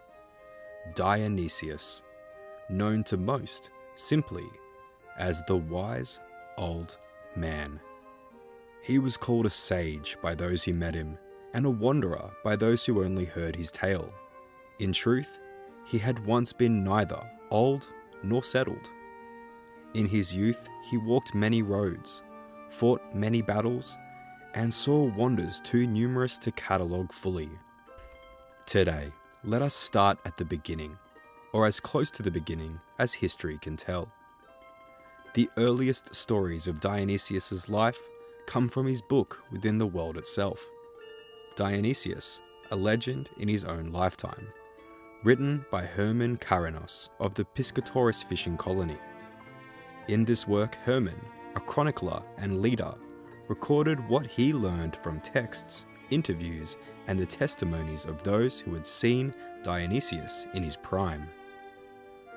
Questioning the ages of the land, scholars believed that Dionysius wandered as an adventurer long before he ever sat in quiet contemplation. Before the robes, before the long white beard, before the house in Draenor village where he now rests, there was a young man burning with life and curiosity. What we know for certain is that his earlier years, centuries before you find him in Draenor, Dionysius was educated in Varrock. The sprawling city of stone and open skies, where scholars and sages gathered to share knowledge. There he studied in a Saradominist chapel, learning the words of wisdom of Saradomin, whom he could always call the great and glorious giver of life. Though he learned much, he was not a boy content to remain within the walls of the church forever. Tales of his youth recount a time when, mischievous at heart and full of spirit, he and his companions scrawled graffiti upon a rival temple, a reminder that even future sages once danced on the edge of youth. Young Dionysius was expected to become a priest, to dedicate his life to sermons and scrolls, but fate had other plans. At the age of 15, he was offered a place to further study on Entrana, the holy island dedicated to Saradomin, and remove of worldly distractions. Yet he turned it down, choosing instead to travel the world, to see all corners of Gielinor with his own eyes. That choice was the first of many that would shape the long and twisting journey of his life. Once Dionysius left Entrana's offer behind, he walked freely through lands many had only read about in dusty tomes. His steps led him northwest to ancient dwarven strongholds, especially the city of Keldagrim, where fires burned in great forges and laughter echoed under stone. There, the chroniclers say, he came upon the Keldagrim Black Guard. These stalwart defenders of the city faced a terrible threat, a tribe of rogue ice trolls led by a fearsome matriarch known only as Mother. These beasts, massive, snarling and relentless, had driven across the ice and snow, threatening to break into the heart of dwarven industry and peace. It was there that Dionysius proved the strength of both his blade and his heart. Standing alongside the Black Guard, he fought to drive back the trolls, helping to pressure Mother's forces until they settled far to the north in the frozen land called Weiss. There they vowed revenge, and the mountain tribes remembered Dionysius as a warrior of valor. Yet, that was only the beginning. His path took him onwards to the Calphite lair, deep beneath the shifting sands of the desert, where a massive hive of fury pulsed under the desert floor. Within those twisting tunnels, he faced the Calphite queen, a monstrous being whose very presence churned the sand above her domain.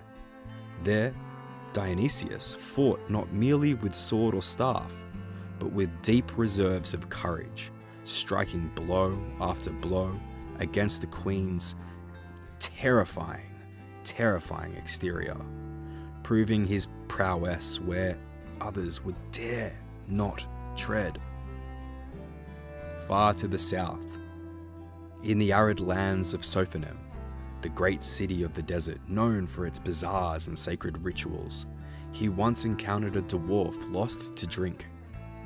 The story, recounted in tapestry, tale, and Herman's chronicles, tell that Dionysius called upon the world of Saradomin's blessings, vaporized the drunken dwarf with the Saradomin strike, a spell so potent it left the sand still and silent in its wake.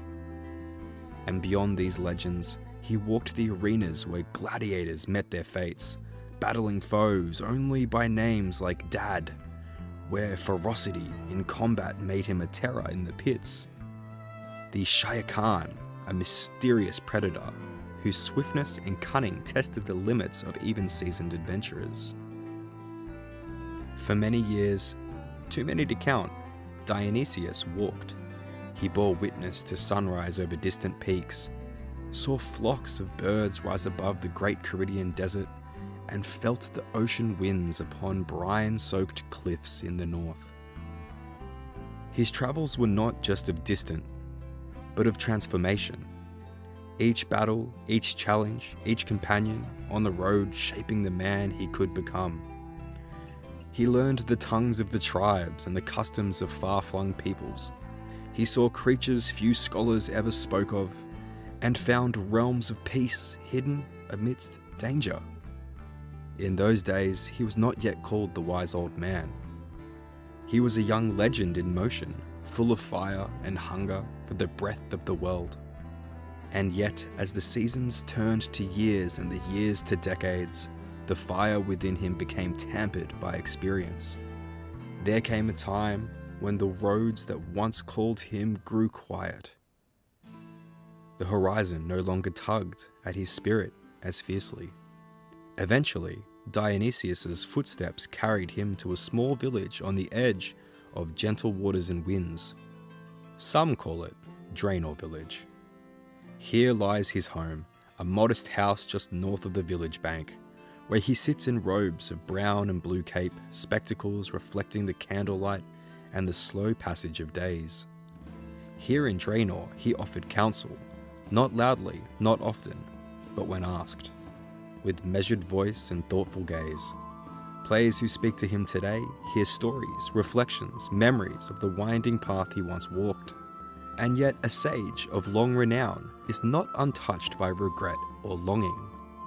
For as the years passed and the echoes of his adventures faded to whispers, Dionysius began to feel something unexpected, a bitterness that his many deeds had not been adequately rewarded. He had helped countless people and driven away terrors in many lands, yet here he lived, in relative quiet and modest means. Though Dionysius had long wandered as a hero and sage, there came a day where he made a choice that would astonish many. In Draenor Village, where he had settled, he committed the act now famously known as the Draenor Bank robbery. It is said that one quiet night he slipped into the bank with careful precision. He did not strike indiscriminately, he struck only to claim what he believed had eluded him for decades, acknowledgement and reward for the life of danger and sacrifice. The blue party hat, one of the rarest treasures in Gielinor, became a symbol of his daring act. Whether the act was one of folly or justice, it illustrates a truth about the man. He was brilliant, capable, and like all humans, not free from moral complexity. In his own words, later chronicled in quests and player dialogue, he seemed to justify his actions, not for greed alone, but for the recognition that had long been denied to one who had saved so many lives. His wisdom did not make him perfect, no. It made him honest in his own self-reflection. Dionysius was not only a man of action, but also a man of heart.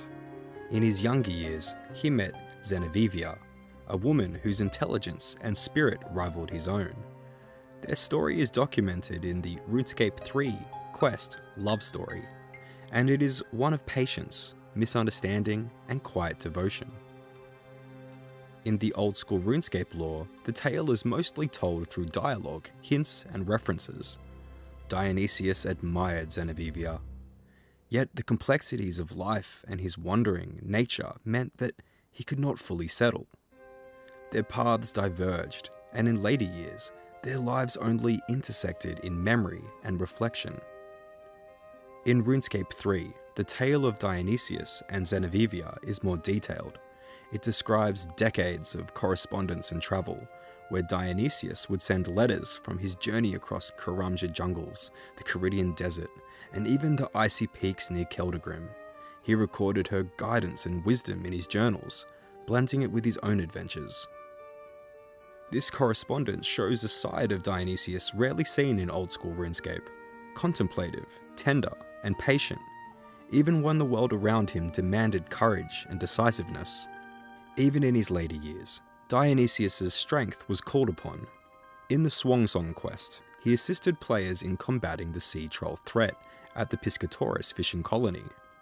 Here, he demonstrated both strategic brilliance and the power of his magic. He guided the player through underwater passages, identified weaknesses in the troll's defense, and applied Saradominus spells to protect the colony. His role was that of mentor, quietly ensuring that the brave adventurers would succeed, where younger, less experienced heroes might fail.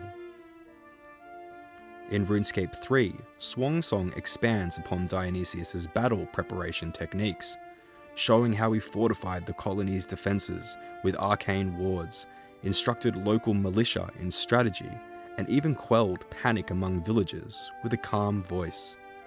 This version emphasises his dual role as both warrior and sage, a man whose experience allowed him to act decisively without haste or fear. Following his adventures and quests, Dionysius often appears in Draenor as a source of guidance. Players can visit him, receive small tasks, retrieving items, sending letters, or checking under his bed for hidden knowledge. These tasks, though minor, illustrate a deep truth. Dionysius valued learning, curiosity, and the continuation of knowledge. Even seemingly trivial tasks, fetching a mysterious object or delivering a note, carrying with them lessons about observation, patience, and respect. In the slow rhythm of these tasks, one can almost sense the gentle wisdom of a man who has seen the breadth of Gielinor and knows the small acts that can ripple into great consequences. Dionysius' life intersects with many quests. Garden of Tranquility. He appears in the moments of meditation and observation, exemplifying patience and reflection. Making friends with my arm. His appearance is brief, yet his presence reminds players of his continued engagement in world affairs. In RuneScape 3, Dionysius undertakes additional adventures not detailed in Old School RuneScape, including defeating Ogre shamans in remote wilderness lands, collaborating with other legendary heroes to seal ports to Shadow Realms, detailed campaigns against the Shire Khan, a predator that roamed deserts and tundras. These events, while absent in Old School RuneScape, enrich the understanding of his capabilities, courage, and tactical genius. As the sun sets over Draenor village and the village lights begin to glow softly through the evening fog, Dionysius sits quietly in his study. He reflects not on the treasures he has won, nor the battles he has fought, but on the lives he has touched, the knowledge he has shared, and the lessons he has learned. Even the Draenor Bank robbery, a moment of moral ambiguity, is remembered not in shame, but as a testament to a human truth, that even the wisest among us wrestle with desire, fairness, and justice. Though Dionysius had found a quiet home in Draenor Village, the call of adventure never truly left him.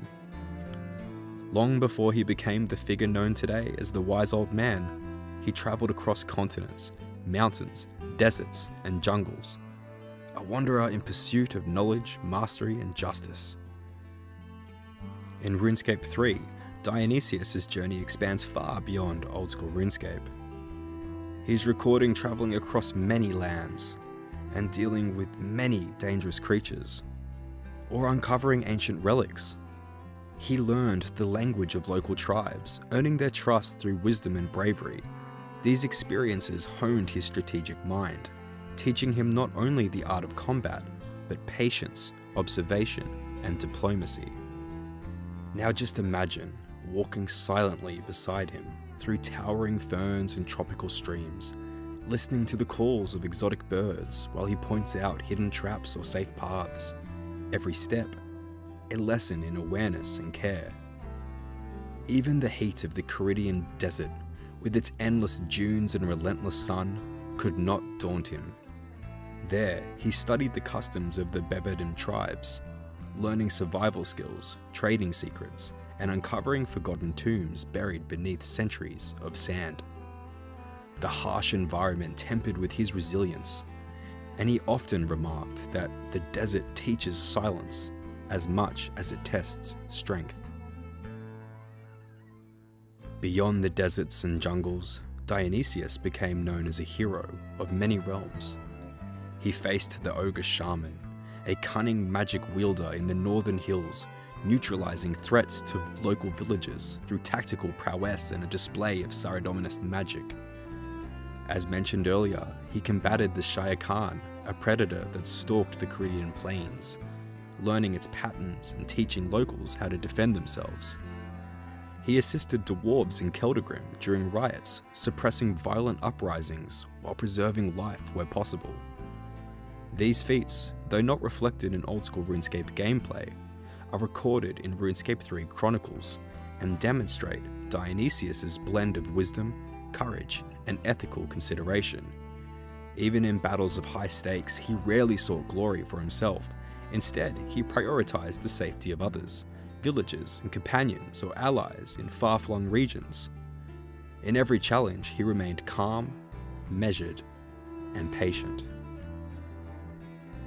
Dionysius' travels eventually took him to the coasts and cliffs of Gielinor, where sea breezes whispered secrets of the world. It was here, during Swansong, that he assisted in defending the Piscatoris fishing colony from sea trolls. As mentioned earlier, he taught villagers and adventurers alike how to combine strategy with courage, showing that even the smallest effort could shift the tide of battle. In RuneScape 3 though, this chapter of his life is far more expansive. He organized the fortification of coastal settlements, established early warning systems for monster incursions, and personally trained the militia in magical and physical defense. Picture him standing on the cliff edge, staff raised against the wind, surveying the crashing waves below, calmly instructing a group of younger adventurers how to protect the colony from the relentless tides of sea monsters. Through these endeavors, Dionysius became known as a protector of the innocent and a teacher of courage, a theme that would define him later in Draenor. No recounting of Dionysius' life would be complete without a thorough, in-depth look at his battle with the Cowfight Queen. While Old School RuneScape references his battle with this creature as part of his legendary deeds, RuneScape 3 expands on this. The Cowfight Queen dwelled in a sprawling underground hive, its tunnels illuminated by glowing fungi and the occasional glimmer of minerals.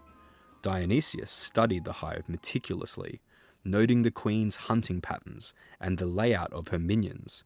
In a calm, deliberate approach, he neutralized the Queen's forces, therefore protecting nearby desert settlements. He did not act recklessly. Instead, he spent days observing, planning, and then striking with precision, demonstrating strategic patience and the mind of a master tactician. This act alone cemented his reputation across Gielinor as not only wise, but incredibly capable in direct confrontation with powerful threats. Throughout his travels, Dionysius also met countless individuals. He befriended other heroes, taught apprentices, and occasionally intervened to guide rulers in difficult decisions. As he explored the deserts, jungles, and mountains alike, he would quietly advise leaders, demonstrating not force, but subtle wisdom. His interactions were marked by gentleness, clarity, and patience, traits that later earned him the moniker Wise Old Man. Even minor encounters were meaningful. He offered help to those in dangerous regions, provided healing spells to those injured, and mediated disputes without drawing attention to himself. Each of these small deeds, seemingly insignificant, wove the fabric of his legendary reputation. After decades of wandering, Dionysius returned to Draenor village, now carrying the cumulative wisdom of countless adventures. Here he established his modest home near the bank, providing counsel to travelers and adventurers who sought him out. His deeds in RuneScape 3, though not directly in Old School RuneScape, did enrich his persona in the Old School RuneScape variant. Players who meet him today, assigning tasks, offering advice, or simply sitting by his side, are sitting by a man who has faced much and has dealt with much through patience, knowledge, and moral clarity. As the stars emerge above Gielinor, Dionysius reflects on the life he has lived. Each quest, each battle, each friendship. All of this contributed to a tapestry of experience. He knows both success and failure, joy and regret. Even the moments of moral ambiguity, such as the Draenor bank robbery, are viewed not in shame, but as part of the complexity of a long life fully lived. And so, Dionysius sits in quiet contentment. Though the world is vast, chaotic, and ever-changing, he carries wisdom, courage, patience, shared now with anyone who seeks it. In his later years, Dionysius's days flow gently, like the soft current of the river Draenor. He rises with the sun, opens his windows to the sight of first light, and listens to the quiet rhythms of the village. He tends to his small garden, carefully arranging herbs and flowers, and waters each plant with deliberate attention. He spends time in thought, reading and writing, cataloguing what he's learnt over a life of experience. Each word on the page carries purpose, each sentence a reflection of observation, insight, and patience. He is not hurried, the minutes are measured, calm and soft.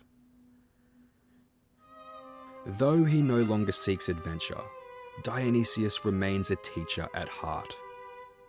Those who come to him, villagers, travelers, or young adventurers, learn not from forceful instruction, but through gentle guidance.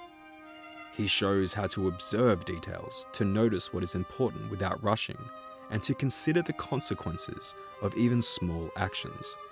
A simple request to fetch an item or deliver a letter becomes an opportunity to practice thoughtfulness and mindfulness. In RuneScape 3, his guidance extends to apprentices and correspondents across Gielinor.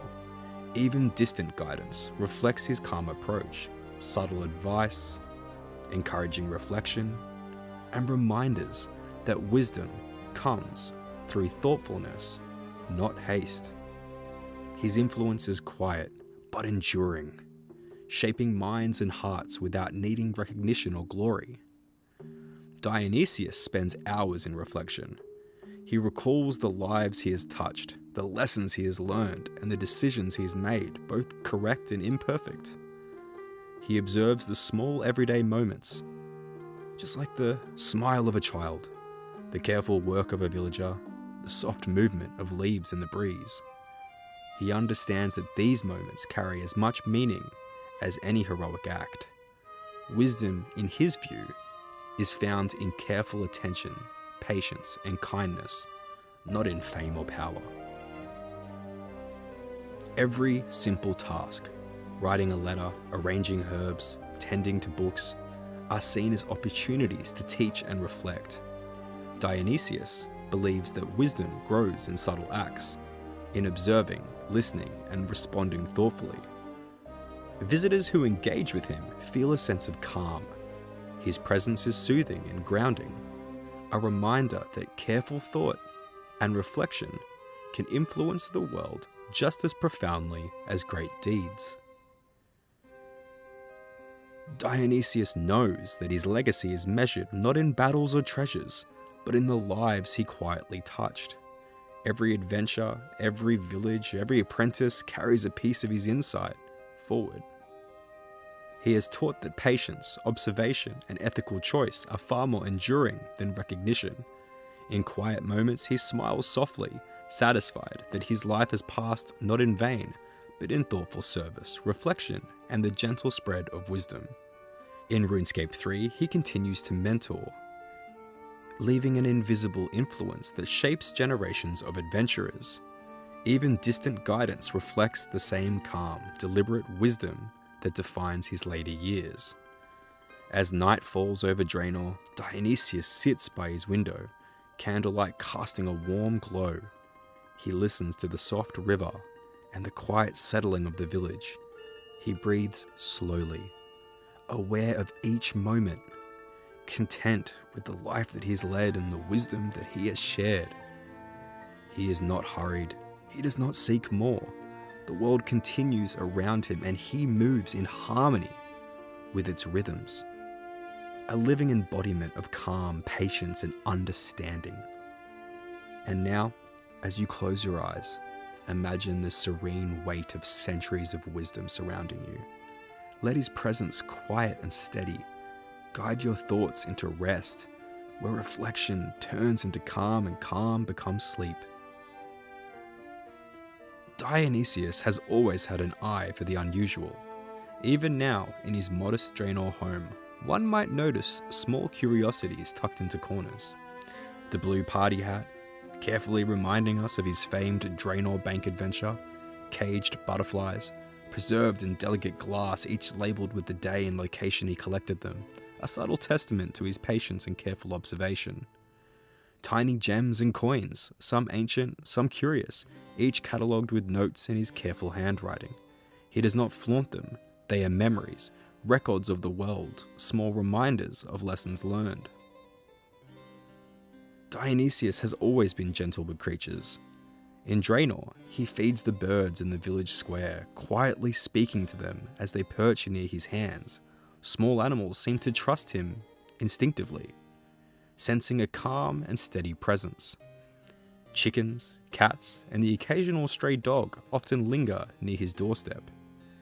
He once rescued a tiny bird trapped in a hedge, nursing it carefully until it could fly again. In RuneScape 3, it is said that he kept journals of animal behaviour, noting patterns, nesting habits, and subtle traits, a hobby that reflects his lifelong love of observation. Though wise, Dionysius has always appreciated the odd and whimsical. He collects rare coins and tokens, not for the wealth, but for the stories they tell, the societies that produced them, the hands they passed through. He keeps ancient maps, some delicate and faded, detailing regions most adventurers would never visit. Each map is studied slowly, as though each crease and smudge carries a lesson. Occasionally, he has been seen scribbling poems about the stars, rivers, or even the ways light reflects off a kettle. These small acts of creation are personal meditations, connecting him to the quieter beauty of the world. Though most know him for seriousness and calm, Dionysius has a playful streak. In Old School RuneScape, he sometimes offers unexpected dialogue, joking or teasing adventurers who approach too seriously. He once tricked a visiting player into searching for a key hidden under a rock, only to reveal the lesson: patience is worth more than haste. In RuneScape 3, he is noted for lighthearted mentoring, using riddles, puzzles, and subtle games to teach lessons about pressure. Despite his reputation and countless deeds, Dionysius lives simply in a home without extravagance. He wears plain robes and a simple blue cape, and his spectacles, though old, are carefully polished, reflecting a quiet respect for tools, not wealth. In RuneScape 3, he is described as eschewing recognition, focusing instead on the act of learning, observing, and sharing knowledge, even when no one is watching. This modesty is a key part of his presence, teaching that true wisdom is quiet, not loud. Some small habits about Dionysius reveal more about his character. He pauses before answering questions, choosing his words carefully. He sometimes tilts his head slightly when listening to someone, a subtle signal of attention and patience. In his study, he keeps a small hourglass, turning it slowly and reflecting, a tactile reminder of the passage of time and the value of measured action. RuneScape 3 mentions that he occasionally writes letters in invisible ink, revealing thoughts only to those patient enough to uncover them. A metaphor, perhaps for hidden wisdom waiting for careful observation. Dionysius's influence often comes in unexpected and subtle ways. A quiet hint to a player solving a quest may prevent a misstep. A single observation about the environment can change somebody's approach entirely. Even his mere presence inspires calm, patience, and thoughtfulness. In RuneScape 3, it is noted that many adventurers attribute their success or learning to fleeting interactions with Dionysius. Even when he did nothing more than observe silently, his wisdom is not in grand gestures, but in the small, deliberate, invisible impacts he leaves behind. Perhaps the greatest fact about Dionysius is what he values most: observation and reflection. He believes that the world reveals itself slowly, and that true understanding comes to those who pay attention, ask questions, and reflect deeply. Many of his so-called oddities, butterflies, coins, hourglasses, minor magical experiments, are tools for contemplation, each a small doorway into understanding the larger world. Even simple daily events, the flicker of candlelight, the movement of clouds, the rhythm of the river, are studied with gentle curiosity, revealing patterns and lessons often overlooked. And now, as you listen, remember Dionysius's life reminds us that wisdom does not always roar. Sometimes it is soft, careful, and slow.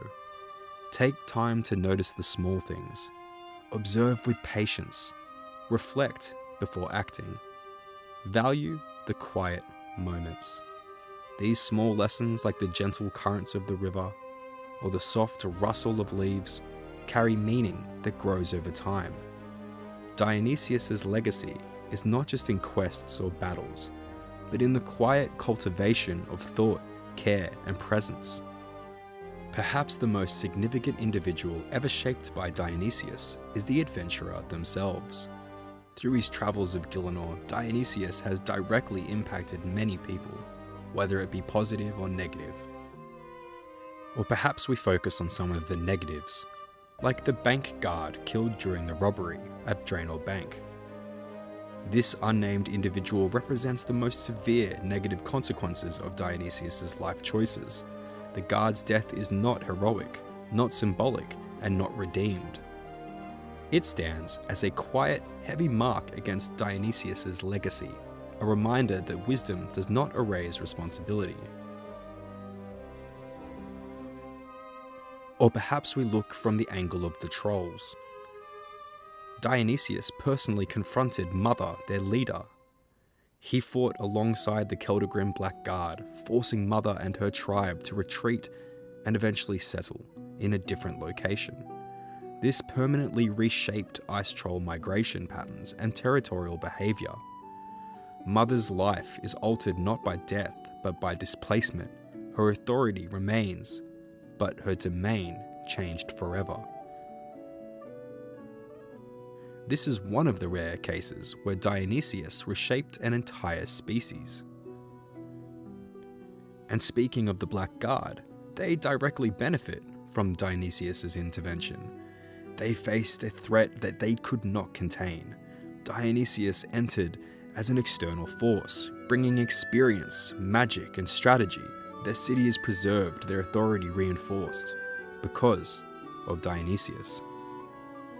His presence affirmed the value of alliances beyond race or culture. Or perhaps the drunken dwarf I mentioned earlier. Using the Saradomin strike spell, Dionysius vaporized him instantly. This act is not framed as heroic or tragic, it is clinical. The dwarf's life ends because Dionysius deems it necessary. It demonstrates how detached Dionysius has become when applying judgment, and how absolute his power once was. And what of the wizards of the Wizard's Tower, located not too far from Draenor Village? Though Dionysius does not hold formal office with the Wizard's Tower, his presence is acknowledged and respected. Canon sources establish that he is a mage of exceptional ability, and his reputation precedes him. Wizards who encounter him are affected not by instruction, but by comparison. His independence challenges the structured hierarchy of wizardry. Some admire his freedom, others quietly resent it.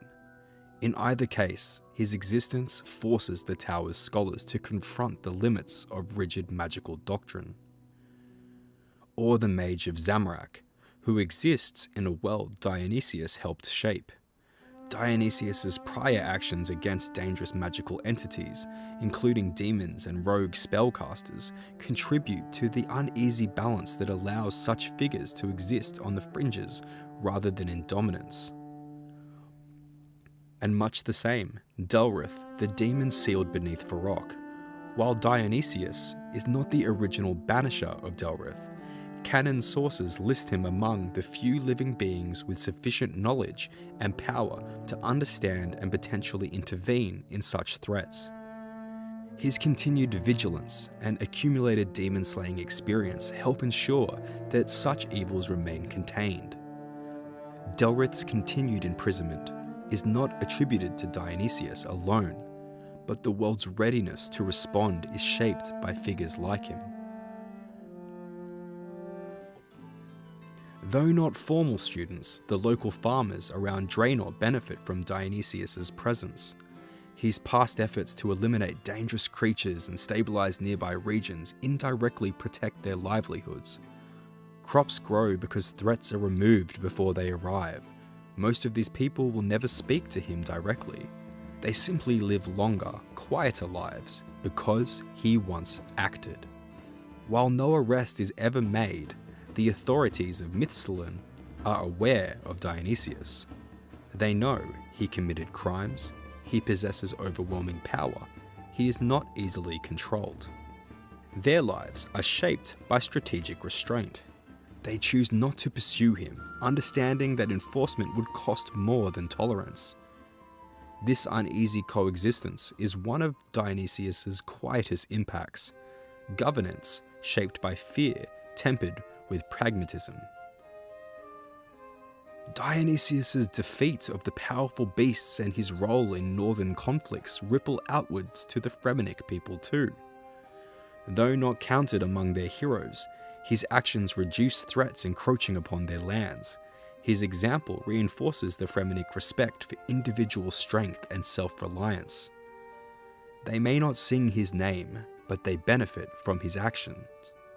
And finally, there are those who never meet Dionysius at all: historians, writers, activists, myself.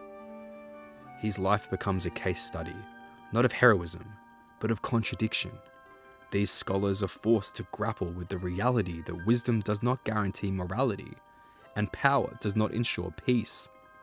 their work becomes deeper because his life is difficult to categorize. Dionysius touches lives loudly and quietly. Some remember him clearly, some remember him as absence. Some live safely without ever knowing why. And now, as the world settles and the stories slow, his presence fades into the background. Not forgotten, but woven into the fabric of Gielinor itself. This man does not rule a kingdom. He does not found cities or leave monuments bearing his name. And yet, the land around him is different because he lived.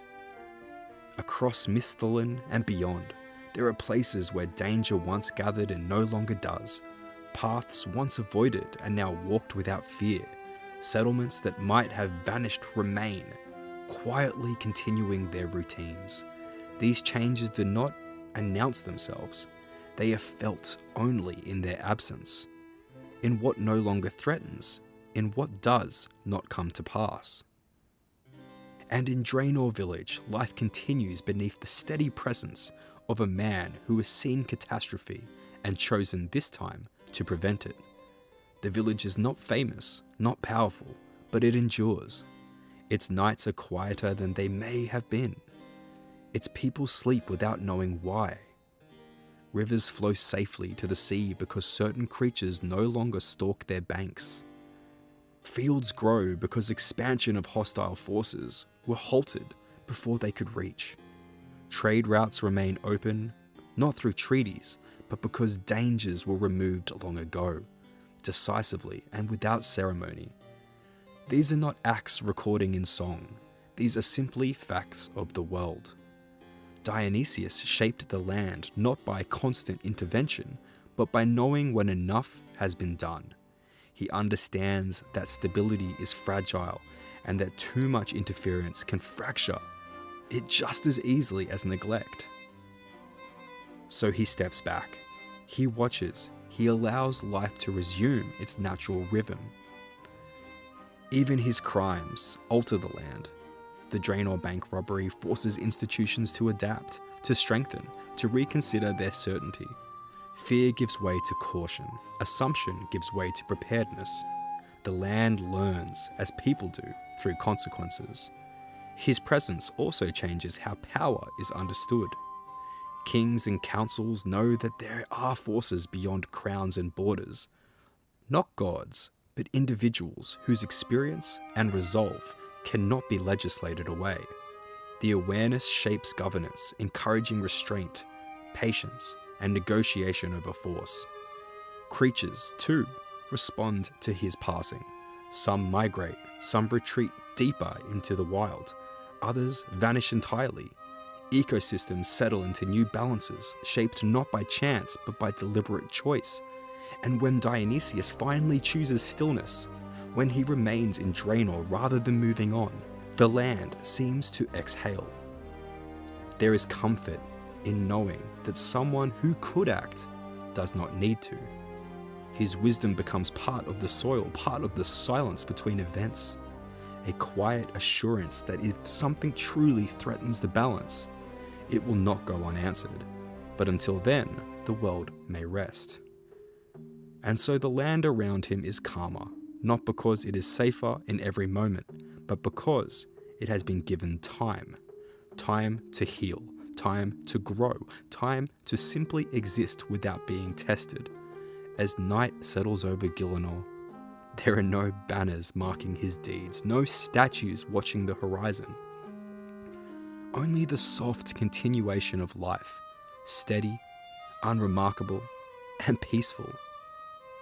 And that, perhaps, is his greatest work.